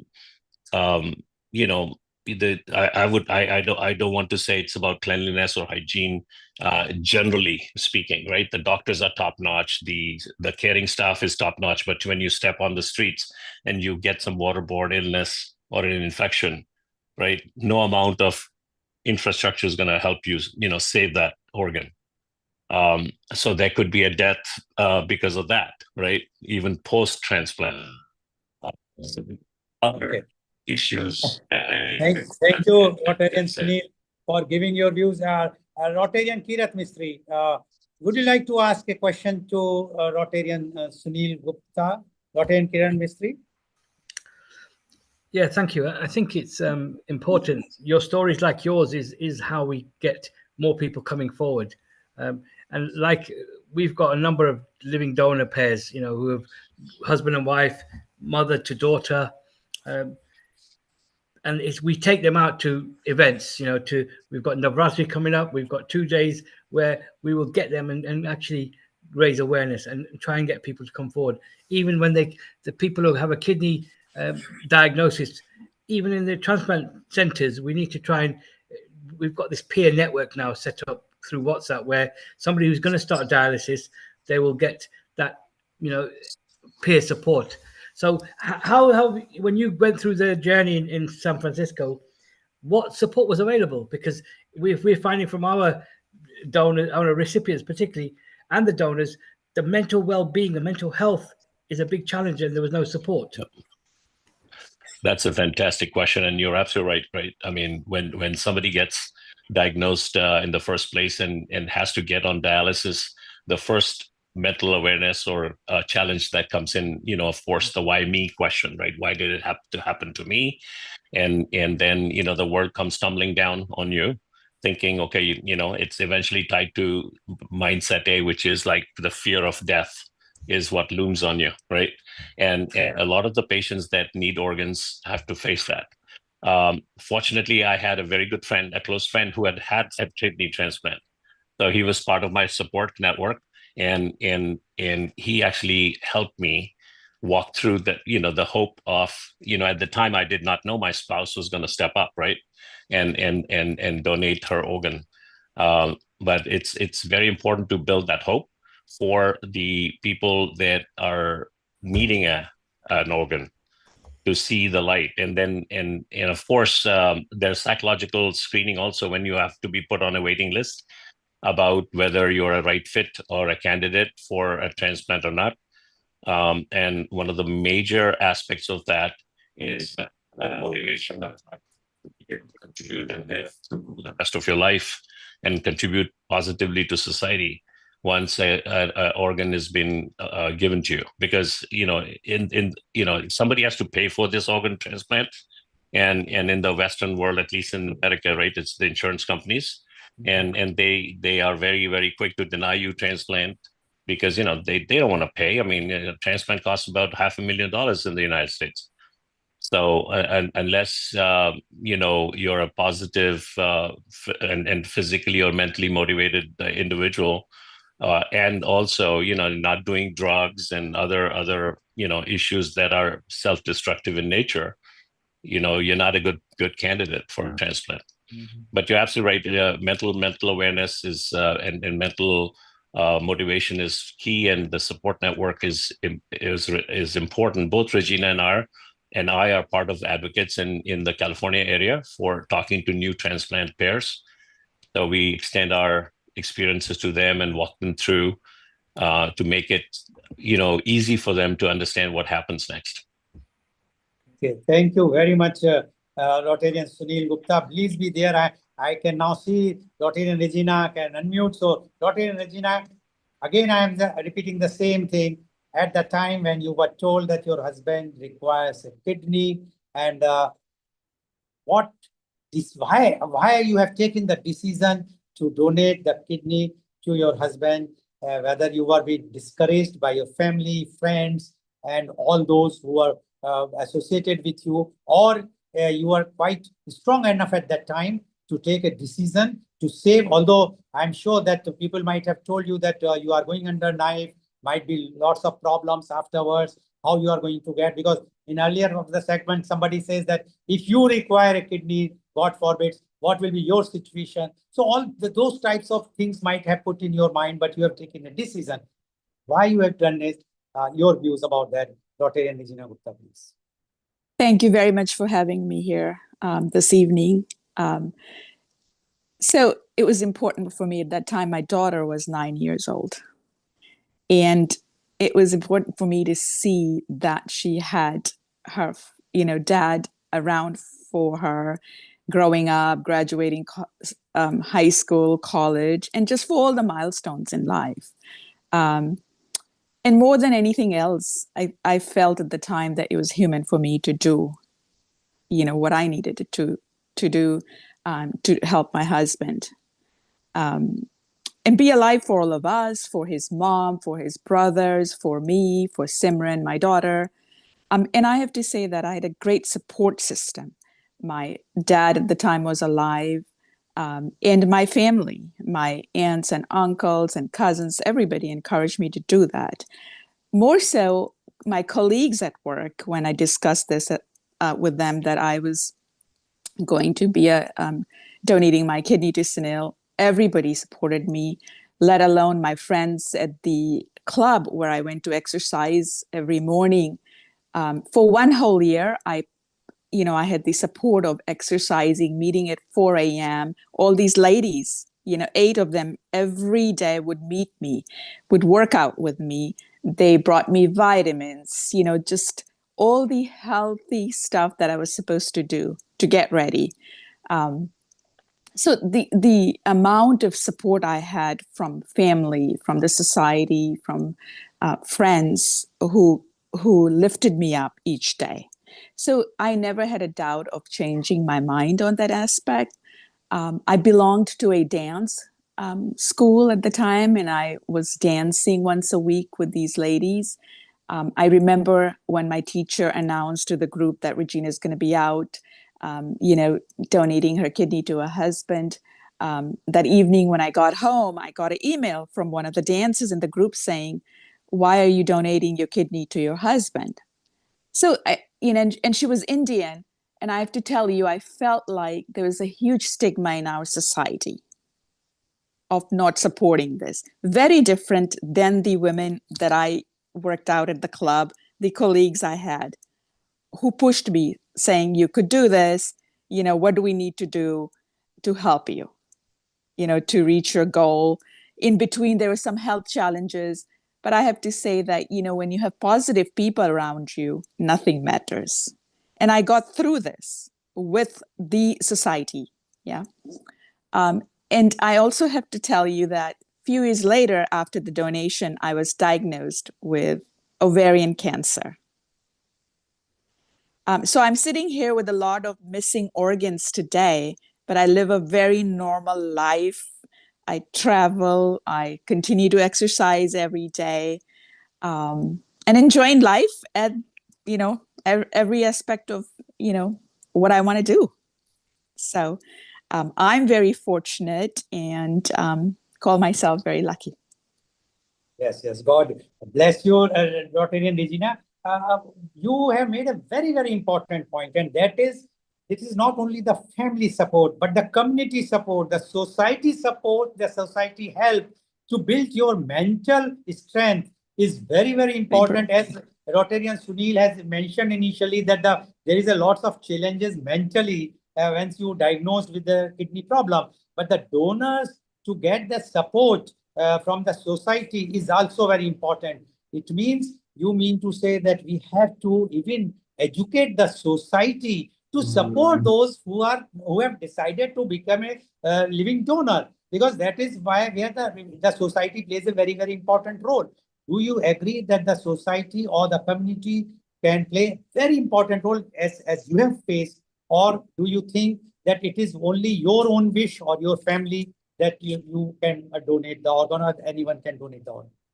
Absolutely. I think the society and your support group and people around you play such an important role. The energy they bring, you know, I have to tell you that during the transplant, I did not have to worry about whether my daughter was getting picked up from school, food coming in from friends. All of these are small things, but it matters so much to make things so much easier, right? Less burden on you. The quicker you heal, the better outcome you get. Today being the International Friends Day also, it is a really, I must say, this is the real friendship, that when the friends are supporting you at that time where you require, because in USA or other Western country, even in India, in the metros, now the nuclear families are there, where you have to depend on the society support or the friend support, and which in your case, it is really very, very remarkable. So thank you very much. Now I will ask the Rotarian Kirat Mistry once again. Would you like to ask any question or anything what you have heard about Rotarian Regina Gupta? Please unmute. Please unmute. Rotarian Kirat Mistry, please unmute. Yeah, Yes, so yes, go ahead. again, thank you for sharing your personal journey, but also with your ovarian cancer, because it's something that we do a lot of work around cancer, and particularly within the communities. And we've got women who have come forward who have had ovarian cancer, but couldn't talk to their families, and now they've built up the courage to talk and go and raise awareness. So thank you for sharing. I think that this today has been very inspiring, but also it shows that we need to create a bigger network of people who are living donors, kidney recipients, and start breaking some of these cultural kind of taboos and myths. Luckily, we've got a daughter donated to her mother before her 70th birthday. A daughter donated to her father, and these are living donors. So I think what we do is the richness of bringing another session in the future of just bringing living donors and recipients together, will be something that Mr. Lal, we'll have to do that, because that's the only way we're going to start changing our community's mindset, because otherwise we are in this bubble. We only think about it when it happens to us.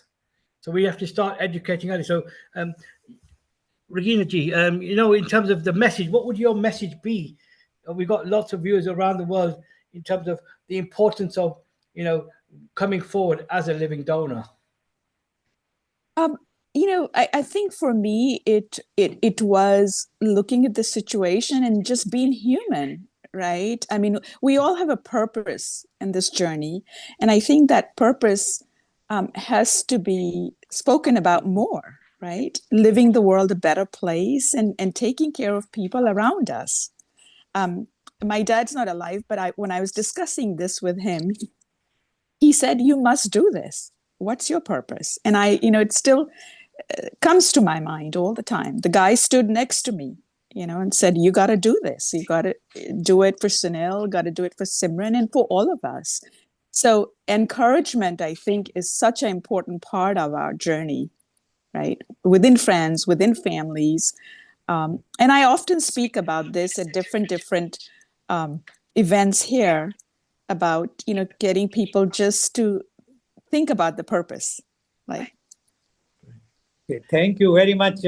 I would just inform our viewers as well as Rotarian Kirat Mistry the dedication they have in promoting organ donation.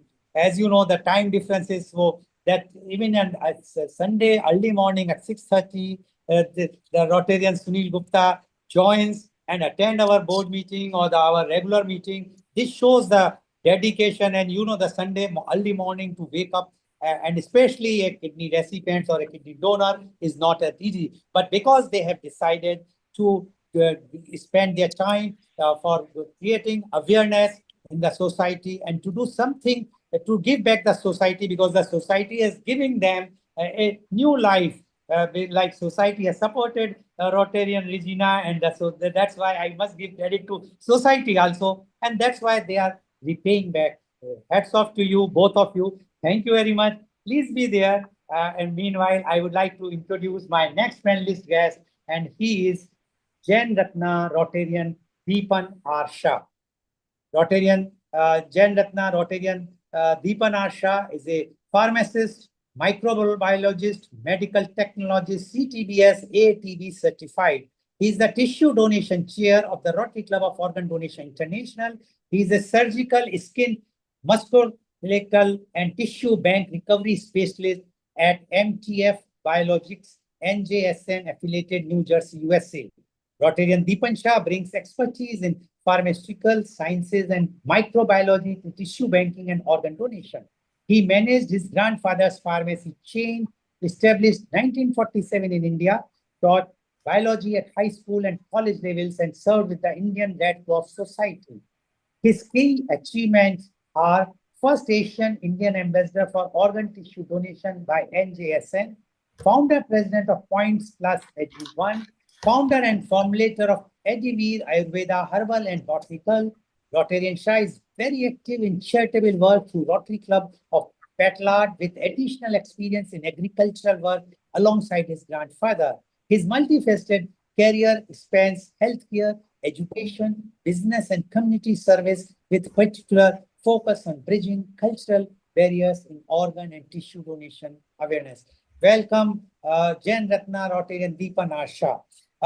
Jain Ratna Rotarian Deepan R. Shah, you have heard today right from our organ donation joint meeting with Rotary Club of Organ Donation International and Rotary Club of Organ Donation UK. And now also in this segment, we have heard the experts, the kidney donor, the kidney recipients.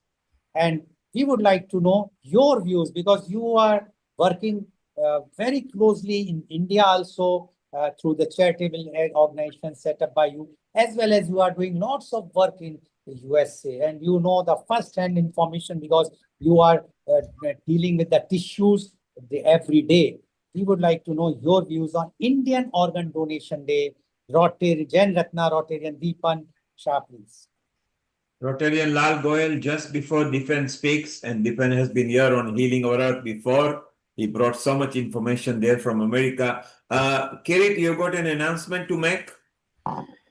Yes, just would like, Rotarian Golal, in advance of your forthcoming birthday on Friday, we'd like to, from Healing Our Earth, we'd like to wish you a happy birthday for Friday and many more. So happy birthday from now, from the Healing Our Earth family, and wish you many more.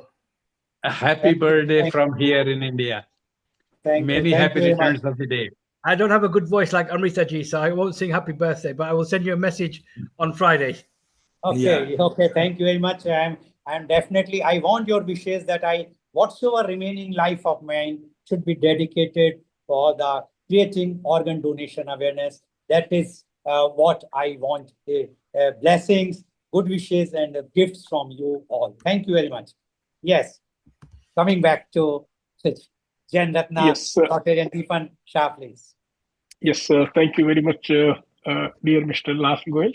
And again, wish you wonderful, happy birthday, joyful, live a wonderful potential life, and continue your legacy for organ and tissue donation awareness. This is the only karma that comes with us. Everything else is secondary. First of all, it's a wonderful day, Indian Organ Donation Day, and a lot of great topic. Before I jump on my expertise, I would like to God bless Mr. and Mrs. Gupta. They're very fortunate that luckily Rajita's kidney matched with Sunil. So that is a really miracle. And one more point I would like to highlight, as Sunil also mentioned, and he definitely heard from his doctor, And here, what I see in a community, people who I know, because I met a lot of transplant people who receive or who are givers. We met them, we invite them here every quarterly. So one thing always doctor says, be mindful before you travel to certain countries. And of course, Indian doctor says, be careful about India. India is a wonderful country. Lexi, I born and brought up there. I love to come there every year, but only a few things I have to be very mindful, careful about pollution, hygienic condition, and people's very lack of awareness about how to live a good life. So, but anyway, and before also I would like to say a few what I understand and what I do here, what we do here. Same thing we do in India, and currently we are doing in India. So basically to encourage organ and tissue donation awareness, primarily focus on education, community engagement, and utilize the diverse communication channels. In example, targeted education, tailor the education materials and present to the specific communities. Personal stories, share compelling personal stories like Mr. and Mrs. Gupta, a wonderful couple here on our platform. Clear messaging, use simple, accessible language to explain the process of donation. Health fair and community events is one of the great events that we can reach out multiple peoples, participate in health fairs and community events to distribute educational material and answer questions on the topic. Professional development, provide education outreach to the healthcare professional involved in organ and tissue donation awareness. Community engagement is also wonderful ways to reach out to the community. National observers, like we have here, recognized national observers like National Donor Life Month in April and National Minority Awareness Month in August this month also.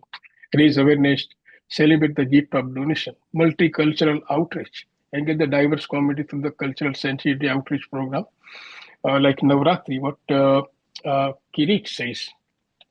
So those kind of or walkathon, running stuffs are very, very important. So I would like to say a few words about skin. The area is my purely expertise, and I would like to some highlight about skin. A lot of people may aware, may not aware. Anytime anybody wants to know educational material or awareness, I'm always there to provide you, and that's what I primarily do in India also. So skin, as we know, that skin is our biggest organ on our human body. The skin is made up of three layers: epidermis, dermis, and hypodermis. Skin donation after death can save lives by providing skin graft for burn victims and also those with other tissue damage. It's a vital process as donated victims and those with other tissue damage. It's also help to prevent infection, reduce pain, burns, traumatic wounds, chronic non-healing ulcers, skin cancer surgery, abdominal wall surgery, congenital defects, scar revision, cosmetic reconstruction, infection, and necrosis. Rhinoplasty, breast construction, and promote faster healing, ultimately increasing the survival rates. Unlike other donations, skin donation can occur after cardiac death, and matching between donor and recipient isn't required like organ. Type of graft from the skin: split thickness graft, mainly used for skin for burn; full thickness skin graft; composite graft. What about skin graft? While skin graft can be a autograft from the same person recover for certain example minor skin burn or some kind of procedure surgery, same patient surgery skin use, it's called autograft. Allograft called the skin from the donor family or donor who can donate. Any individual over in America 18 years and older up to 75 years of age. How skin is recovered? Skin is recovered from hidden areas like back, thigh, legs, usually within the 6 hours of after the death. Skin can be stored in a tissue bank up to 5 years. At here we stored at minus 75 to minus 85 Fahrenheit degree temperature. Approximately 2 million tissue transplant are performed in USA. So tissue transplant 2.5 million, including skin, bone, ligament, tendons, cornea, retina, bone marrow. Around 100,000 skin grafts are performed annually in America. Approximately 60,000 skin tissue donors provide life-saving and healing each year in USA. Substantial number of skin grafts come from the deceased donor. And in India, what I understand, approximately 1 million people get born every year, and most of them are poor or middle class family. So why tissue recover in America in hospital? India setup system is a little different. Here it's required by the federal government law. Tissue recover in hospital primarily serve the provide tissue for transplantation, research, and medical training. This tissue can be used to save and promote the lives of others, whether through the surgical procedure, wound healing procedure, and other medical applications. Hospitals are often have arrangement with tissue bank to facilitate the donation of the process. Where tissue recovery in USA. In US, organ and tissue for transplantation are covered by the federally designated non-profit organ procurement organization. It's called OPO. This organization works with hospitals and other healthcare facilities to coordinate the surgical recovery of organs and tissues from deceased donors. OPO plays crucial role in matching donated organs with potential recipients. All OPO has their own testing system, blood matching system. They have their own design for that. Organ procurement organization, OPO, there are primarily entities responsible for recovery of organ tissue. There are 57 OPOs in USA, each covering a specific geographical area. Hospital and healthcare facility, OPO partner with hospital and other healthcare facility to identify potential donor and facilitate the recovery process. United Network of Organ Sharing, UNOS, is the organization that matches the national transplant system for organ and works with OPO to establish policy and procedure for organ allocation. Thank you very much. Any specific question I am able to answer. Thank you very much, Jan Ratna Rotarian Deepan Shah, for giving the perspective of the skin donation in USA. My one very particular question is, in India, for skin retrieval, the training is for about 2 weeks for the technician, and they are trained to take the skin, they can retrieve the skin at the house or of the deceased person or the person who died. But in USA, I was told, and I'm sure that you have also taken a training for 4 years just to retrieve the tissue. Why it is so? What is the difference for 4 years and India only 2 weeks? Wonderful, very great question. So first of all, what I understand, India skin recovers through the dermatome machine. So basically, dermatome machine, when they use, it's only go to 0.2 centimeter depth only, and their setup and regulatory requirements way vast different than USA. Here, first of all, if you want to work in a OPO or organ tissue recovery areas, must have to have either a degree of nursing, pharmacist, doctor, that is primary basic requirements, or microbiologist. Then you have to further study and give the board exam from the AATB to get the certificate of CTBS. So that is primary required. Until and unless you cannot enter in this field. And then after 6 months training is required until mainly 3 to 6 months, but I go with higher time. So with that, then you work with the experts for certain cases, and then you will sign up to recover individual to recover skin tissues. That is here required from the federal government. Okay, thank you. Rotarian Kirat Mistry, you would like to ask a question to Rotarian Deepan Shah. Yes, thank you for that presentation. And your key message was very clear. We have to keep the messaging very simple and very clear. But how do we convince and educate those who don't want to listen? How have you, because that's the biggest challenge. You know, I've had people saying it's against my religion. I've had against people saying, oh, I need to go as I came because of my Hindu dharma. So these are the kind of challenges that we face.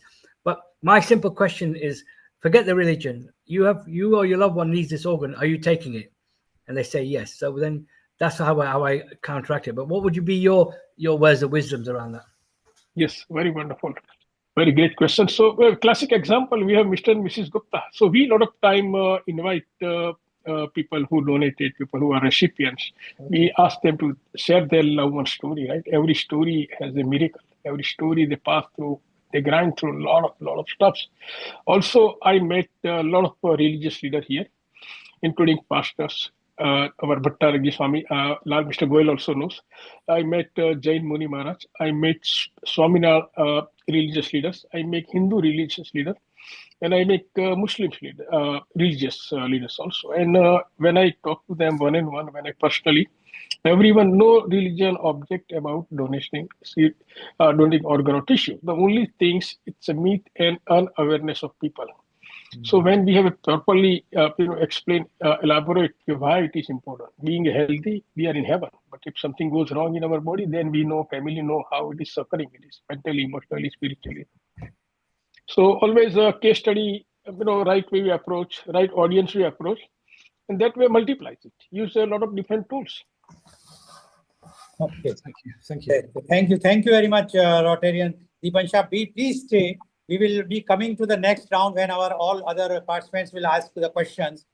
Now I'd like to introduce my next panelist guest. He's Dr. Kamal Jain, Rotarian Dr. Kamal Jain. Rotarian Kamal Jain, Dr. Kamal Jain is a distinguished physician and a humanitarian leader with over 3 decades of medical practice since 1991. He serves as club learning facilitator and organ donation chair of the Rotary Club of Organ Donation International and as director of the Organ Donation Awareness Project at the Giants Welfare Foundation, where he coordinates 625 groups nationwide for organ donation awareness across India. Based in Bhiwandi, Dr. Jain established the city's first eye donation center and has personally performed over 250 eye enucleations. He is a life member of the Eye Bank Association of India and advisory committee member of the Sahara Eye Bank in Thane. His leadership roles include honorary secretary of the National Jain Doctors Federation and past president of both the Giants Group of Bhiwandi and the Bhiwandi Medical Practitioners Association. Dr. Jain holds a 2014 world record from the Golden Book of the World Records for hosting the most professional people in matrimonial meet. He has also served in disaster relief missions, providing medical care to earthquake victims in Latur 1993 and Bhuj 2001 as part of the Giants medical team. Welcome, Rotarian Dr. Kamal Jain on our this very, very important show organized by Healing Our Earth and Mr. Neil Kumar and his team. This shows goes across the world on different platforms of the social media, whether it's the Facebook, WhatsApp, Instagram, and whatnot. And on this, every week, on every Sunday, they are coming out with a new topic which enlightens the public, the society, the community, the country, and then we can say the world and the entire earth. And that's why it's a healing our earth. Now, Rotarian Dr. Kamal Jain, you have heard our all earlier speakers. You have also participated in our Rotary meeting. You have heard what Professor Dr. Randhawa has mentioned, and Rotarian Kirat Mistry, who is still there, who is participating actively, who is the charter president of Rotary E-Club of Organ Donation UK. Now, being associated with Giants Club for so long, as well as now you are associated very actively with Rotary Club of Organ Donation International. Your views, because you are in the field, you are meeting the people, you are creating awareness, you are facing lots of challenges in your field. On this very, very special day, that is the Indian Organ Donation Day, we would like to know your views, Rotarian Dr. Kamal Jain. Thank you, Rotarian Lal Goyalji. Good evening to all my Rotarians and viewers. Today we had a lot of speakers and a lot have been spoken about organ donation. I would probably like to talk about what we as a Rotary or as an NGO, what we can do in the field of organ donation for creating the awareness. See, when it comes to donation, be it Annadan, that is donation of food, be it Aushadadan, that is a donation of medicine, be it Gyandan, donation of knowledge. We Indians are always number one in all these things. But then when it comes to Angadan, we are last. India's organ donation rate is notably very low. Hardly you can say around 0.52 per million population, significantly lower than countries like Spain, where it is 49.6 per million population. So now why? Why are we lacking behind in donating organs? Precious organs after death are burned or buried, but not donated. Why? Now, the thing is that there is a lack of awareness. And second important thing is, there are lots of myths. Now, what I personally feel should be done, we all know what are the myths, and what is to be done for the awareness. But now what I personally feel that we should have more and more trainers. Like you have been going around giving the lectures on organ donation awareness. I have been, nearly every month I have one visit to schools, colleges. But then too, we have so many colleges around, so many, schools around. And this is not only schools and colleges, these are the new, of course, this new generation have to be trained about this. But then we have many societies. We have to go around societies also, clear the myth. Now, one question just our Kirti sir had asked that what can be done about those who are not are ready to accept. Now we come across the people telling if I donate the eyes in next birth I will be born blind. This is one of the myths. And what I explain to them, I tell them, see, there is a thing called hysterectomy. Many of the females, they have the problems, that where the uterus is removed, which is called as hysterectomy. Now, have you ever heard that any girl is born without uterus? So this is a way we have to interact with the people. We have to interact with the new generation.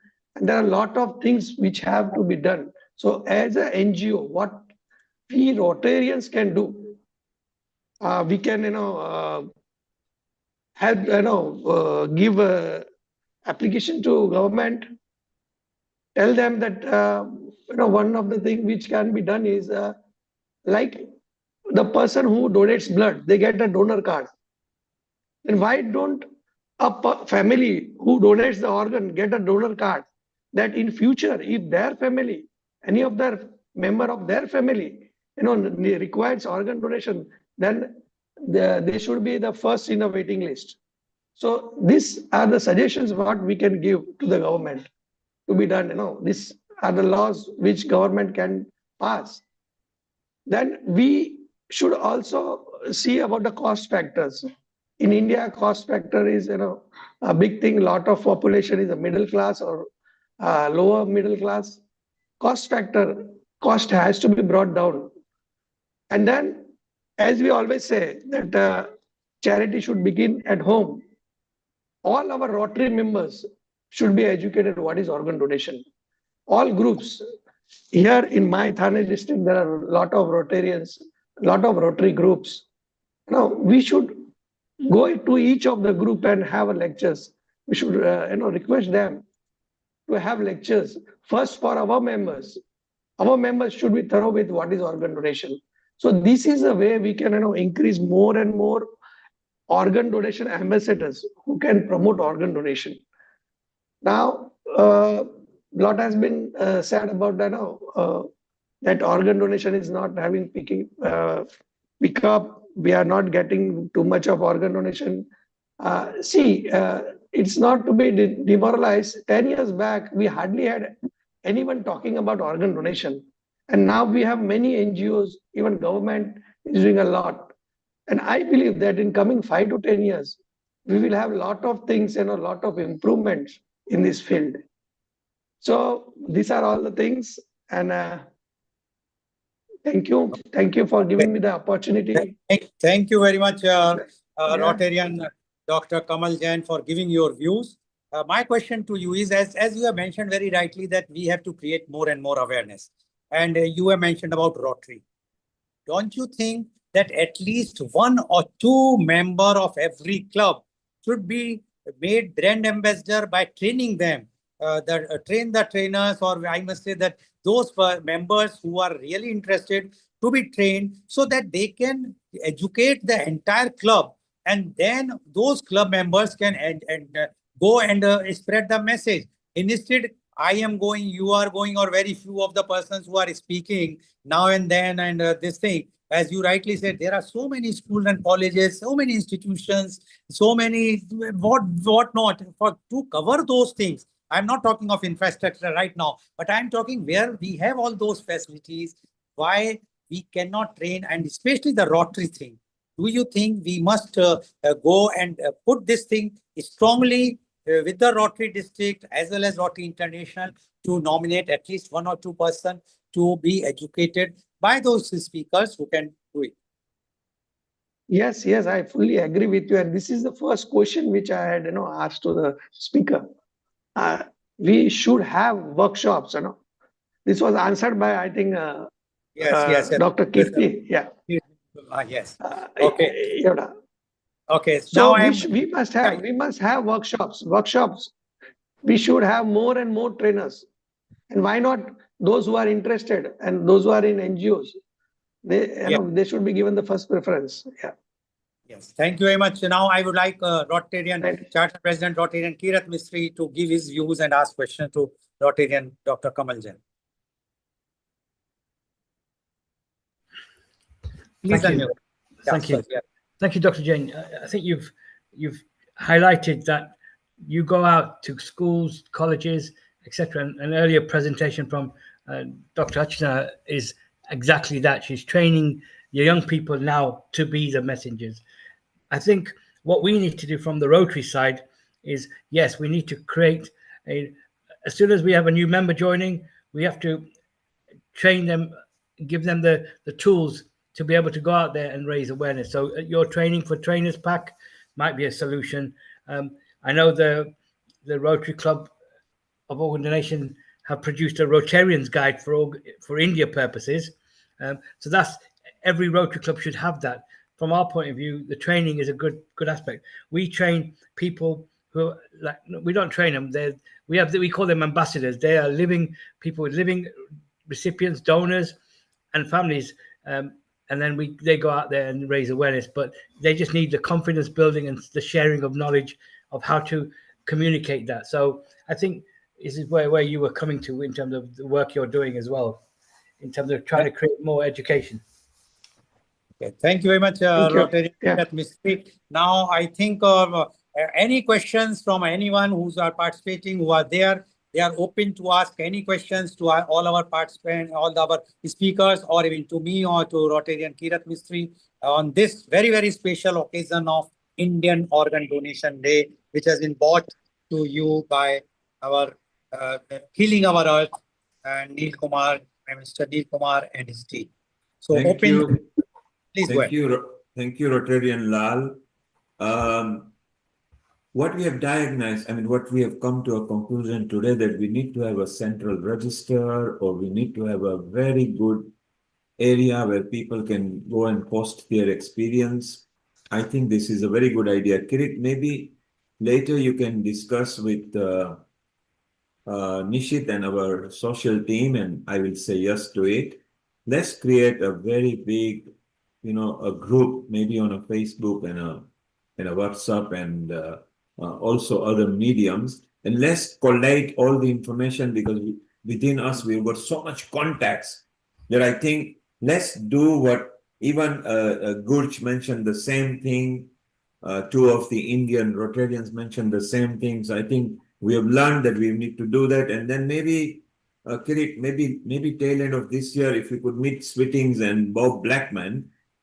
The British MPs still carry a lot of weight around, and because India and UK have had a very good tie and relationship, let's see if we can leverage from here with Rotarian Lal Goyal and get a bit of political movement going as well. So I think we need to focus now on the things which were missing, and maybe that will be very good. Dipen, there is a question for you. A lot of, I will just summarize it because different people asking in a different form. Number one, Asian skin, particularly South Asian skin, is it more prone to cancer compared to other nationalities? And what should one be aware of? So these are general questions which people are asking. I will just summarize for you. Deepan, over to you. Wonderful. Yes, a great question. So what I understand, actually, skin cancer with the race, what I see highly on a Caucasian side, or white skin has a more pigments issue, melatonin issue. So that's what I understand. Indian has a more, there is a reason because of our environment. Mostly part of the India, southern, eastern, or western, a tropical environment, and then a lot of heat waves. So there is chances for skin cancer is very heavily. That in America, we see a lot of skin cancer, but there is not too much sun, right? All kind of weather where I live here.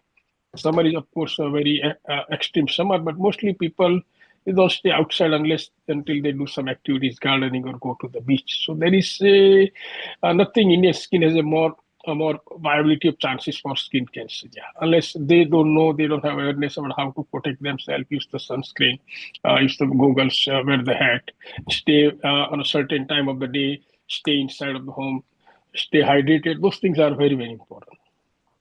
Thank you, Deepan. Kate, if you can make a note that Lord Rami Ranger is supporting Rotarian Sandeep, who's part of Healing Our Earth as well.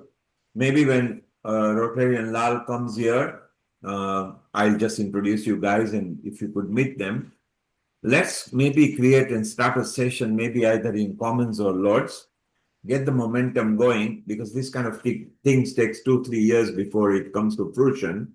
And I think that will be very useful, because I think what Rotarian Lal is doing is a lot of effort. I mean, generally in India, almost thrice a week, he's just traveling somewhere and doing outreaches. So maybe we should help him, not just from the Indian perspective, but generally, because, organ donation can apply into any country. So it'd be very good. Amrita, so while you were there and Kirit said that he can't sing like you, we want to wish our Rotarian Lal Goyal, his birthday is coming on Friday, I think. He has different days when he has birthday, but I think Friday is one of the official ones. Would you like to sing to the Rotarian Lal Goyal for us, please? Amrita, on behalf of Healing Our Earth. Yeah, sure, definitely.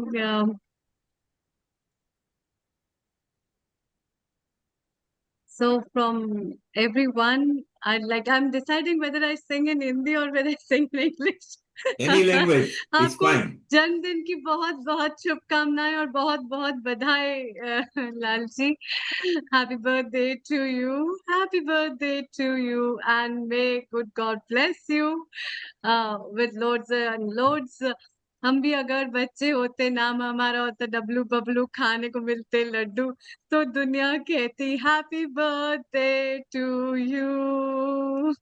Happy Thank you birthday. very much. Thank you very much. It's wonderful. Rotarian Lal Goy, may Earth bless you, because not only do you produce at least 1 to 1.5 hours at Healing Our Earth in any topic, there is no topic where you don't have contacts. I love when people come from Mathura, Vrindavan, and Vanarasi, because they bring a spiritual touch as well. And Deepan, who has been here, I think, second or third time, it's so nice that we are connected globally. And as agreed, what we have learned from everybody, that maybe we should have a huge central, social public media group, where we can collate so much information and encourage and educate people, maybe also guide them where they can have a nearest contact, where they can go and learn more about it or get a bit of guidance. So I think that would be very useful. Kirit, you can activate few things. Sudhir is here as well, Rotarian Sudhir, who is now almost in every episode of Healing Our Earth as a panelist as well. Sudhir, do you agree that if we can create awareness and education more and more, then that will help? Doesn't particularly help India, because if there is no infrastructure and more people register to donate, but there will be no infrastructure to help that organ transplantation. So I think that's a slight different mechanism we're going to find for India. Over to you, Sudhir, for your comments, please. There is absolutely no doubt that awareness is the first step to making a change. And this change cannot be left to chance. This has to be made to happen. It is most important thing that life is extended. We have the know-how, and the only thing that is stopping us from reaching where we want to reach is what I call knowledge action gap. Today we have all kind of physical technologies and humanities technologies to bridge that gap. So we should resolve, and nobody other than us present here is in a position with determination and resources to do it. So I fully agree with you. And before I stop, let me once again congratulate and wish great Mr. Lal Goel for his happy birthday coming on Friday. May God give you many, many productive years ahead. We cherish each day of your company and we achieve a lot in your company. So may God give you a healthy, happy future years together. Thank you, Neil. Thank you, everybody. You're welcome. And shortly we will be concluding. Mita, your quick comment, and then we just go around the panel. Mita, over to you. Your comment, please. Thank you, and global namaste, and many happy returns in advance to Dr. Rotarian Lal Goelji. There was another birthday as well. I remember during the show, this program. A lot I heard about the hindrances in India with reference to accidents usually happening in remote places and the centers which can help with organ donation immediately are in the metropolitan cities. So what is the hindrance of bridging this gap together? Because here, for example, you will have paramedic helicopter taking you from remote place as well if there was an accident to the most appropriate hospital who can cater to that surgery or that has got the facility of the organs to be donated. In that way, our country is origin of where we originate from, India. It's very much ahead in satellite communications and in space engineering, and is now developing, partnership with NASA. So yes, we are much ahead when it comes to technology that way. So what is the hindrance? Why is not government looking at, what do you think, that we should be having such helicopter, paramedics and other arrangements for especially those remote places which are most prone for high speed accidents? Okay, thank you very much, Dr. Joshi. Very good question. I will just give an example to you, then I will give the answer. The example is Rotarian Deepan Shah belongs to New Jersey right now, and New Jersey population is only 90 lakhs. People stays there, and that there they have 50 organ retrieval or transplant centers in New Jersey, while the Uttar Pradesh, from where I belongs in India, the population is almost equivalent to the entire country of USA, almost, and there are only eight retrieval or organ transplant centers. So you can imagine the gap. We don't have the lack of hospitals. Good infrastructure hospitals are there every district, every city. So there is no need to shift the patient. But what we require is a retrieval center. The reason why no retrieval centers are coming up, first thing is the government will. Secondly, the bureaucratic hurdles, the red tape is. And thirdly, even the mind setup of the hospital owners, because they feel that if we will tell that to a patient that this patient is fit for organ donation, they will immediately think that the hospital wants to make money, and that type of mindset is there in the public. So everyone is responsible for this, and question of helicopter or shifting the patient is not there because of the economic conditions, the financial condition, which we are lacking far more than any other developed country. So, and it is not covered by the insurance so far. Very few insurance companies have started, but they are compensating about a lakh of rupees, where the surgery starts from 8 to 9 lakhs to goes to crore of rupees in Indian currency. So one can imagine that when this is the gap, how anyone can afford for these types of luxury ride, I can say, of helicopter. Thank you, Rotarian Lal. And Dr. Amrita, time to wind up now. And what a wonderful session. We had so many Rotarians. Just before we wind up, let's take a tip, just over a minute or 30 seconds. What are your tips or what guide would you want to provide for organ donation? Sorry, Neil, I missed the question. Yes, sir. Any tip or any guidance to the people who are listening for organ donation? Yeah, wonderful, wonderful. Yeah. It's basically it's awareness, education, awareness. Reach out maximum. People need proper guidance. People are willing to do the only things they don't understand the concept and the root cause up to the basic level is we have to start from the basics. So from the lower area, from the rural area, and then from we go up and higher.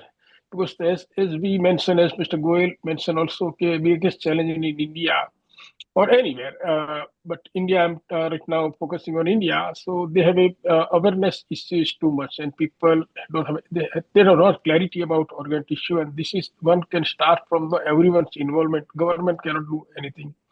Everyone looking their own interests, hospitals and other stuffs, but we have to start with the right path, right education, right awareness. Continuous hammering awareness is very important. That's the reason I go every year in India and I awareness specific place every time.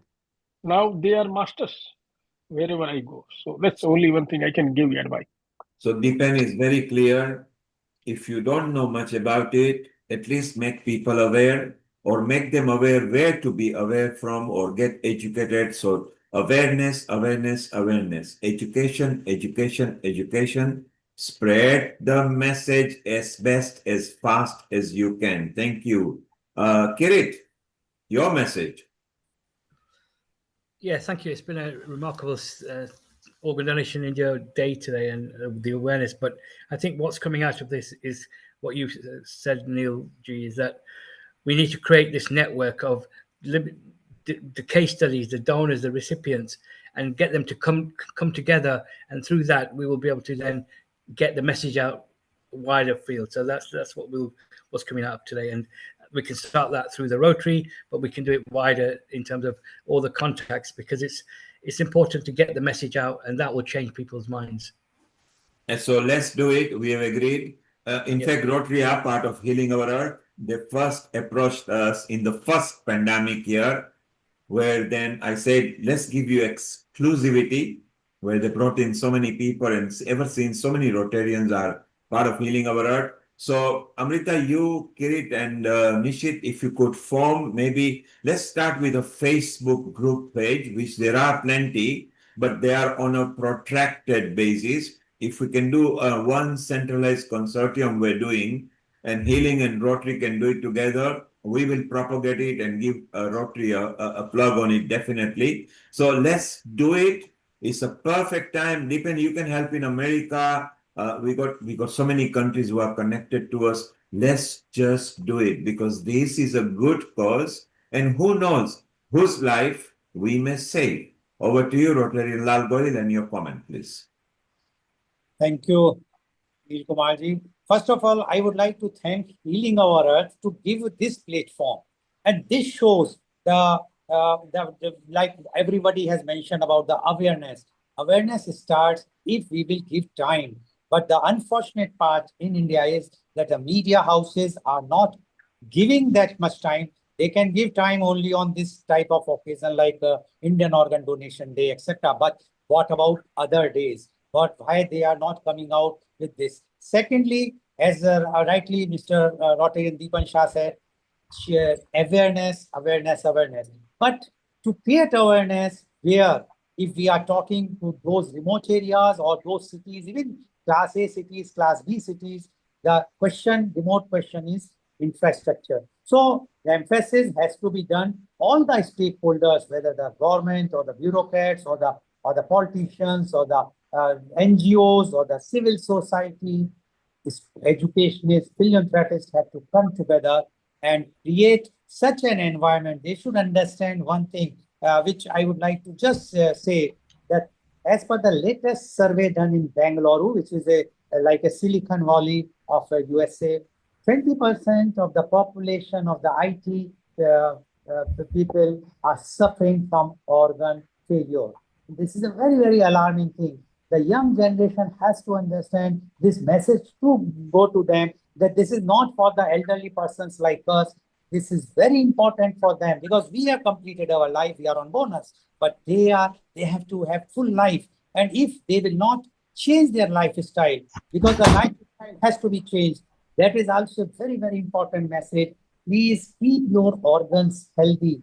If you keep your organ healthy, by changing your lifestyle, you can watch Healing Our Earth program on Ayurveda, yoga, meditation, so many things. You will learn how to change the lifestyle, and the lifestyle change is very much required for keeping organs healthy. And if our organs are healthy, we don't require organs, but we will be able to save many lives. So my message is, keep your organs healthy to keep not only yourself alive long, but also your near and dears alive. Thank you very much. Rotarian Lal Goyal is very clear that love your organ, nurture your organ, take care of your organ, and then your organs will take care of you. So it's very simple message. Don't take it very lightly. Amrita, this is hinted at you. You are the youngest of the people over here. So keep your organs very healthy and you will keep healing our earth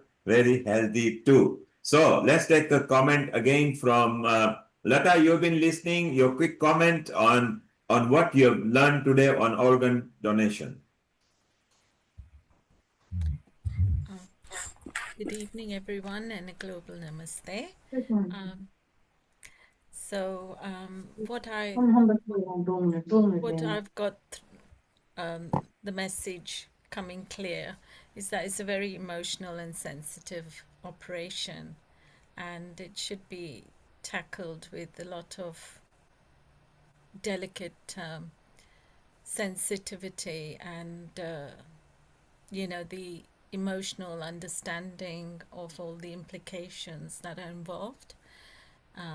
Yes, the education and the awareness is prime, but there's also the emotional side. We've got to be educating them about that they're going to feel the highs and the lows about this donation process. And also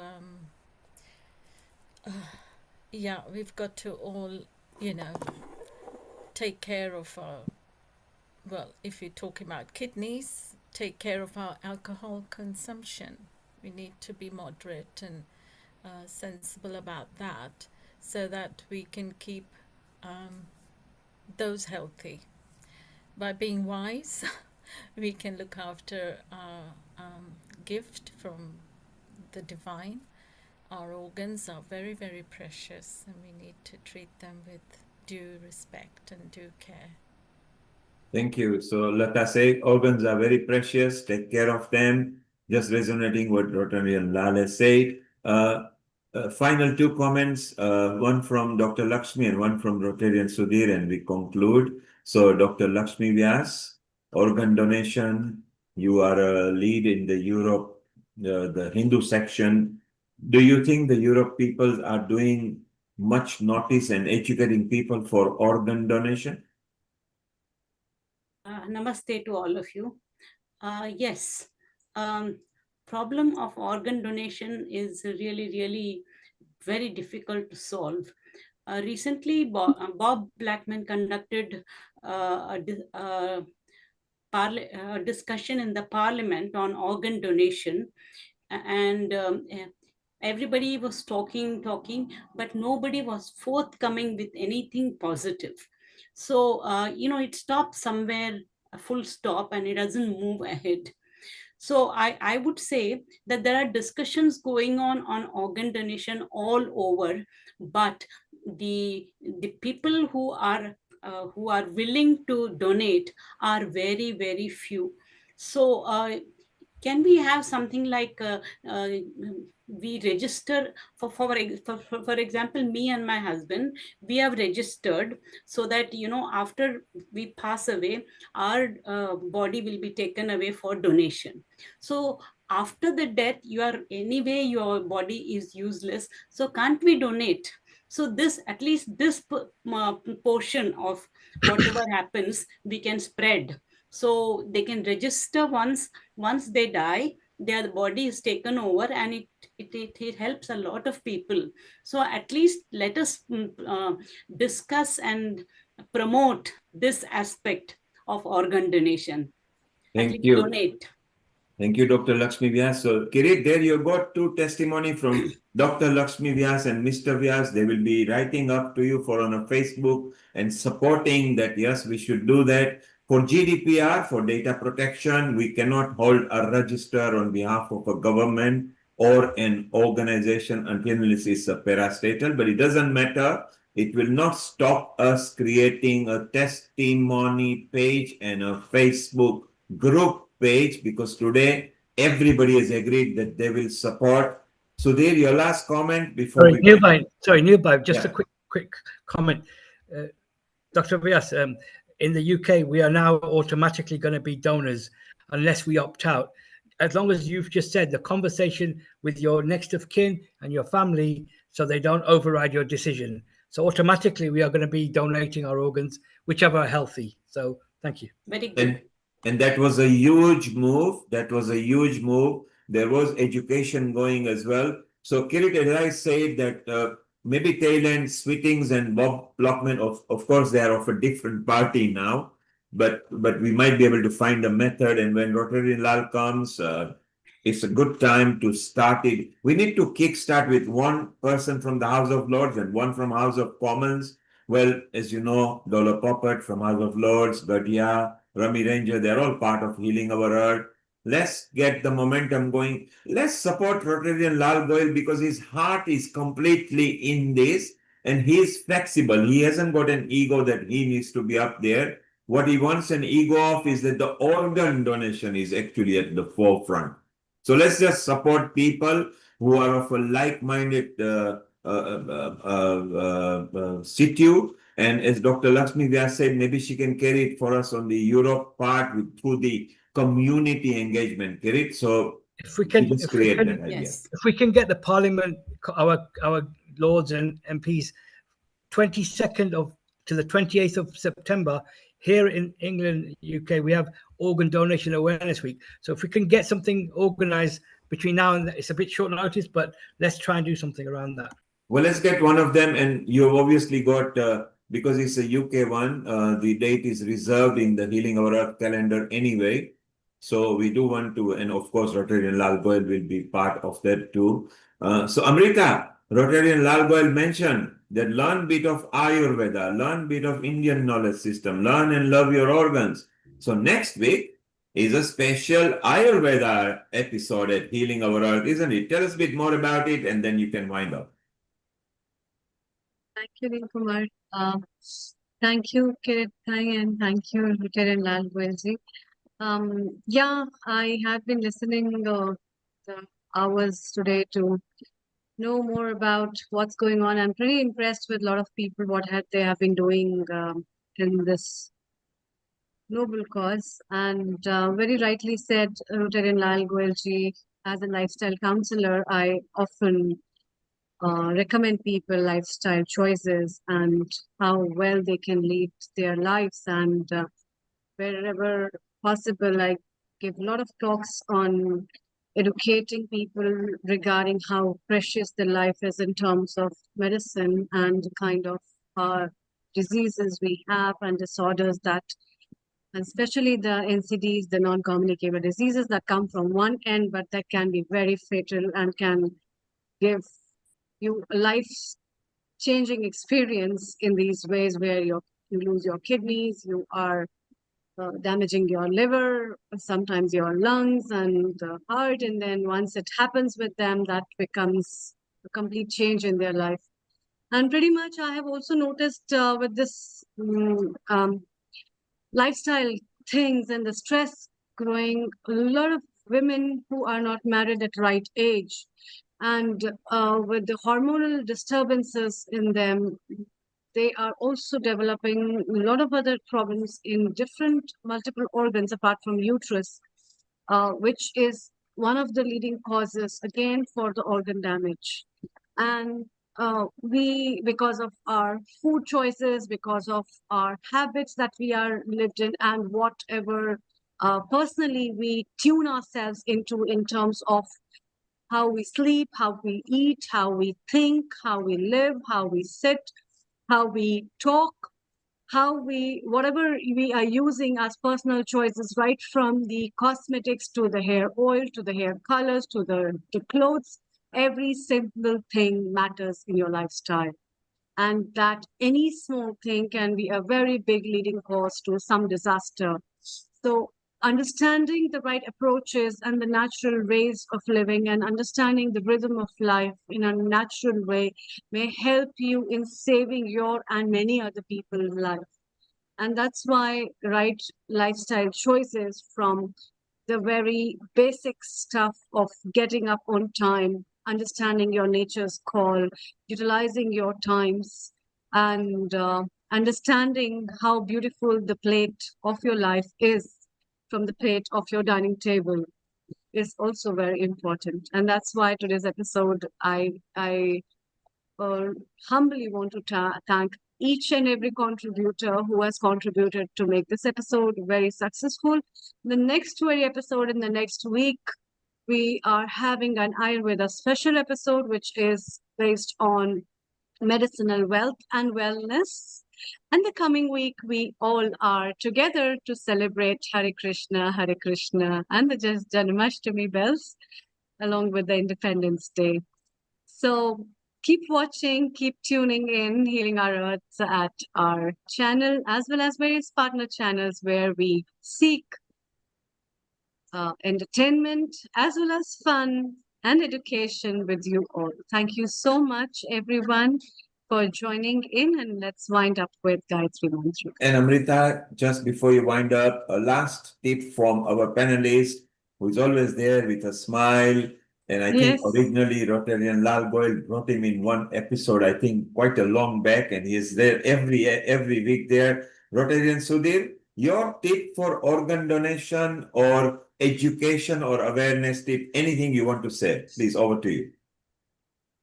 Thank you, Neil. Listening to great minds like Rotarian Kirit, Rotarian Lal Goyal, Dr. Randhawa, and all friends today, I am reminded of what Archimedes said thousands of years ago. He says, "Give me a long enough lever and a place to stand, and I'll move the earth."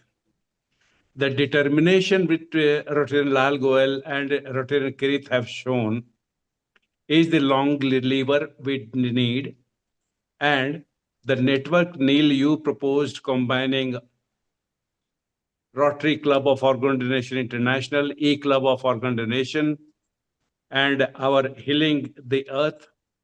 I think the three together are the fulcrum on which we will stand and will make the movement that we are so determined to do as a tribute to all of us, our determination and ambition here. With these words, thank you very much for giving me the opportunity to be here with you and enrich myself. Thank you very much. Yeah, Kirit, Rotarian Lal Goyal, bring it on, bring the social media on, let's create. We are not out there to impress people. We are out there to unite people for their testimony, for their encouragement, for their education, and for their awareness. Back to our smiling, Dr. Amrita, the senior anchor at Healing Our Earth and the senior admin. Let's have a nice, calming, soothing Gayatri mantra to finish this wonderful Indian Organ Donation Day today. Thank you, Rotarian Lal. Thank you, Kirit. so speedily. You both put it up together, and it was such a privilege to have in between live the actual charter meeting as well. So Rotarian Lal, well done. Very proud of you as well as Kirit. Thank you. Thank you, everyone. Thank you very much, Dr. Rotarian Sudhir Sharan. Before I start with Gayatri Mantra, I think these lines that I often chant in my prayers are very, very suitable for today's conclusion. Itni shakti hame dena data,